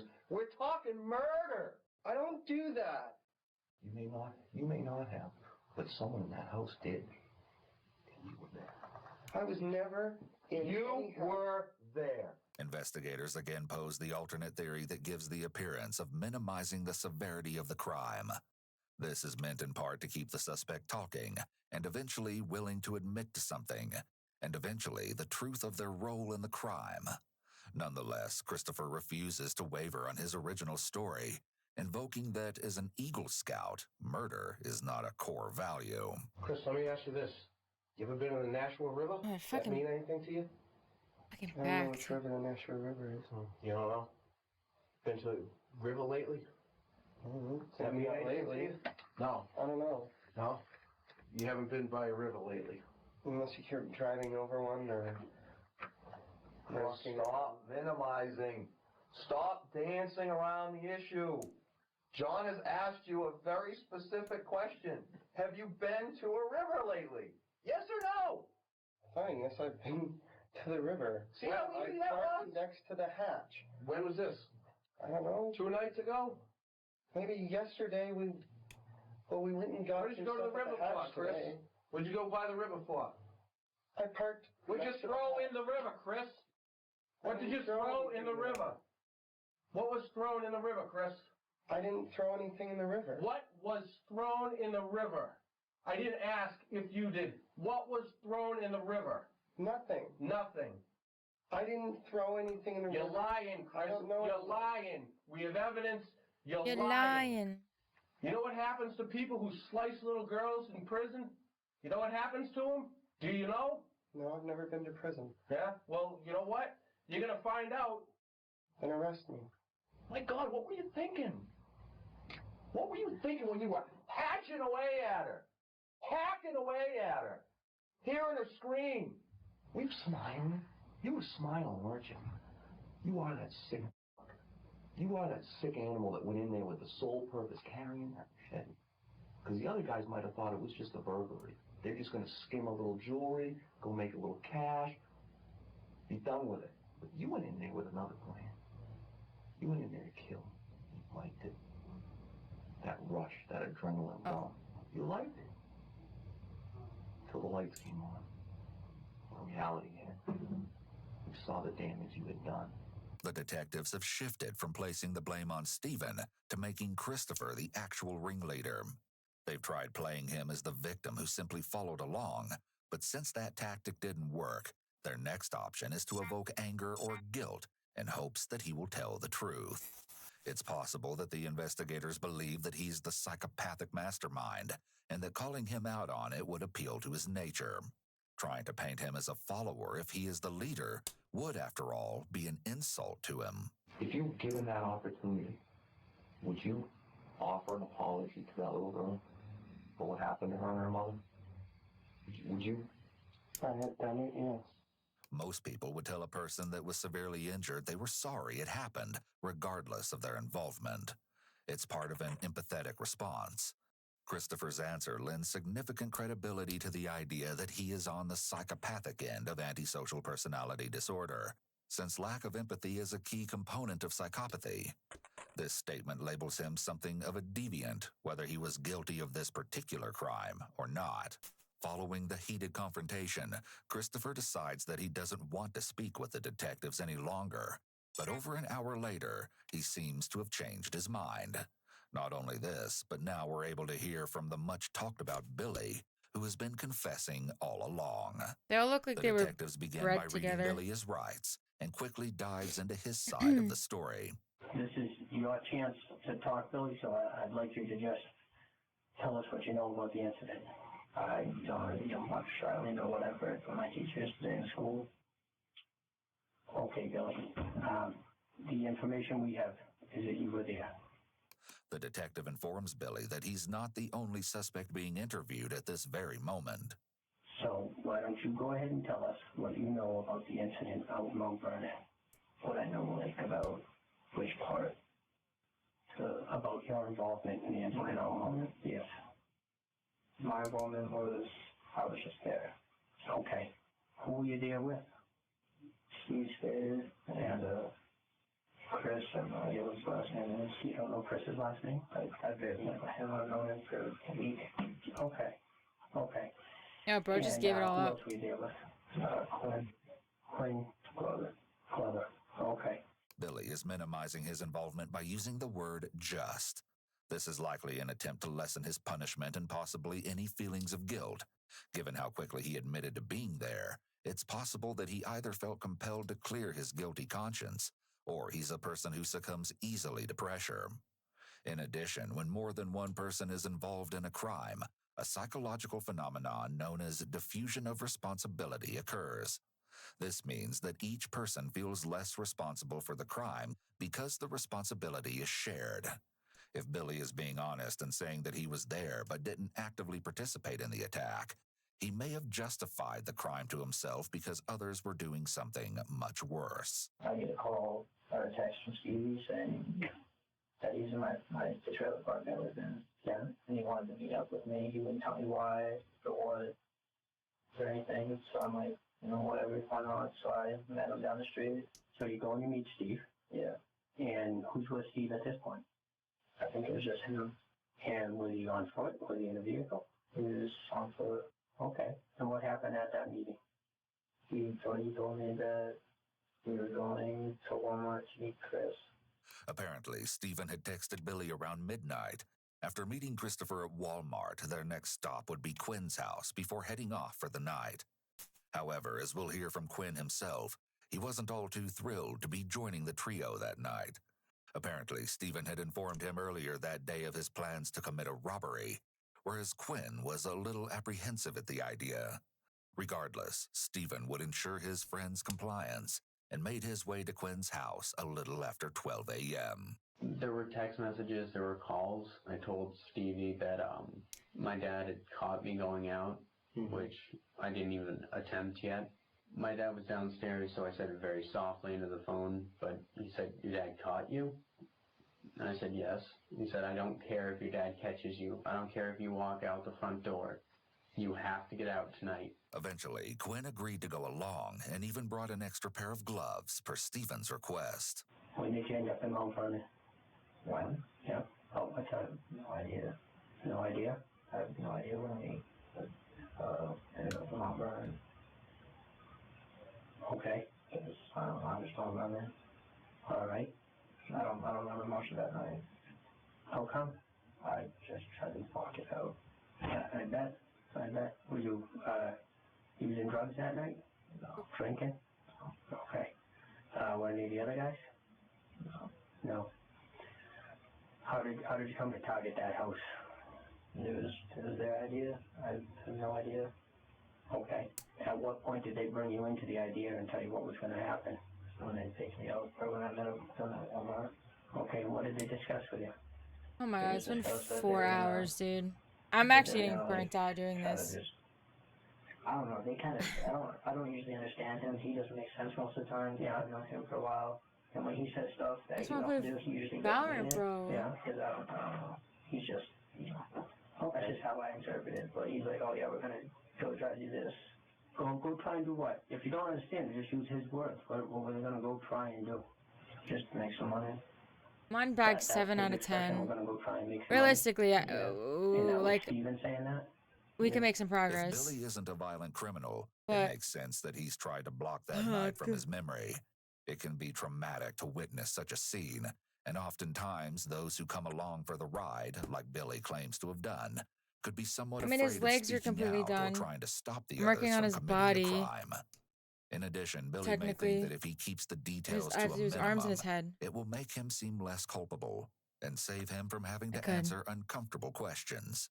But what Billy may have known was that Stephen, the supposed ringleader of the group, had apparently been discussing his urge to commit a brutal crime. Around the house. He started off saying, "Would you Get some fresh take air. a hit for me? Would you take the blame for me?" He would wait for me to agree. And then he would move on and say, "Would you break into a house with me? Or would you steal something?" Yeah, I cannot sit here and do any more of And then he this. would wait for me to agree. And then I don't know what it is. The event, he started talking about, would you kill for me if somebody was on my back? Yeah. Next, Billy explains that Christopher had driven the group of 4 to the address of 4 Trow Road. They originally planned to burglarize the house next to the Cates, but abandoned the idea out of fear that it would be too big and confusing. Christopher dropped his accomplices off at the residence, but quickly drove off to find an appropriate parking spot, deciding on a house's long driveway down the road. Around 30 minutes later, he met the 3 back at the Cates' home to plan their entry. They couldn't figure out how to get in the house. Shit. I do have soju, but I do not want to drink yet. If I do drink, it won't be yet. They said they got in. I need They got in out. Yeah, I was over standing somewhere, looking out, watching some people. Anyway, get my head on straight. Who came and said they got in? I don't know. It was dark, and I couldn't really see nobody, so I don't know who it is. Did you go into the house with them? Yes. There is Okay. a noticeable delay There's before Billy a answers chance. this question. When There's a chance I'm going to take a pause after this bag and resume tomorrow. Because, dude, I don't know what it is, but I'm like, I cannot sit here and keep building this. I do want to see, though, when I'm done with this bag, I'm going to look at the last 3 bags and just see where I'm at. And if it genuinely looks like I cannot do it, then we'll do the last 3 tomorrow. But it's also already 10, and I want to shoot goal in game, of course. So, there's a very high chance. Yes, in game, of course. Always in game. There's a very good chance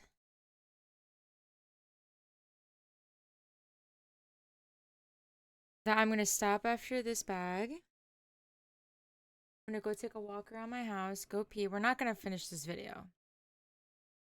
First of all, because I'm going to be done with this bag in 5 seconds.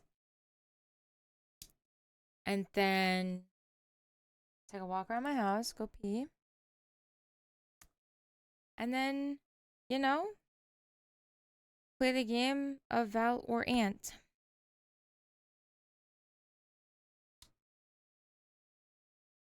Val or Ant. Alright, bag done. Yeah. Okay. Might as well.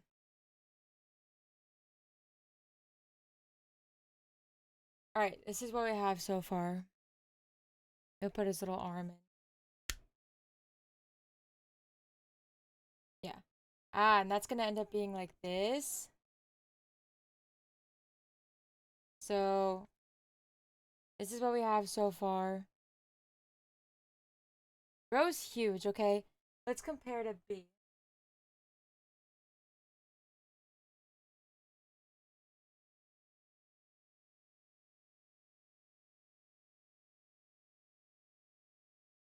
Yep. Yep. Yep. He doesn't even have his head or his arms yet. I can't wait. Once I'm done with Prime, I'm gonna put them both back into car form. And I want to take pictures of them. Because I haven't... B has been B since I built him. Like, I have not put him back into a car. But I want to, so... That'll be the plan once we're done with Prime. But, okay. I'm gonna BRB. Kristen, take your time. I'll still be a couple of minutes because I'm gonna go pee, finish my slice of pizza. Another dealio.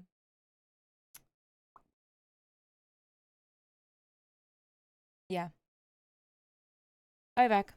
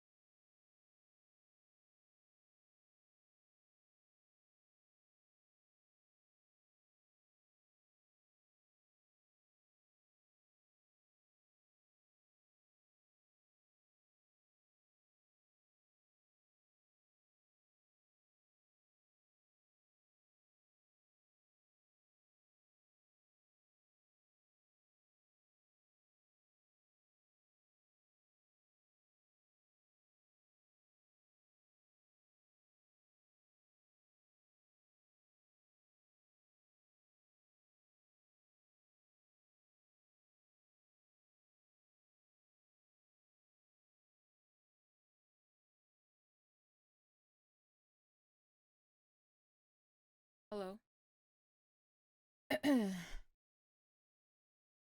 Holy. Dude, I haven't even. Thanks. I haven't even cleaned anything up. I was also petting the dog for a hot second. I need to move things. Ugh, thanks. Miss me?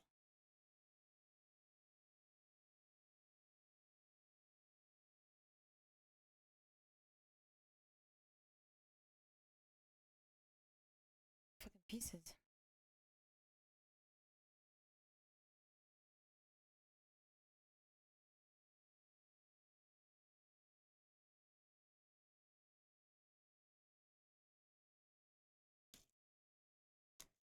Ooh. I was petting the puppery. The pupa.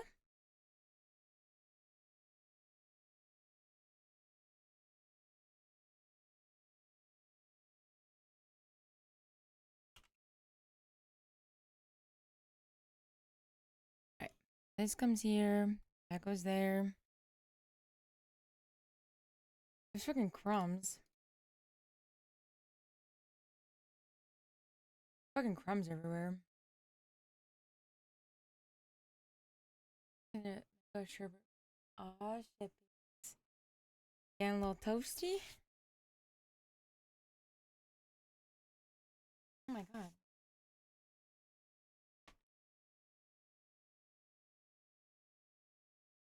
Alright. Time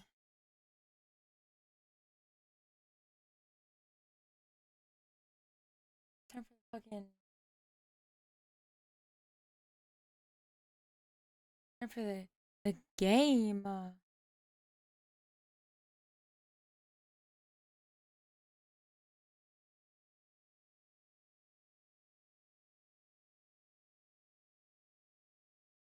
me chug some water. Take an Addy. Actually, I'll take it.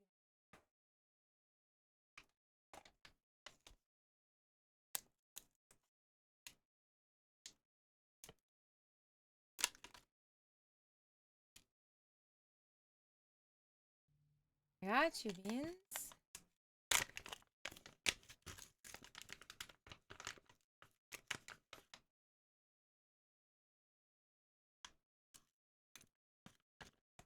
Valorant?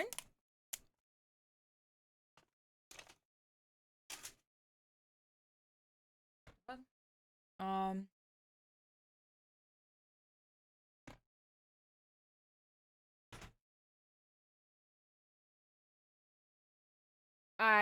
Wait,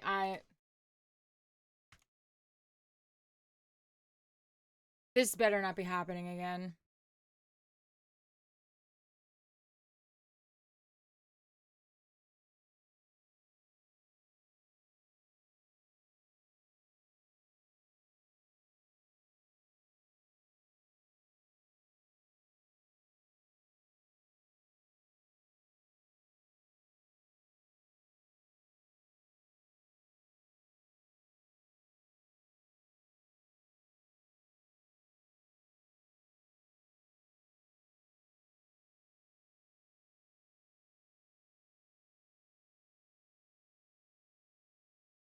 I'm gonna crash out if this breaks again.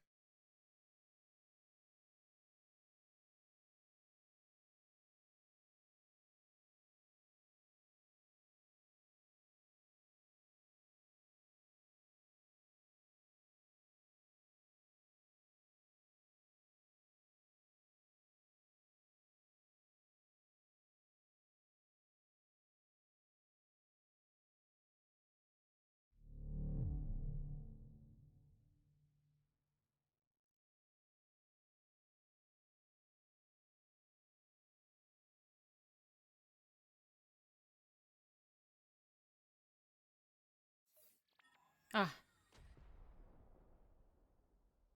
Bro, look at these.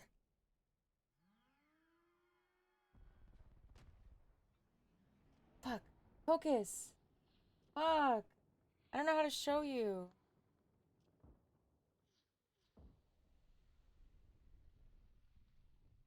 How do I... Motherfuck. No, I wish I could show you these.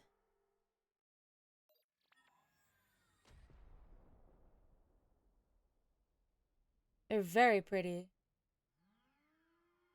And it's not like a hoop. Is it a hexagon?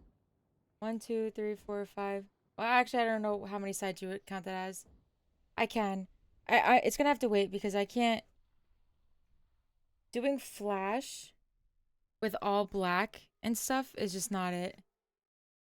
I will. Once I'm able to take pictures of it, like good pictures, I will. Oh my god.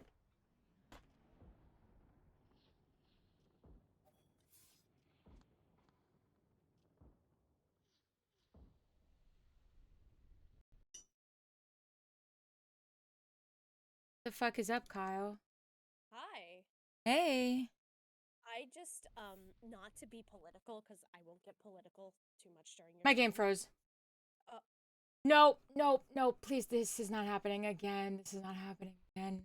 I have advice. Comes straight from my genius of a fiance. Have you tried running an admin? I never needed to. Yeah, I know. Oh, I never needed to either. no, it's not happening again. It's not happening again. Wait, this was Valorant was giving you issues? I thought it was Fortnite.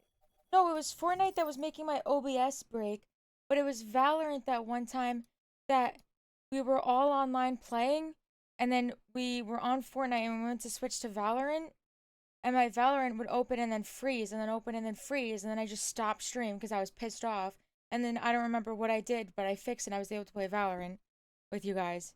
But Whitey was still streaming. Did you try to make sure it's not running like in the task manager and everything? Like it's I've closed it. I just closed everything out and tried opening it again. And it launched and it's frozen. It's not even popping up on stream. A critical error has oh god. What error code is it? Does it say? There's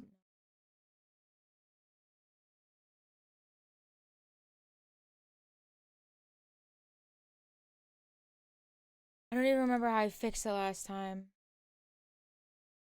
Cuz I did fix it. I'm like trying to Reddit it for you. I wonder if I could go back in my how far can your history go? When was the last time Whitey streamed? That would tell me when I did this. Streams go back about 3 months. Not streams, history, like your Google Chrome history. But I need to see the last time Whitey streamed because that would tell me when this last happened. You might have to restart your PC. I'd rather kill myself than do that right now. I know. I was a little afraid to say it.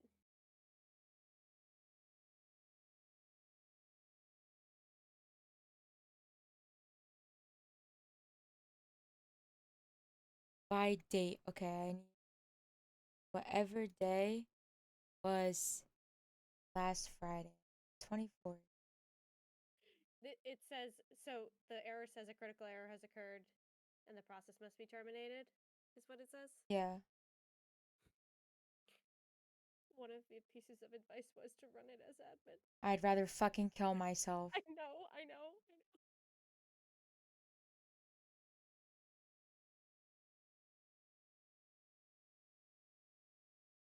You could also try to repair the Valorant files. I did that last time. Okay, I did that earlier too, honestly. Oh, well, I found my Google search where I Googled it, and guess what? I don't have a link for when I found the answer. I'm just back at the original Google search. It's okay, we'll figure it out. Oh my god. Why does Valorant only do this when I'm streaming? Valorant's been ass lately. I feel like it's the latest the latest big update was just like fuckery. Every time I open the game and we're just chilling and I open it, no problems. Right.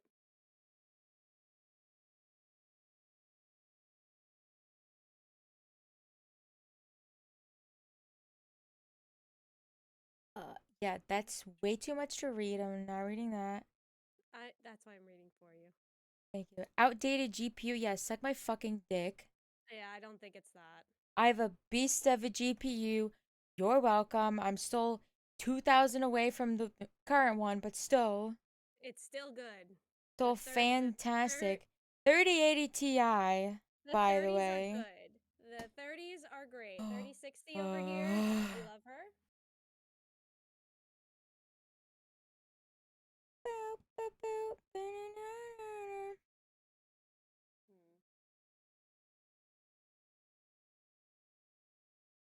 we're not going to reinstall Valorant. Let's throw that idea out the window.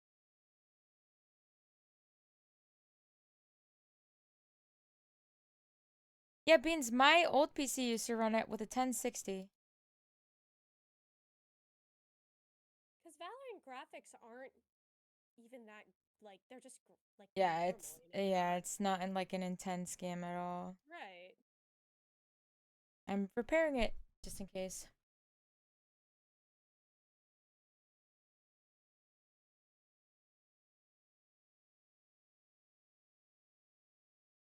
So this only happened one time before this with Whitey? Yeah.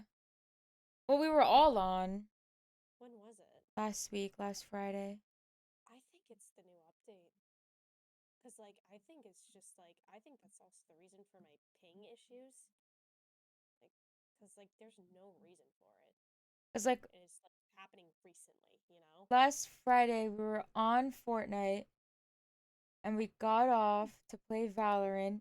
I launched Valorant. It was freezing. I restarted my PC. I did every fucking thing, and it didn't work still.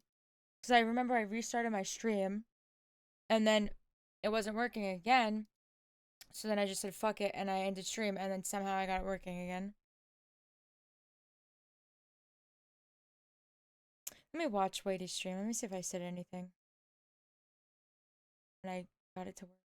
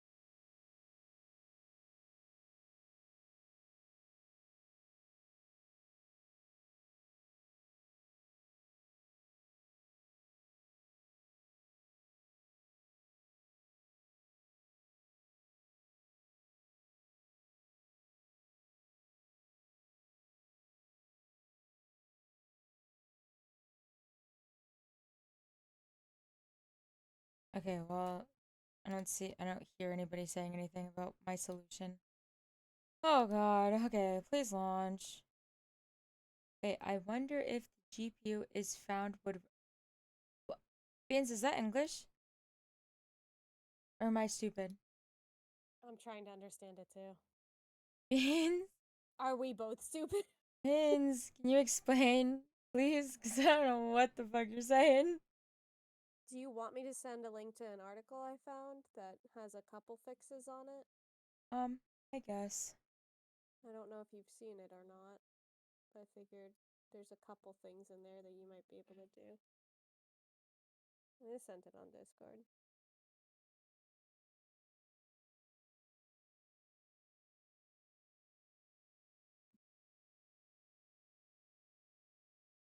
Oh, oh, I remember you talking about that, Beans.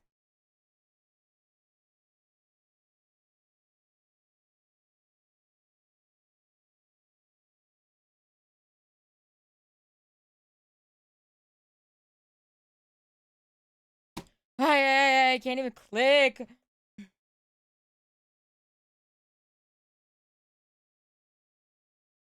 Beans, my laptop that I used to play games on didn't even have a graphics card, and it played Valorant. Okay, well, 99% of these things I'm not doing.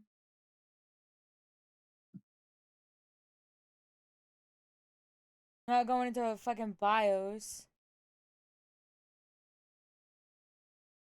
Not doing anything secure boot. Not doing drivers. I mean, the secure boot's already done if you did Windows 11. I'm not on Windows 11. Yeah, then you don't worry about it.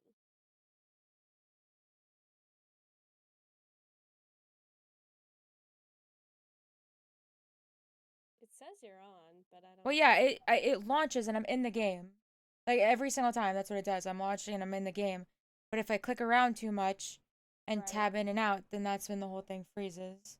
It used to do that to me when I had upgraded to Windows 11. But I don't know why it would be doing it to you on Windows 10.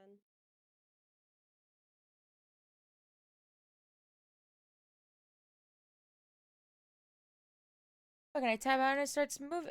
The visuals move. But if I go on and I click around, yep. That's so weird.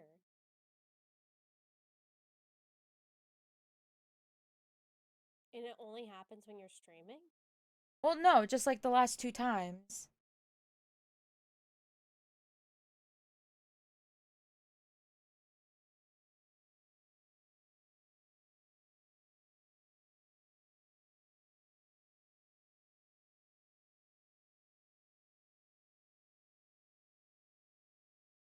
Oh my god, everything is fucking. After you do this, restart your system. Yeah, well, I'm not gonna stream again. If I have to restart it, I'm just gonna go to fuck sleep.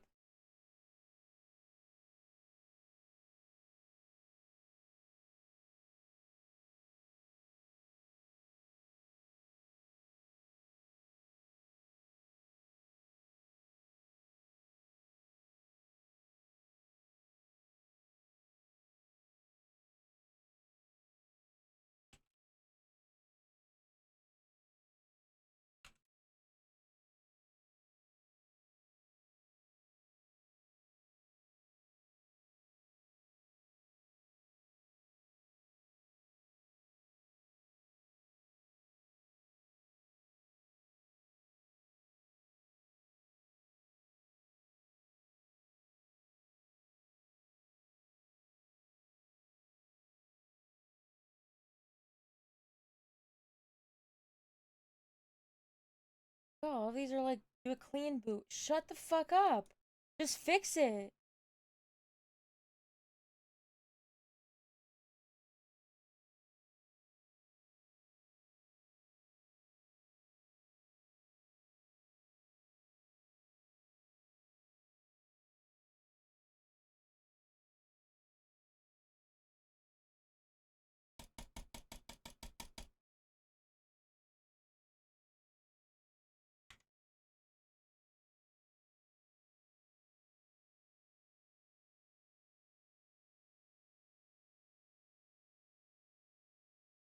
Oh, I just want to know how I fixed it last time. Yeah, I wish I knew too. Was it like something really dumb? I have no idea. I absolutely do not remember a single thing.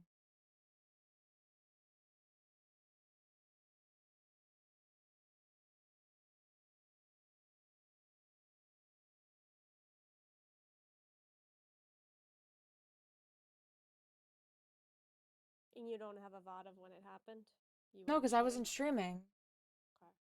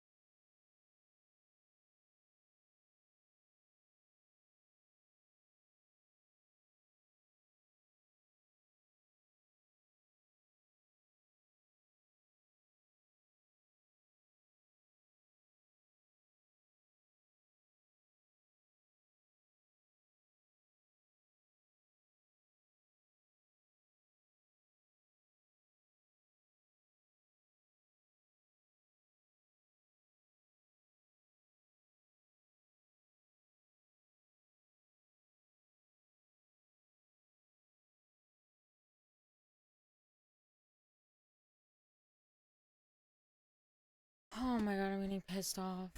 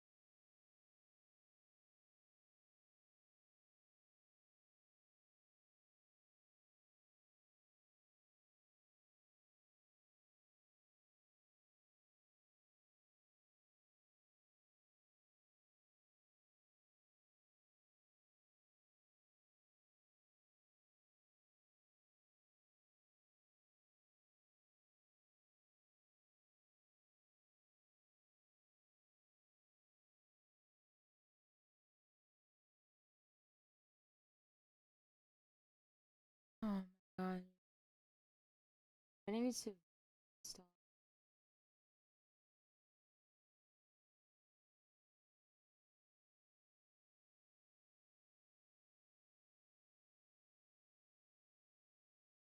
Bro, I did this.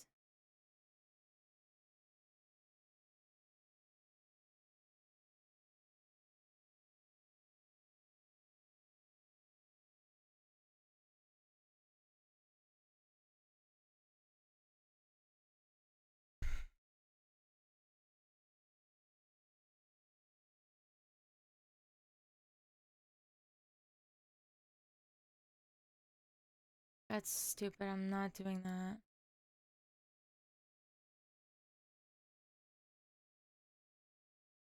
I wish I knew I fucking fixed it last time.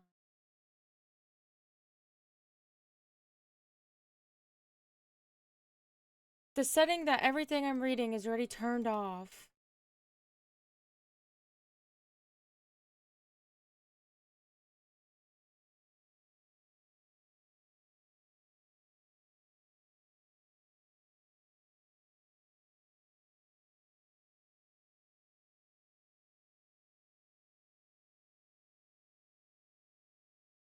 But dude, if I stop streaming, it's gonna work perfectly fine, and that's the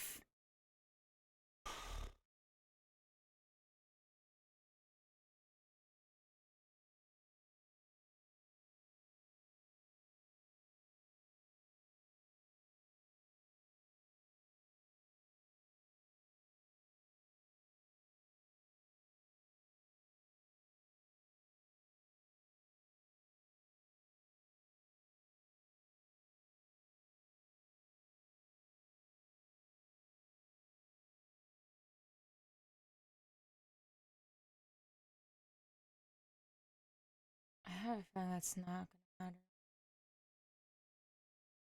Because it does it when I tab out. So if I tab out and tab back in.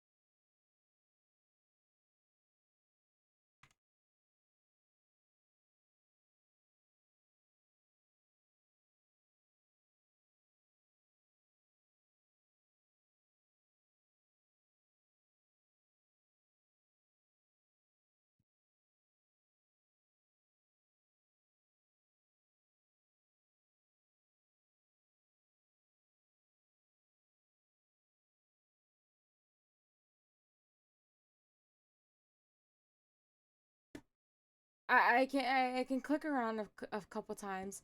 And it's not even popping up on OBS. Like, hello?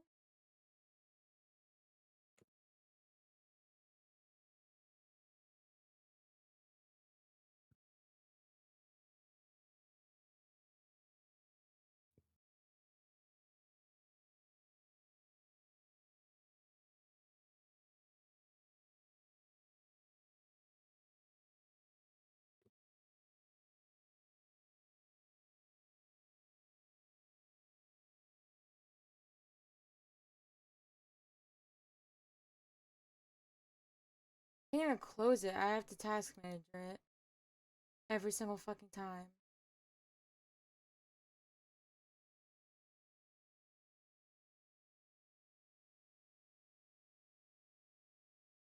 Alright, not responding. Yeah, gee.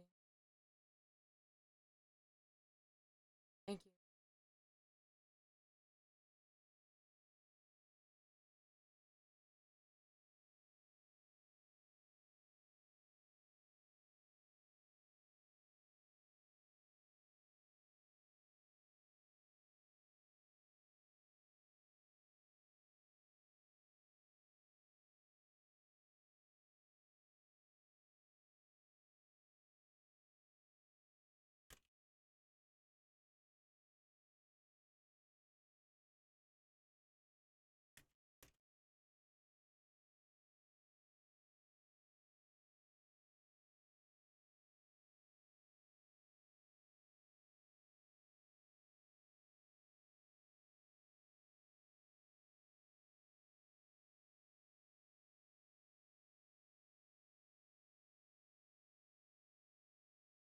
I swear to God, if it's this fucking graphic, this.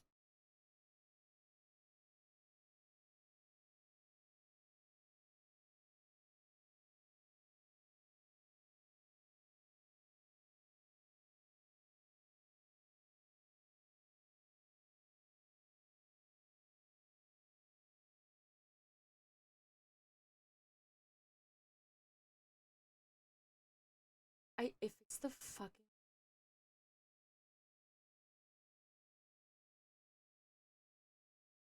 It's the NVIDIA driver that came out fucking yesterday.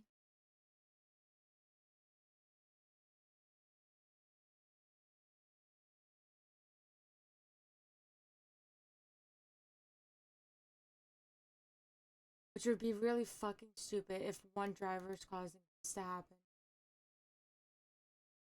If I have done my drivers, I'm not coming back. But I don't want to assume it's the drivers because I'm 99% sure it was not the drivers last week.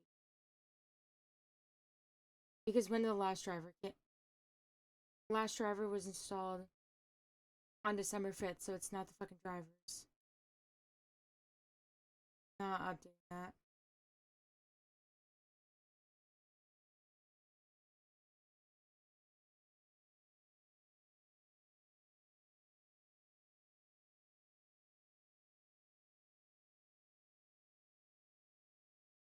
I don't even know.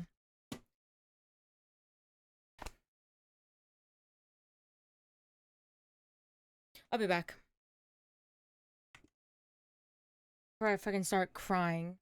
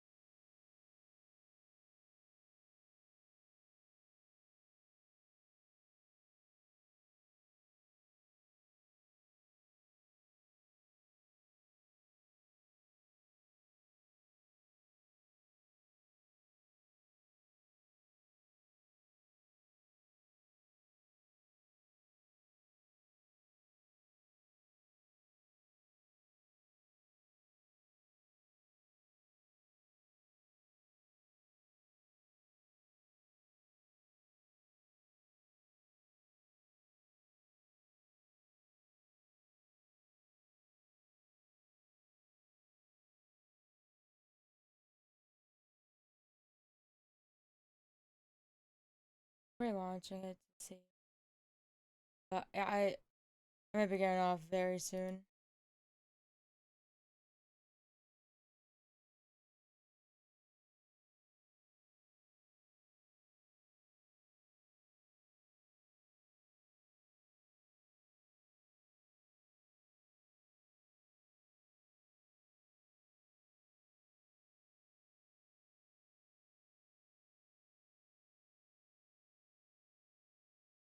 Look, now I'm clicking all over the fucking place, and I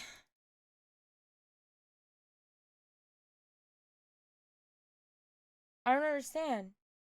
I'm fucking clicking everywhere and everything works. It's not freezing. What? I don't understand. Watch. We're gonna go here.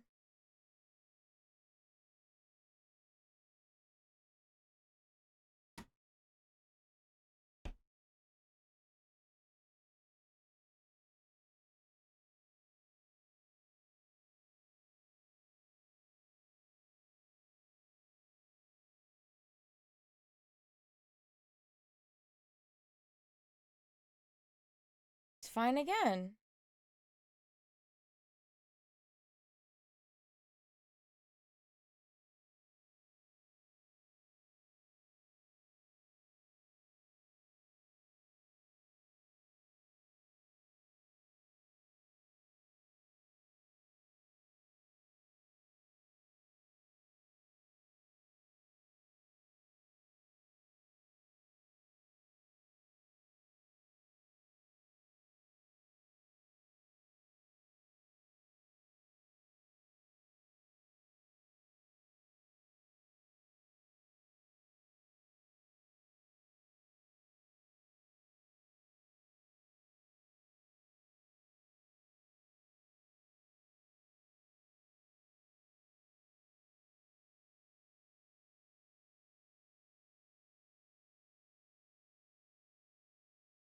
I it's OBS.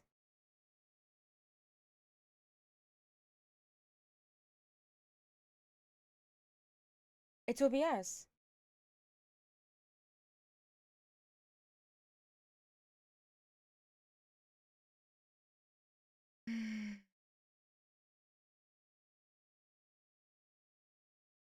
It is 1,000% OBS.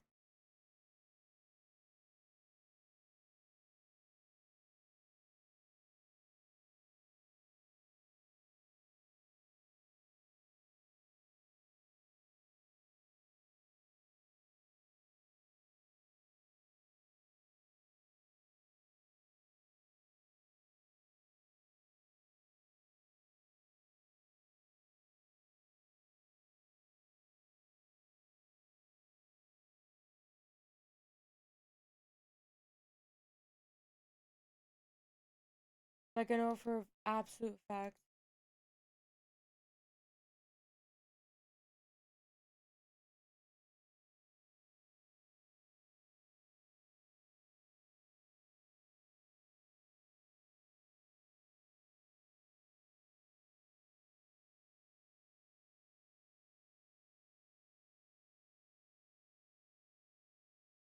My head fucking hurts.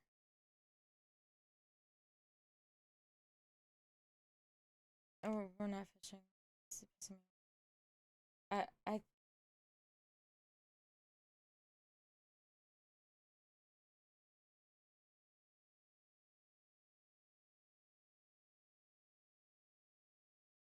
God.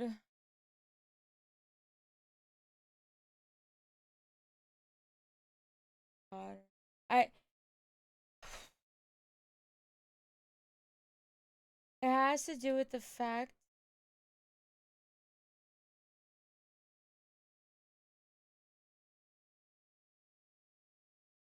it has to do with the game capture.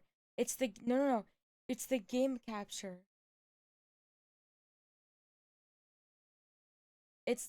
I'm telling you, it is the game capture. It's the game capture. 100%. I don't know. Oh my God, I'm all twisted in my fucking chair.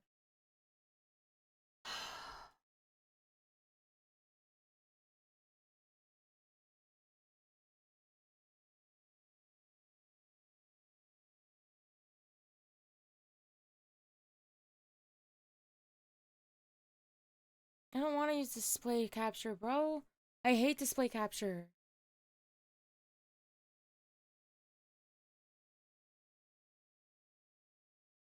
Solution installed 30.2. I don't want to have to fucking revert my. Oh, how did I fix it last time? How? Oh, because I wasn't fucking streaming. That's why. Hey, am I not allowed to stream Valorant anymore? Is that? I just can't stream Valorant. The one game that I actually want to fucking play.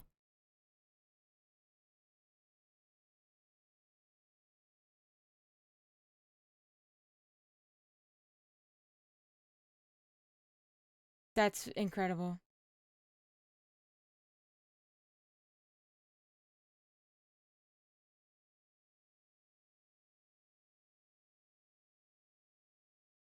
What is this? Oh, thing. I don't want to. Nah, dude. Oh my god. Well, here's the thing. Guess what? I can't fucking revert my OBS update because if I do, then I can't play Fortnite. So I have to pick a game, I guess. I have to pick one singular fucking game to play. Bro, when I was getting high, I'm fucking. Oh god, I'm gonna cry.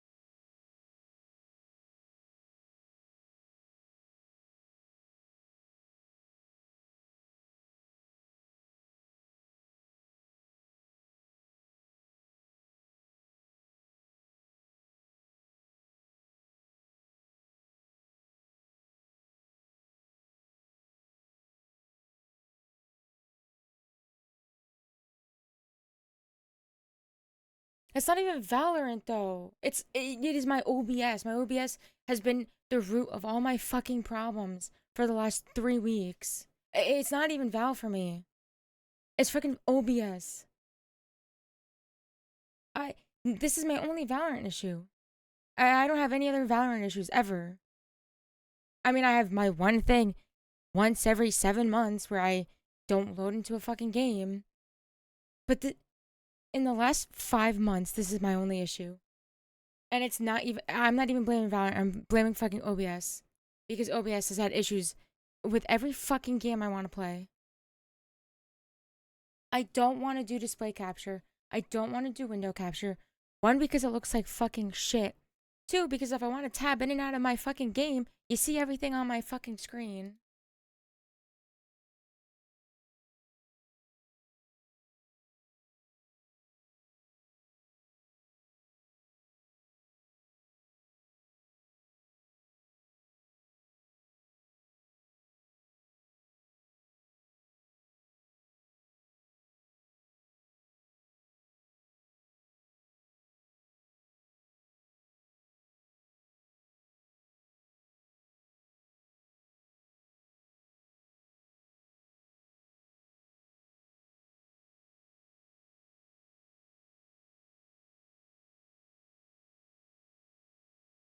Same, but I noticed this only happens when I open OBS as an admin.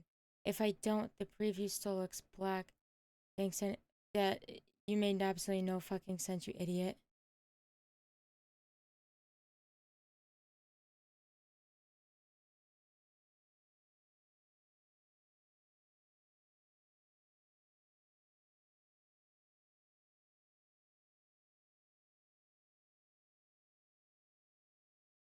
The problem is in the game capture. You gotta unselect the hook anti-cheat app option. What the fuck does that even mean?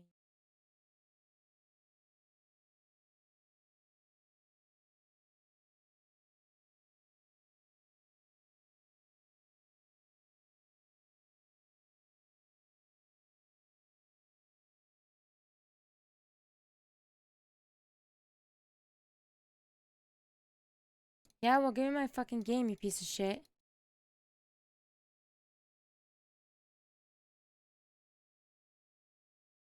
Can't even see the game.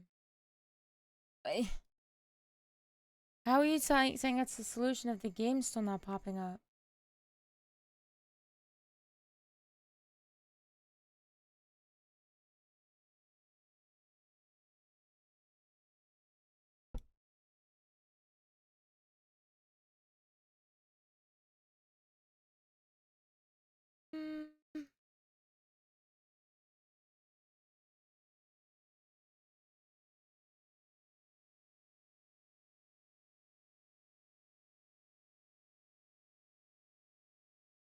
Capture any full screen application.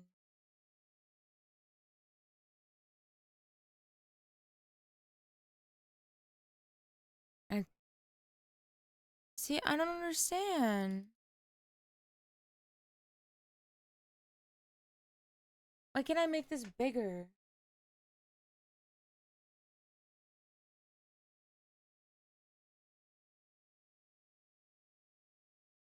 I don't know why I can't make this source bigger.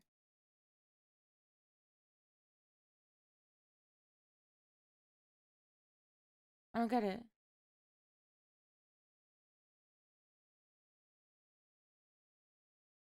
What?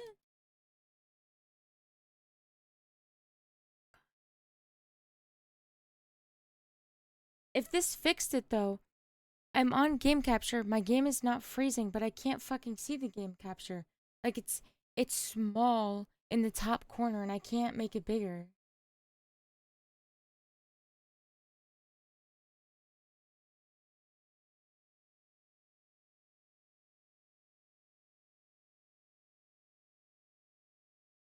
I don't know where it went.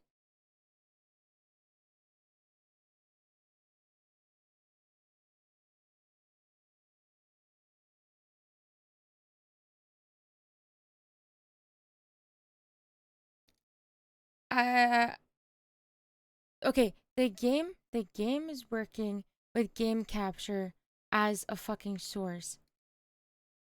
But it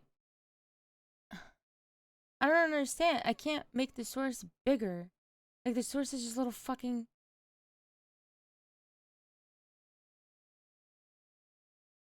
What the fuck is that?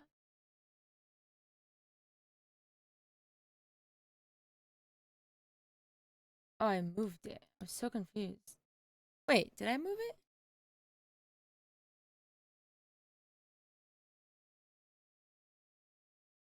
I don't think that's been on my I think I have it. It's just not fucking I can't open the game. Okay, the game capture source is like puny. I can't like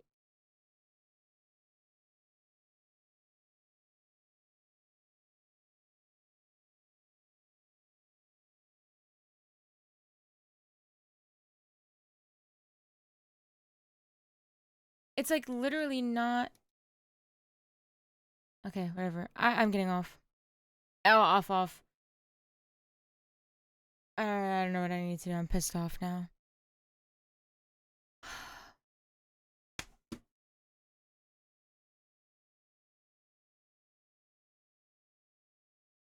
Like I had to pick one fucking game.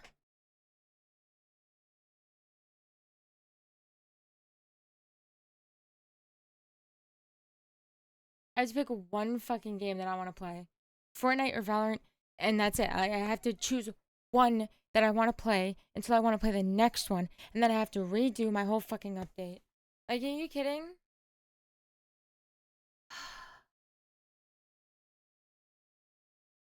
Well, we'll be back tomorrow to at least finish Prime. But I don't fucking know. Yeah, I'm not gonna figure it out, but thank you. Just gotta choose a game I want to play. But I need to lay down for a bit.